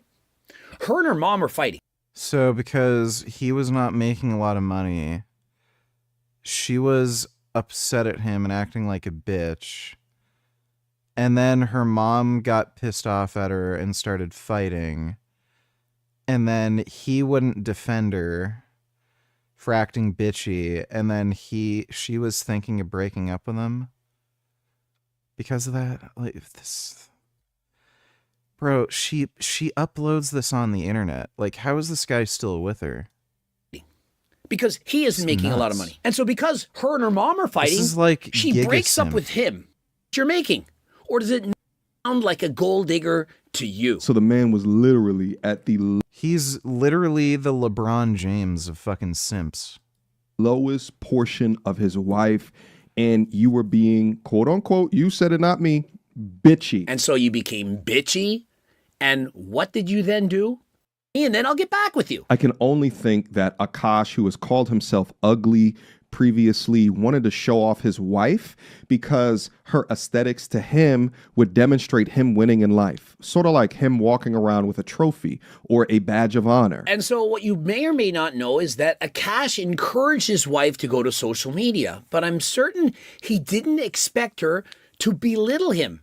He likely thought, you know, I'm having so much fun. I'm a famous comedian, and I want to share that world with the love of my life. And so he introduced her to the world, encouraged her. Indian men are more likely to do this stuff. I had the impression that India was like pretty rapey and they kind of like abuse women a lot there. Isn't there like a meme that dolphins have more human rights than women do in India? It's kind of surprising that like Indian dudes would be simps. her to start making videos. Was perhaps thinking, you know what? My wife is really hot, and what bigger flex than a man to show his loving wife to the world to say, look who I'm with.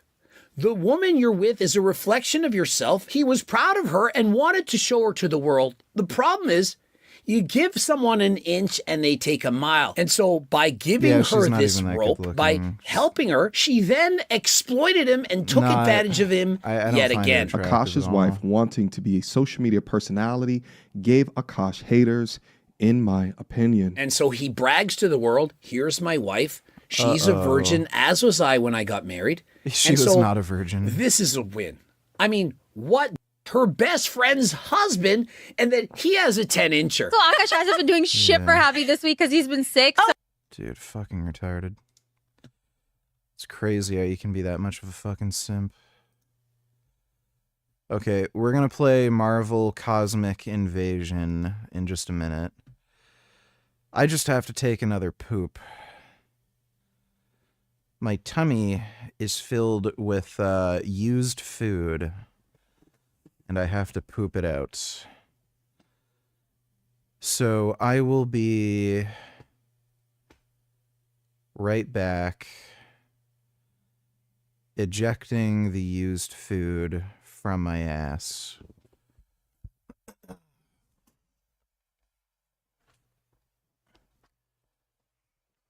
I'll be back in a minute.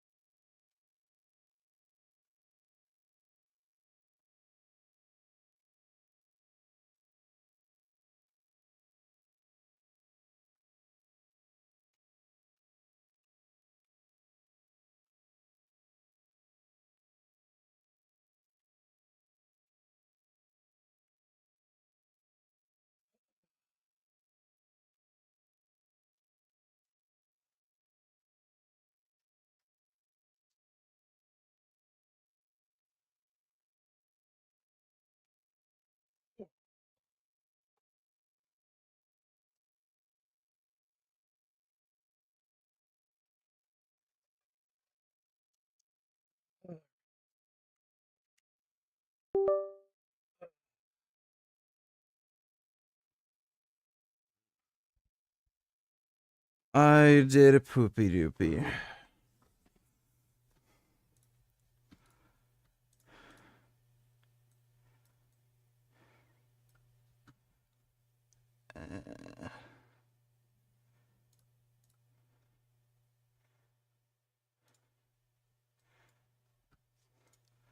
Dude, we're gonna play She-Hulk. She-Hulk in this game is so fucking sexy.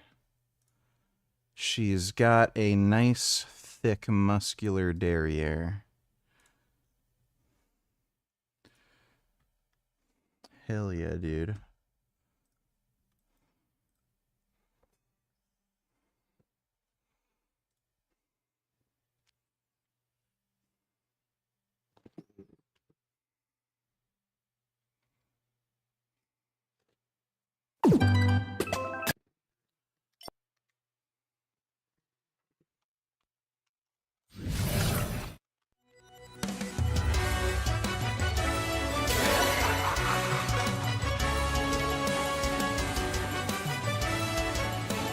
Oh, look. Cat wants to annoy me.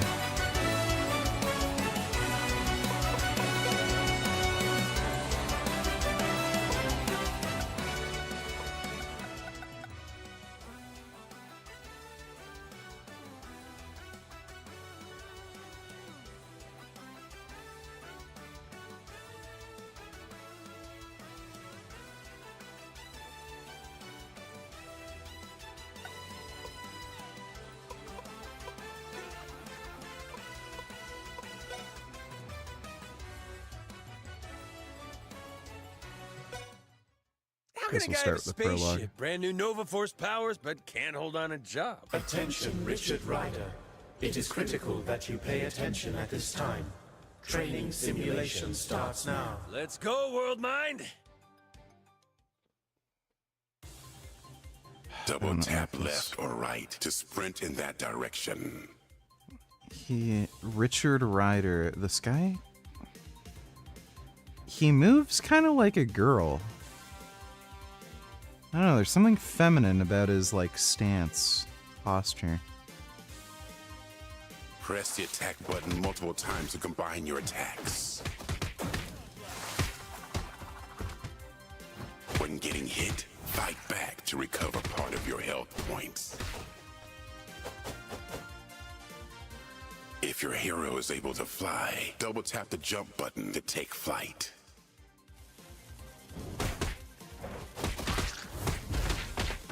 Press jump again to cease flying. Press the power button to use your hero's unique ability. Ah, fuck you.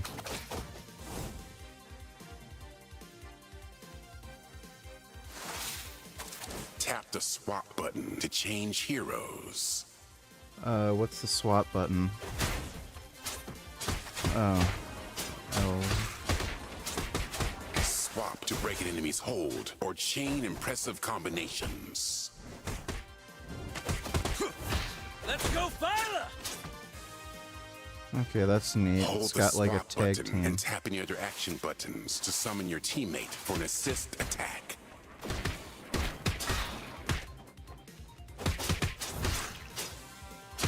Strike swipe!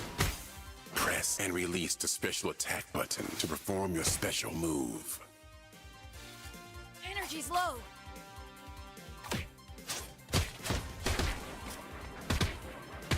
Energy's low. So. Oh, there we go. Beware, this consumes focus. Regain focus by fighting your foes. Focus levels are rising. Join forces with your teammate by holding both the swap and special button.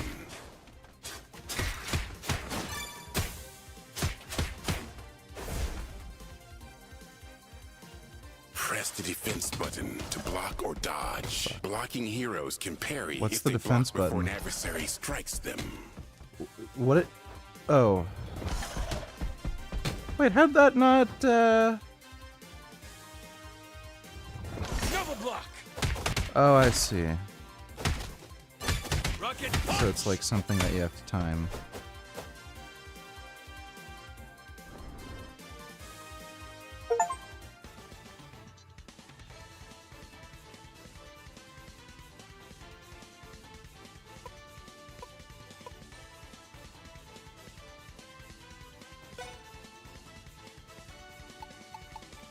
Fucking She-Hulk. Oh yeah. She-Hulk. Dude, she's so sexy. Beta Ray Bill. That would be kind of cool. I like Spider-Man. Rocket Raccoon's really awesome. Wolverine. Ghost Rider's fucking sick. Who should I pick? Kind of leaning towards Beta Ray Bill, Rocket Raccoon, Wolverine, or Ghost Rider. What do you guys think? I really like Beta Ray Bill. What do you guys think? Is Dodo still here? Or did he go to bed? What does Dodo want me to play? Not sure to pick. Ghost Rider looks really cool. I do like Rocket Raccoon. He's always cool.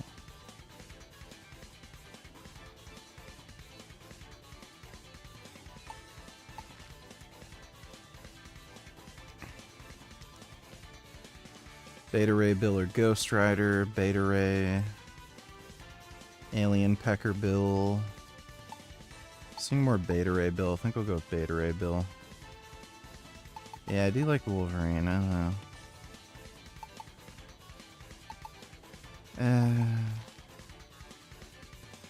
It's hard to choose. Rocket Raccoon?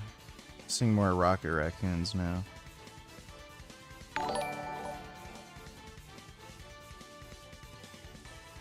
Dodo donated $2. Would you agree with this? Let me see.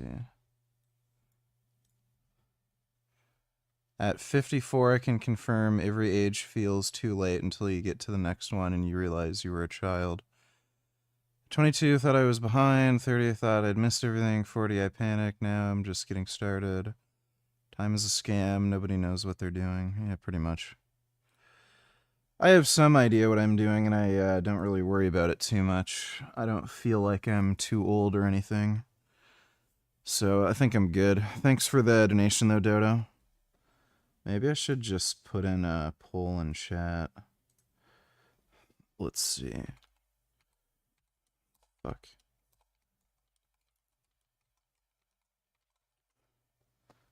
Let's see. Wolverine. Beta Ray Bill. Rocket Raccoon.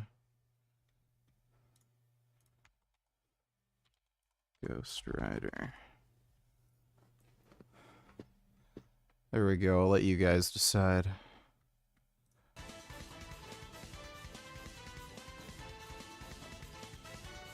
Oh, you can, I think you can palette swap. Yeah, oh, neat.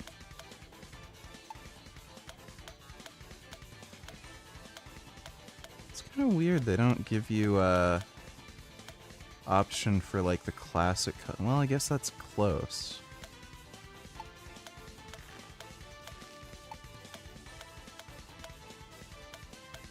Huh.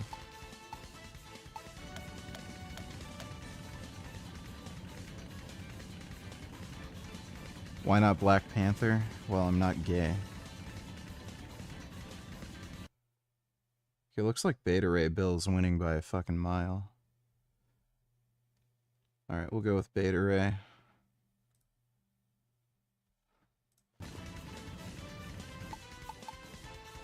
Beta Ray it by is. The power of Stormbreaker.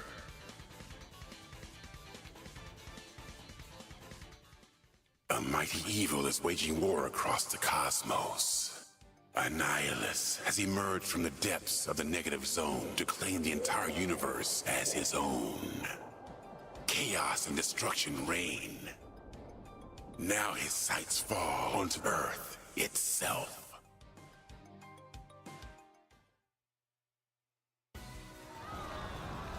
Perfect cover for a bank job. Dude, yes. Look at these fucking cakes.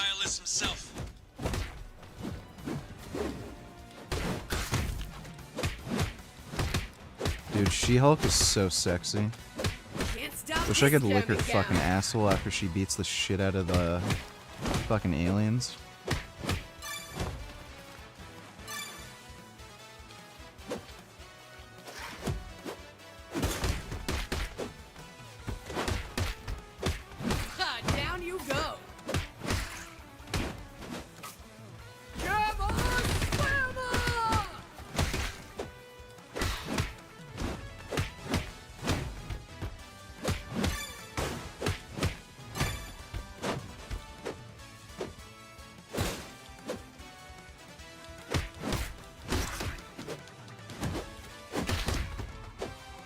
Dude, her ass cheeks are just so fucking nice.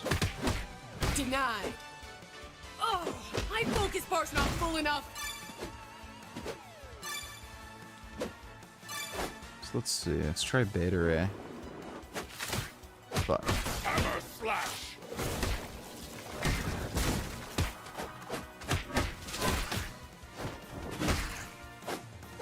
So Beta Ray can't fly? Weird.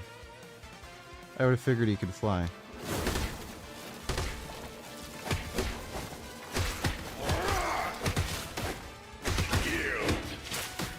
I really like his special. A warrior needs sustenance.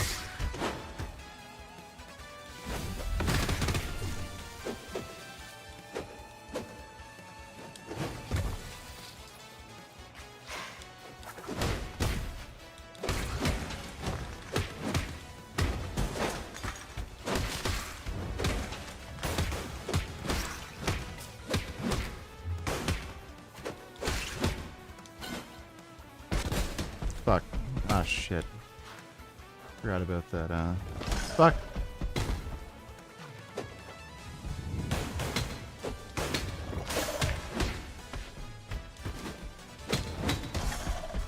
Fuck, are you kidding me? Case closed. Sledgehammer! I'll bring any of these baddies down to earth with my air grapple.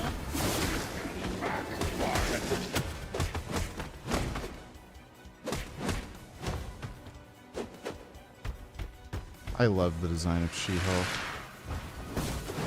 Hey, come on! There's enough dough to go around for everyone.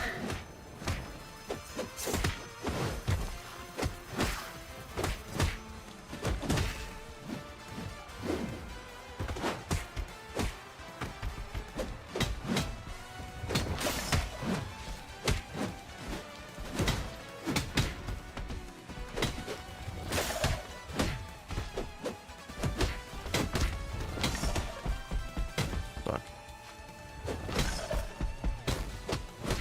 Denied.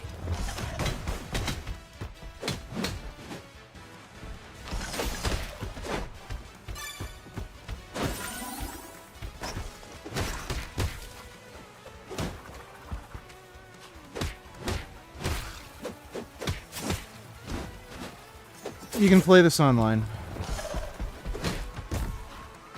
I don't think it's versus. It's like co-op.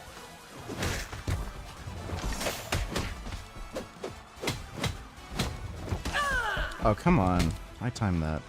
Thunderclap!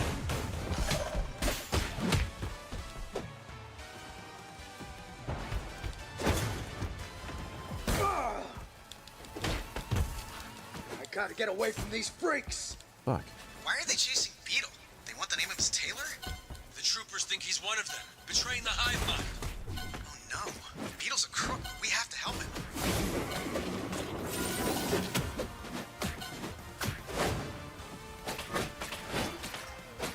Thunderer, swing!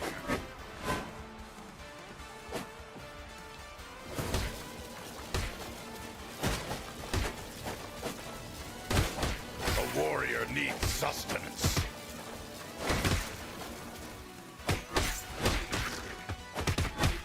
Stormbreaker spin!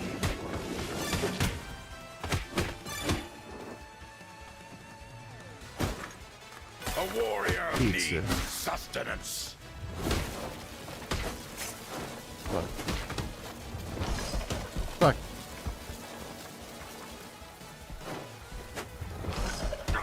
Wait. So that should have been the black button. Hammer slash!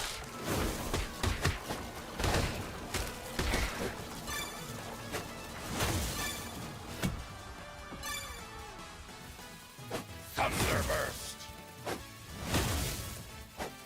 Oh, come on. You can have my share of the loot.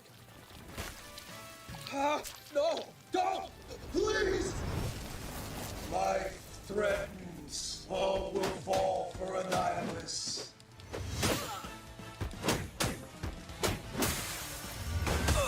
Fuck. Life threatens. Fuck. Never thought I'd miss that sparkling beetle repartee. He's under a nihilist's control. Fate worse than death.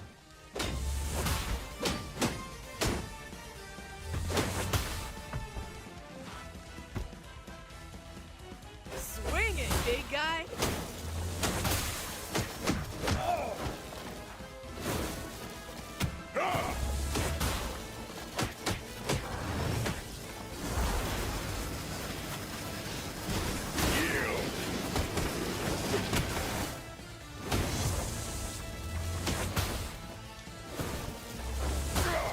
Fuck. Fuck.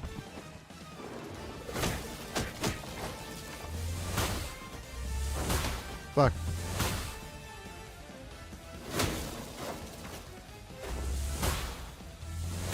Fuck. Focus bar's not full enough.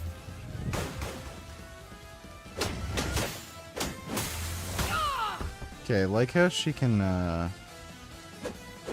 parry. Fuck.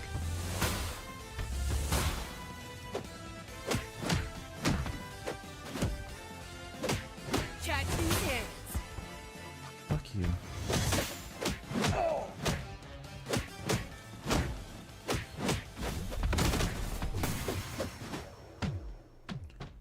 Fuck yeah. Damn, dude. Wish there were chicks in real life that were like She-Hulk. Fuck. Just want to massage those thighs.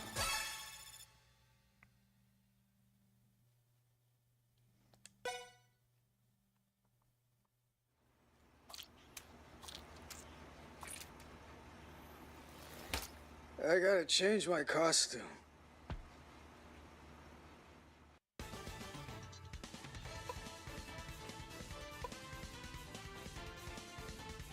Think that is Sentinels. That looks like Taskmaster.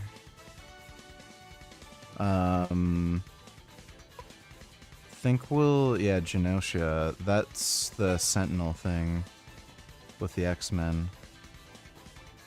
Okay, let's swap Beta Ray Bill for someone else. How about Wolverine, since we're fighting Sentinels?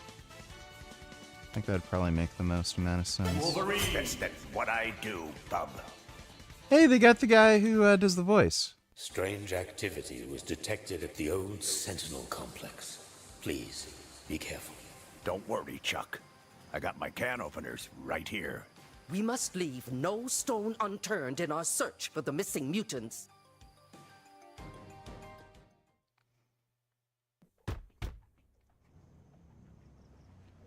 Fucking like She-Hulk. All must fall to an eyeless. This old bucket of bolts learn new tunes. Let us drown out his hymns of hatred. Shit. Shit. Okay, so most characters do like a dodge.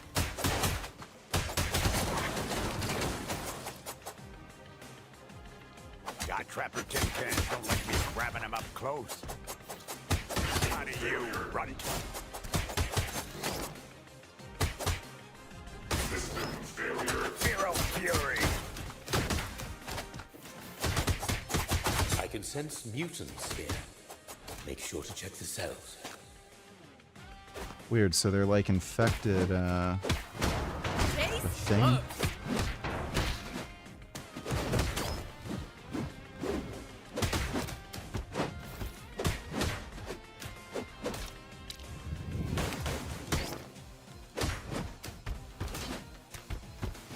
Dude, look at her rear end.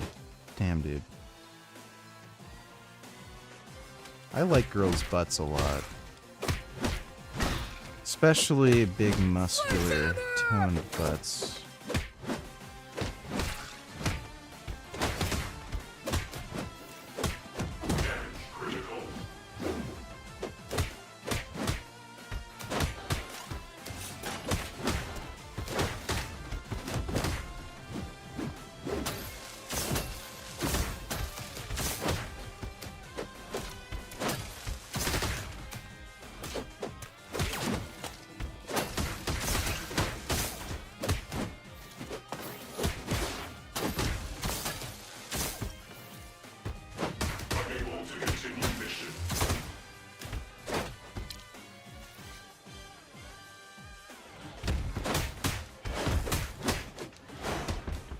shit.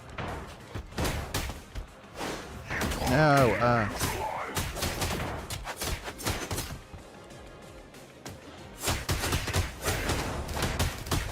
Razor sharp bow.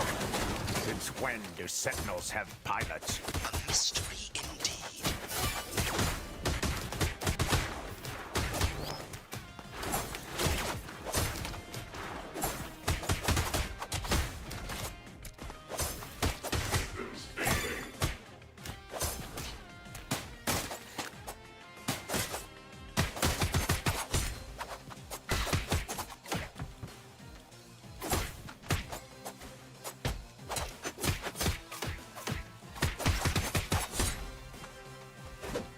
Denied.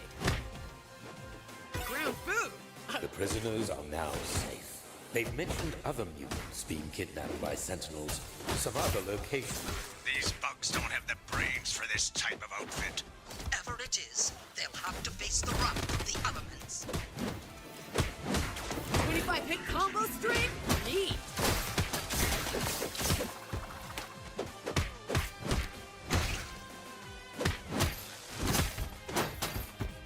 They did a really good job with the combat system in this. I really like how they have either a block or a dodge mechanic. Oh, my focus bar's not full enough. Because most beat 'em ups don't, and then you just have to like eat damage whenever the game basically makes you.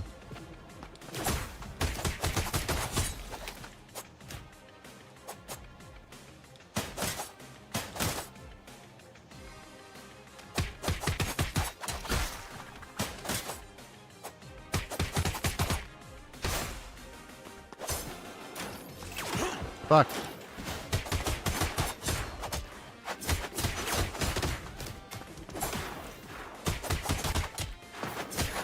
Man, that is super easy to get caught by that attack.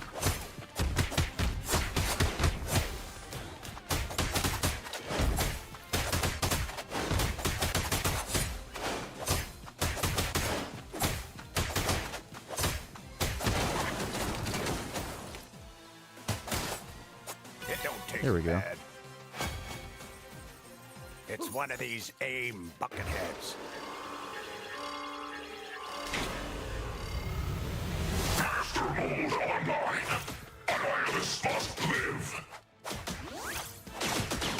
Fuck.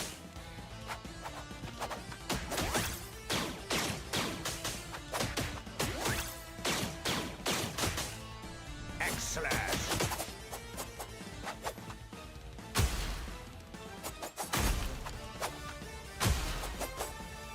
Shit. Oh, fuck.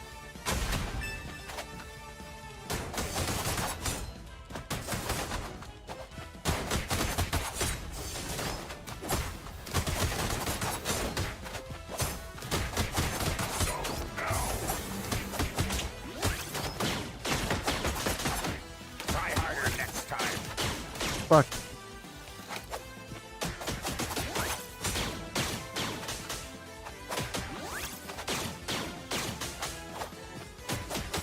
Blade barrage. I like how fast he is. He's definitely better at avoiding certain things compared to like She-Hulk.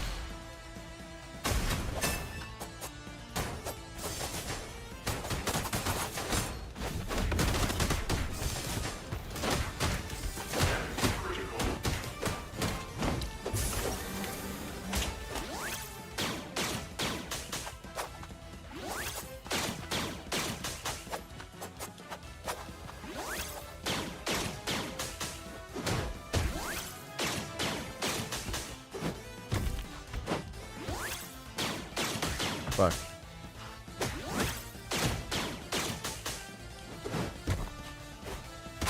Fuck.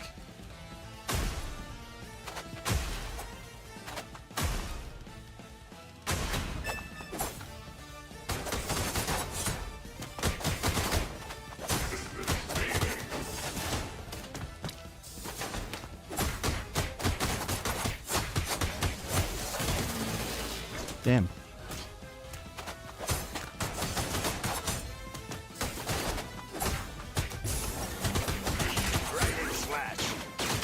Eh.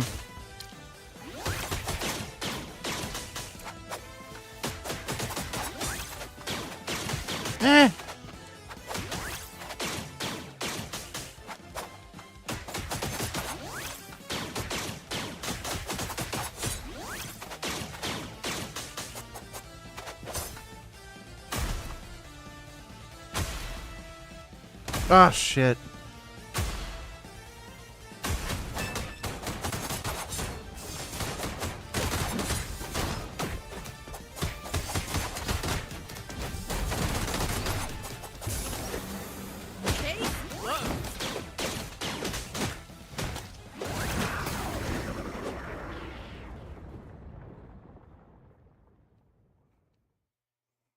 I rest my case. I like this game. This is a lot of fun.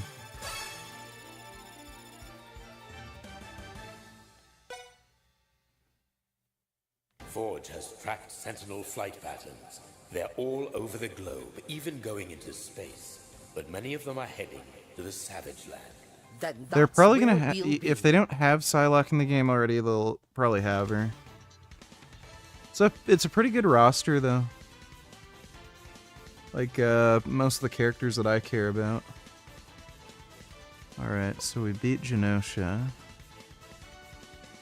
Helicarrier, Jailbreak. So that's gonna be Taskmaster. We're definitely still sticking with She-Hulk. Let's fuck around with Rocket Raccoon, maybe. Yeah, Rocket, furry, and fully armed.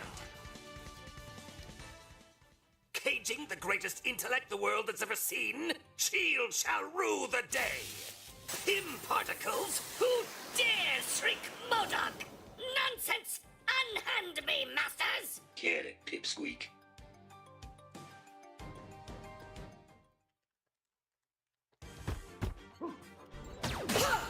MODOK was captured by S.H.I.E.L.D., but AIM is now breaking him out as part of a pact with the invaders.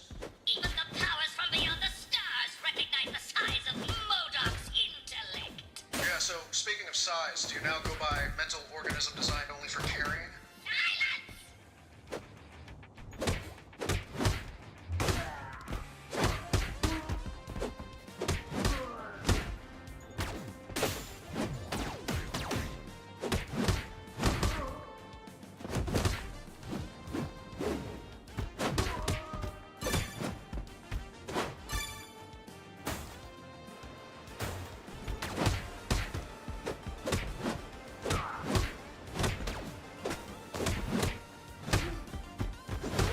Oh, damn it. Oh, I did it again. What the fuck? Ah!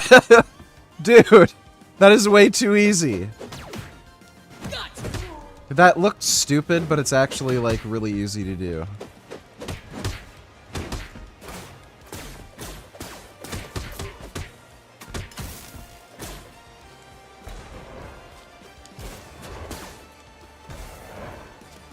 Okay, this looks like a good character for this level.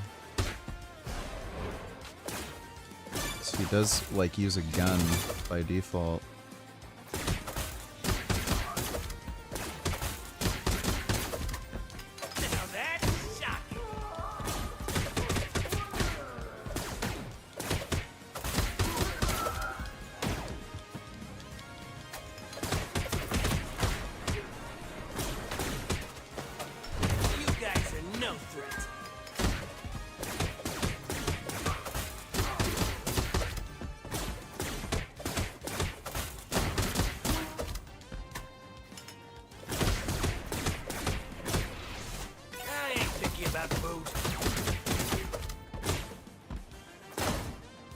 Look at all the holes around here.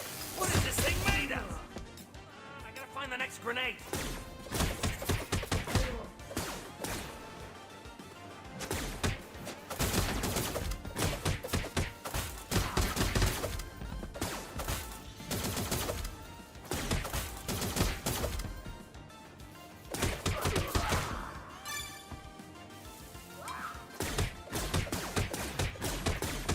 There we go, die, bitch.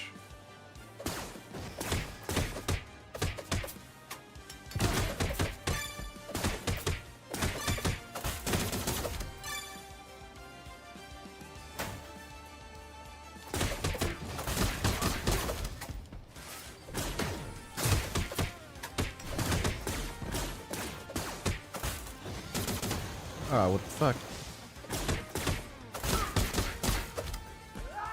There you go.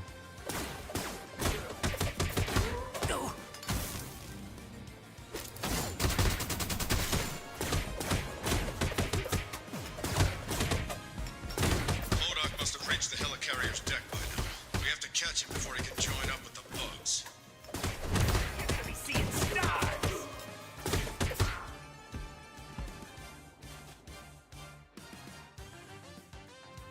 Just don't throw We gotta Fuck. swat down these beekeepers.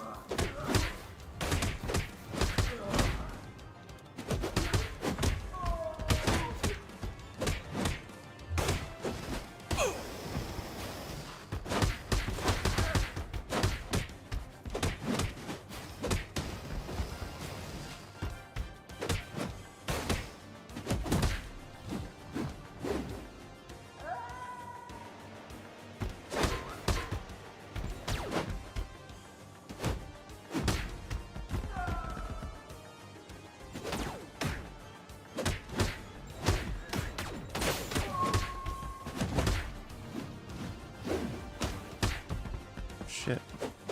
Denied. No! You fucking bitch. Oh my god.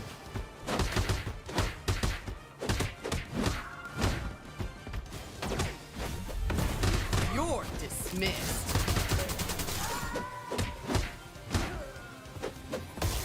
Jeez. The fuck is this shit? Whoa, I need some juice! Oh my god.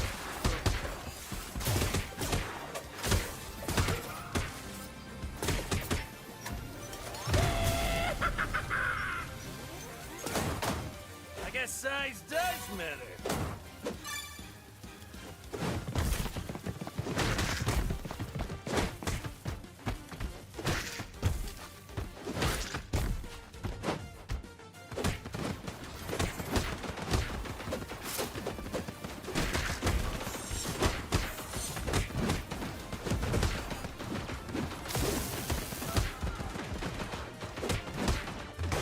Case closed.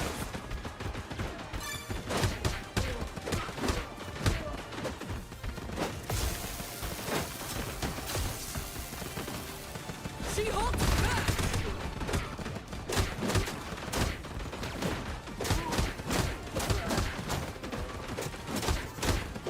Catch these ends.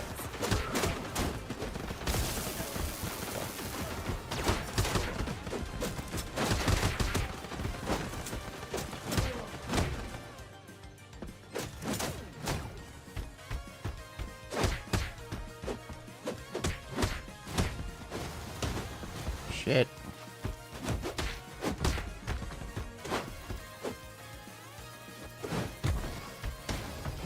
Fuck.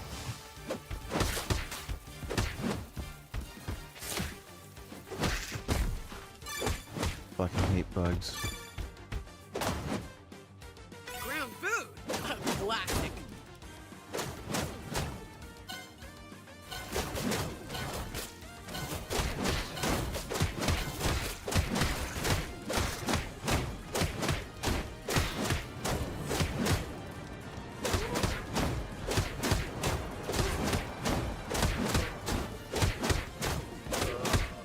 Ready for some special moves.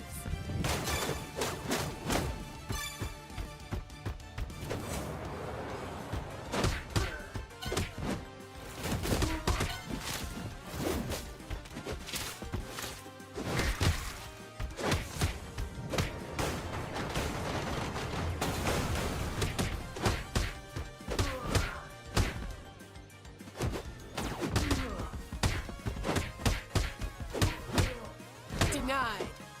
Love how they made her so thick. Fuck.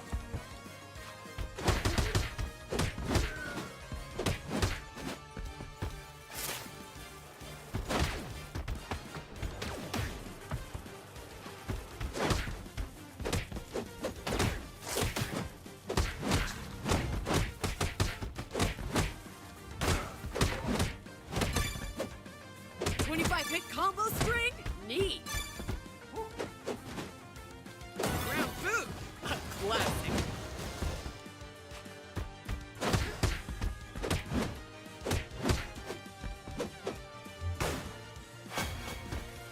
Hey, Taskmaster. My proper size, you masked miscreant! That's the bug's problem now. No, I haven't taken my Turk builder, because I'm not retarded. You should, Winghead. Beekeepers are bugs, their money's still green. Ah, down you go.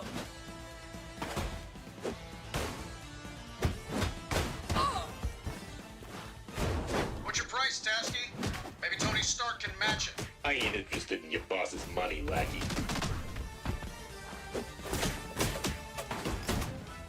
Hold on, I gotta find the next grenade.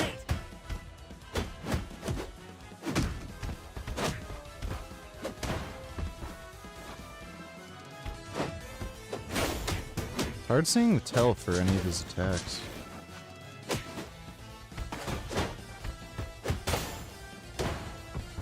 Shit. Sledgehammer!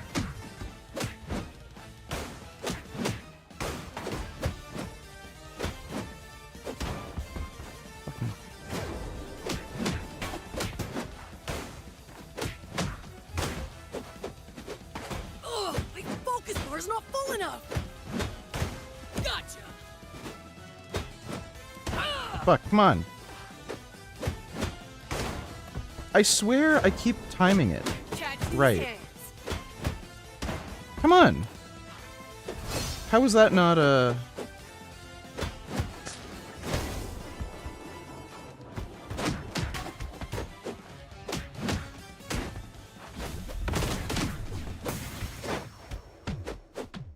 Here we go.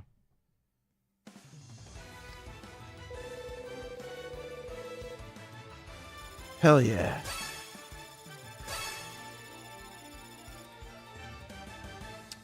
I love She-Hulk.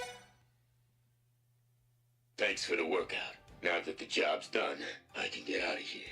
We could use someone like you against the invaders, Masters. No thanks. You might want to go check on your friends in the Savage Land, though. We have to warn them. They're next.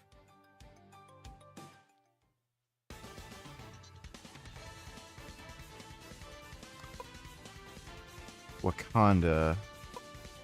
Oh, and Savage Land. Savage Land will be fun.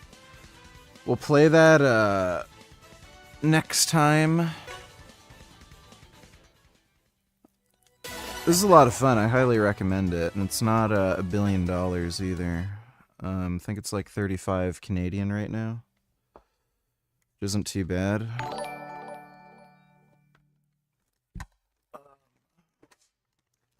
Let's see. Dodo donated $2. How badly are MAGA Republicans doing? I'll tell you. There's an election in Tennessee right now. District Trump won by 22 points. They are literally pulling out all the stops against Dem. Afton Ben. She has a shot to win. Okay, I don't know what that means. Only a woman would say this. I hope she changed her mind. I don't know if the GOP is just lying.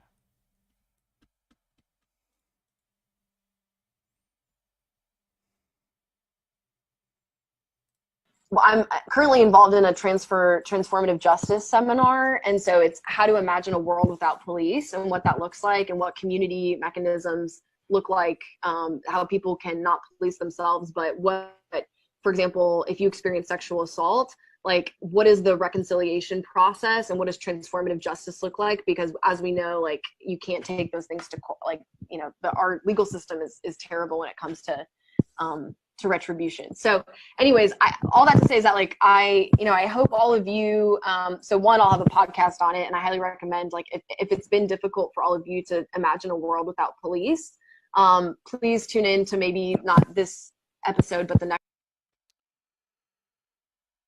What? Like, only women. Only women. Rape is bad. Let's get rid of the police. And then they also want to, like, ban guns, and they'll refuse to carry a firearm. Like, gee, funny combination to be against rape, but you also don't want to carry a gun and you want to ban the police. Oh my god. Fucking idiots. Fucktard.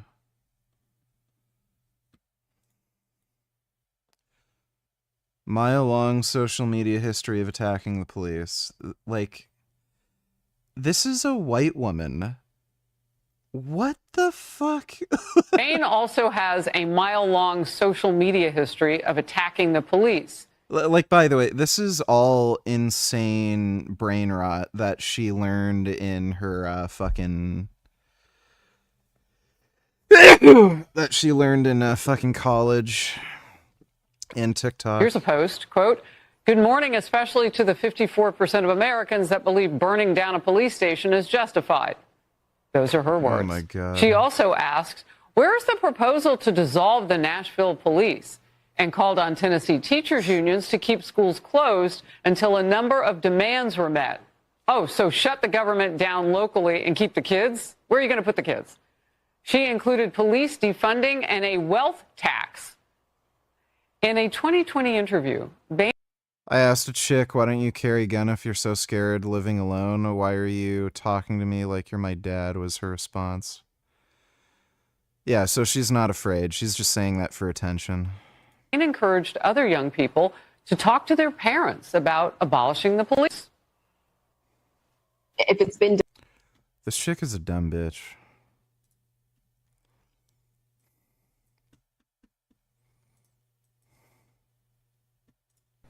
Crime is, of course, also was a major issue in the presidential election, and I know there are some old posts. You've been asked about those old posts a number of times. My question for you today is whether more money for cops on the streets in the district you hope to represent would help fight crime. Would you like more money for more cops on the streets in your district?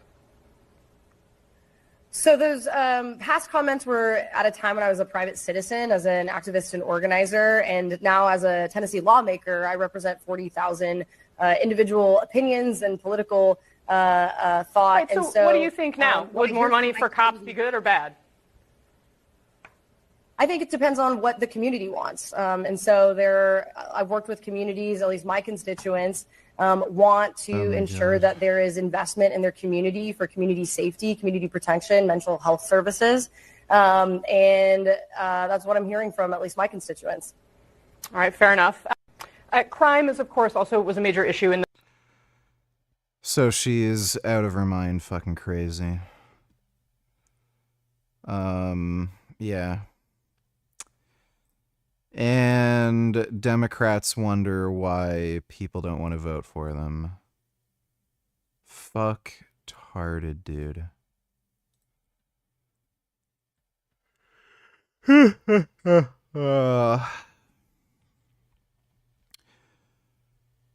Corn.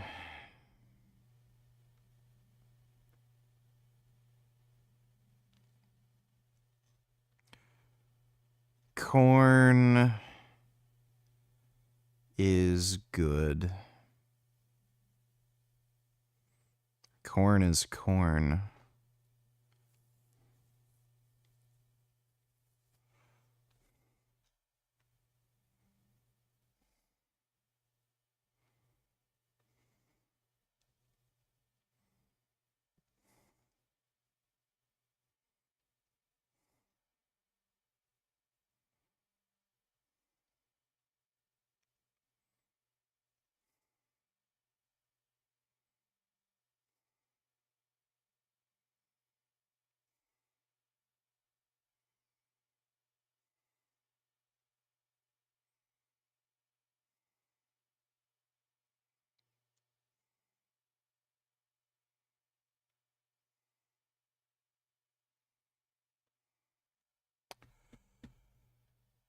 All right, well, I'm gonna go to bed.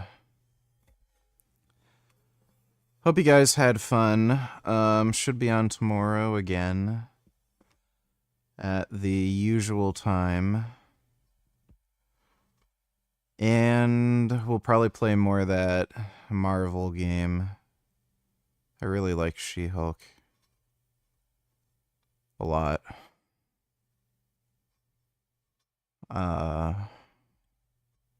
I like how she's green. And I like her big muscles and her butt. But I'll see you all tomorrow. Thanks again, guys. Sweet dreams.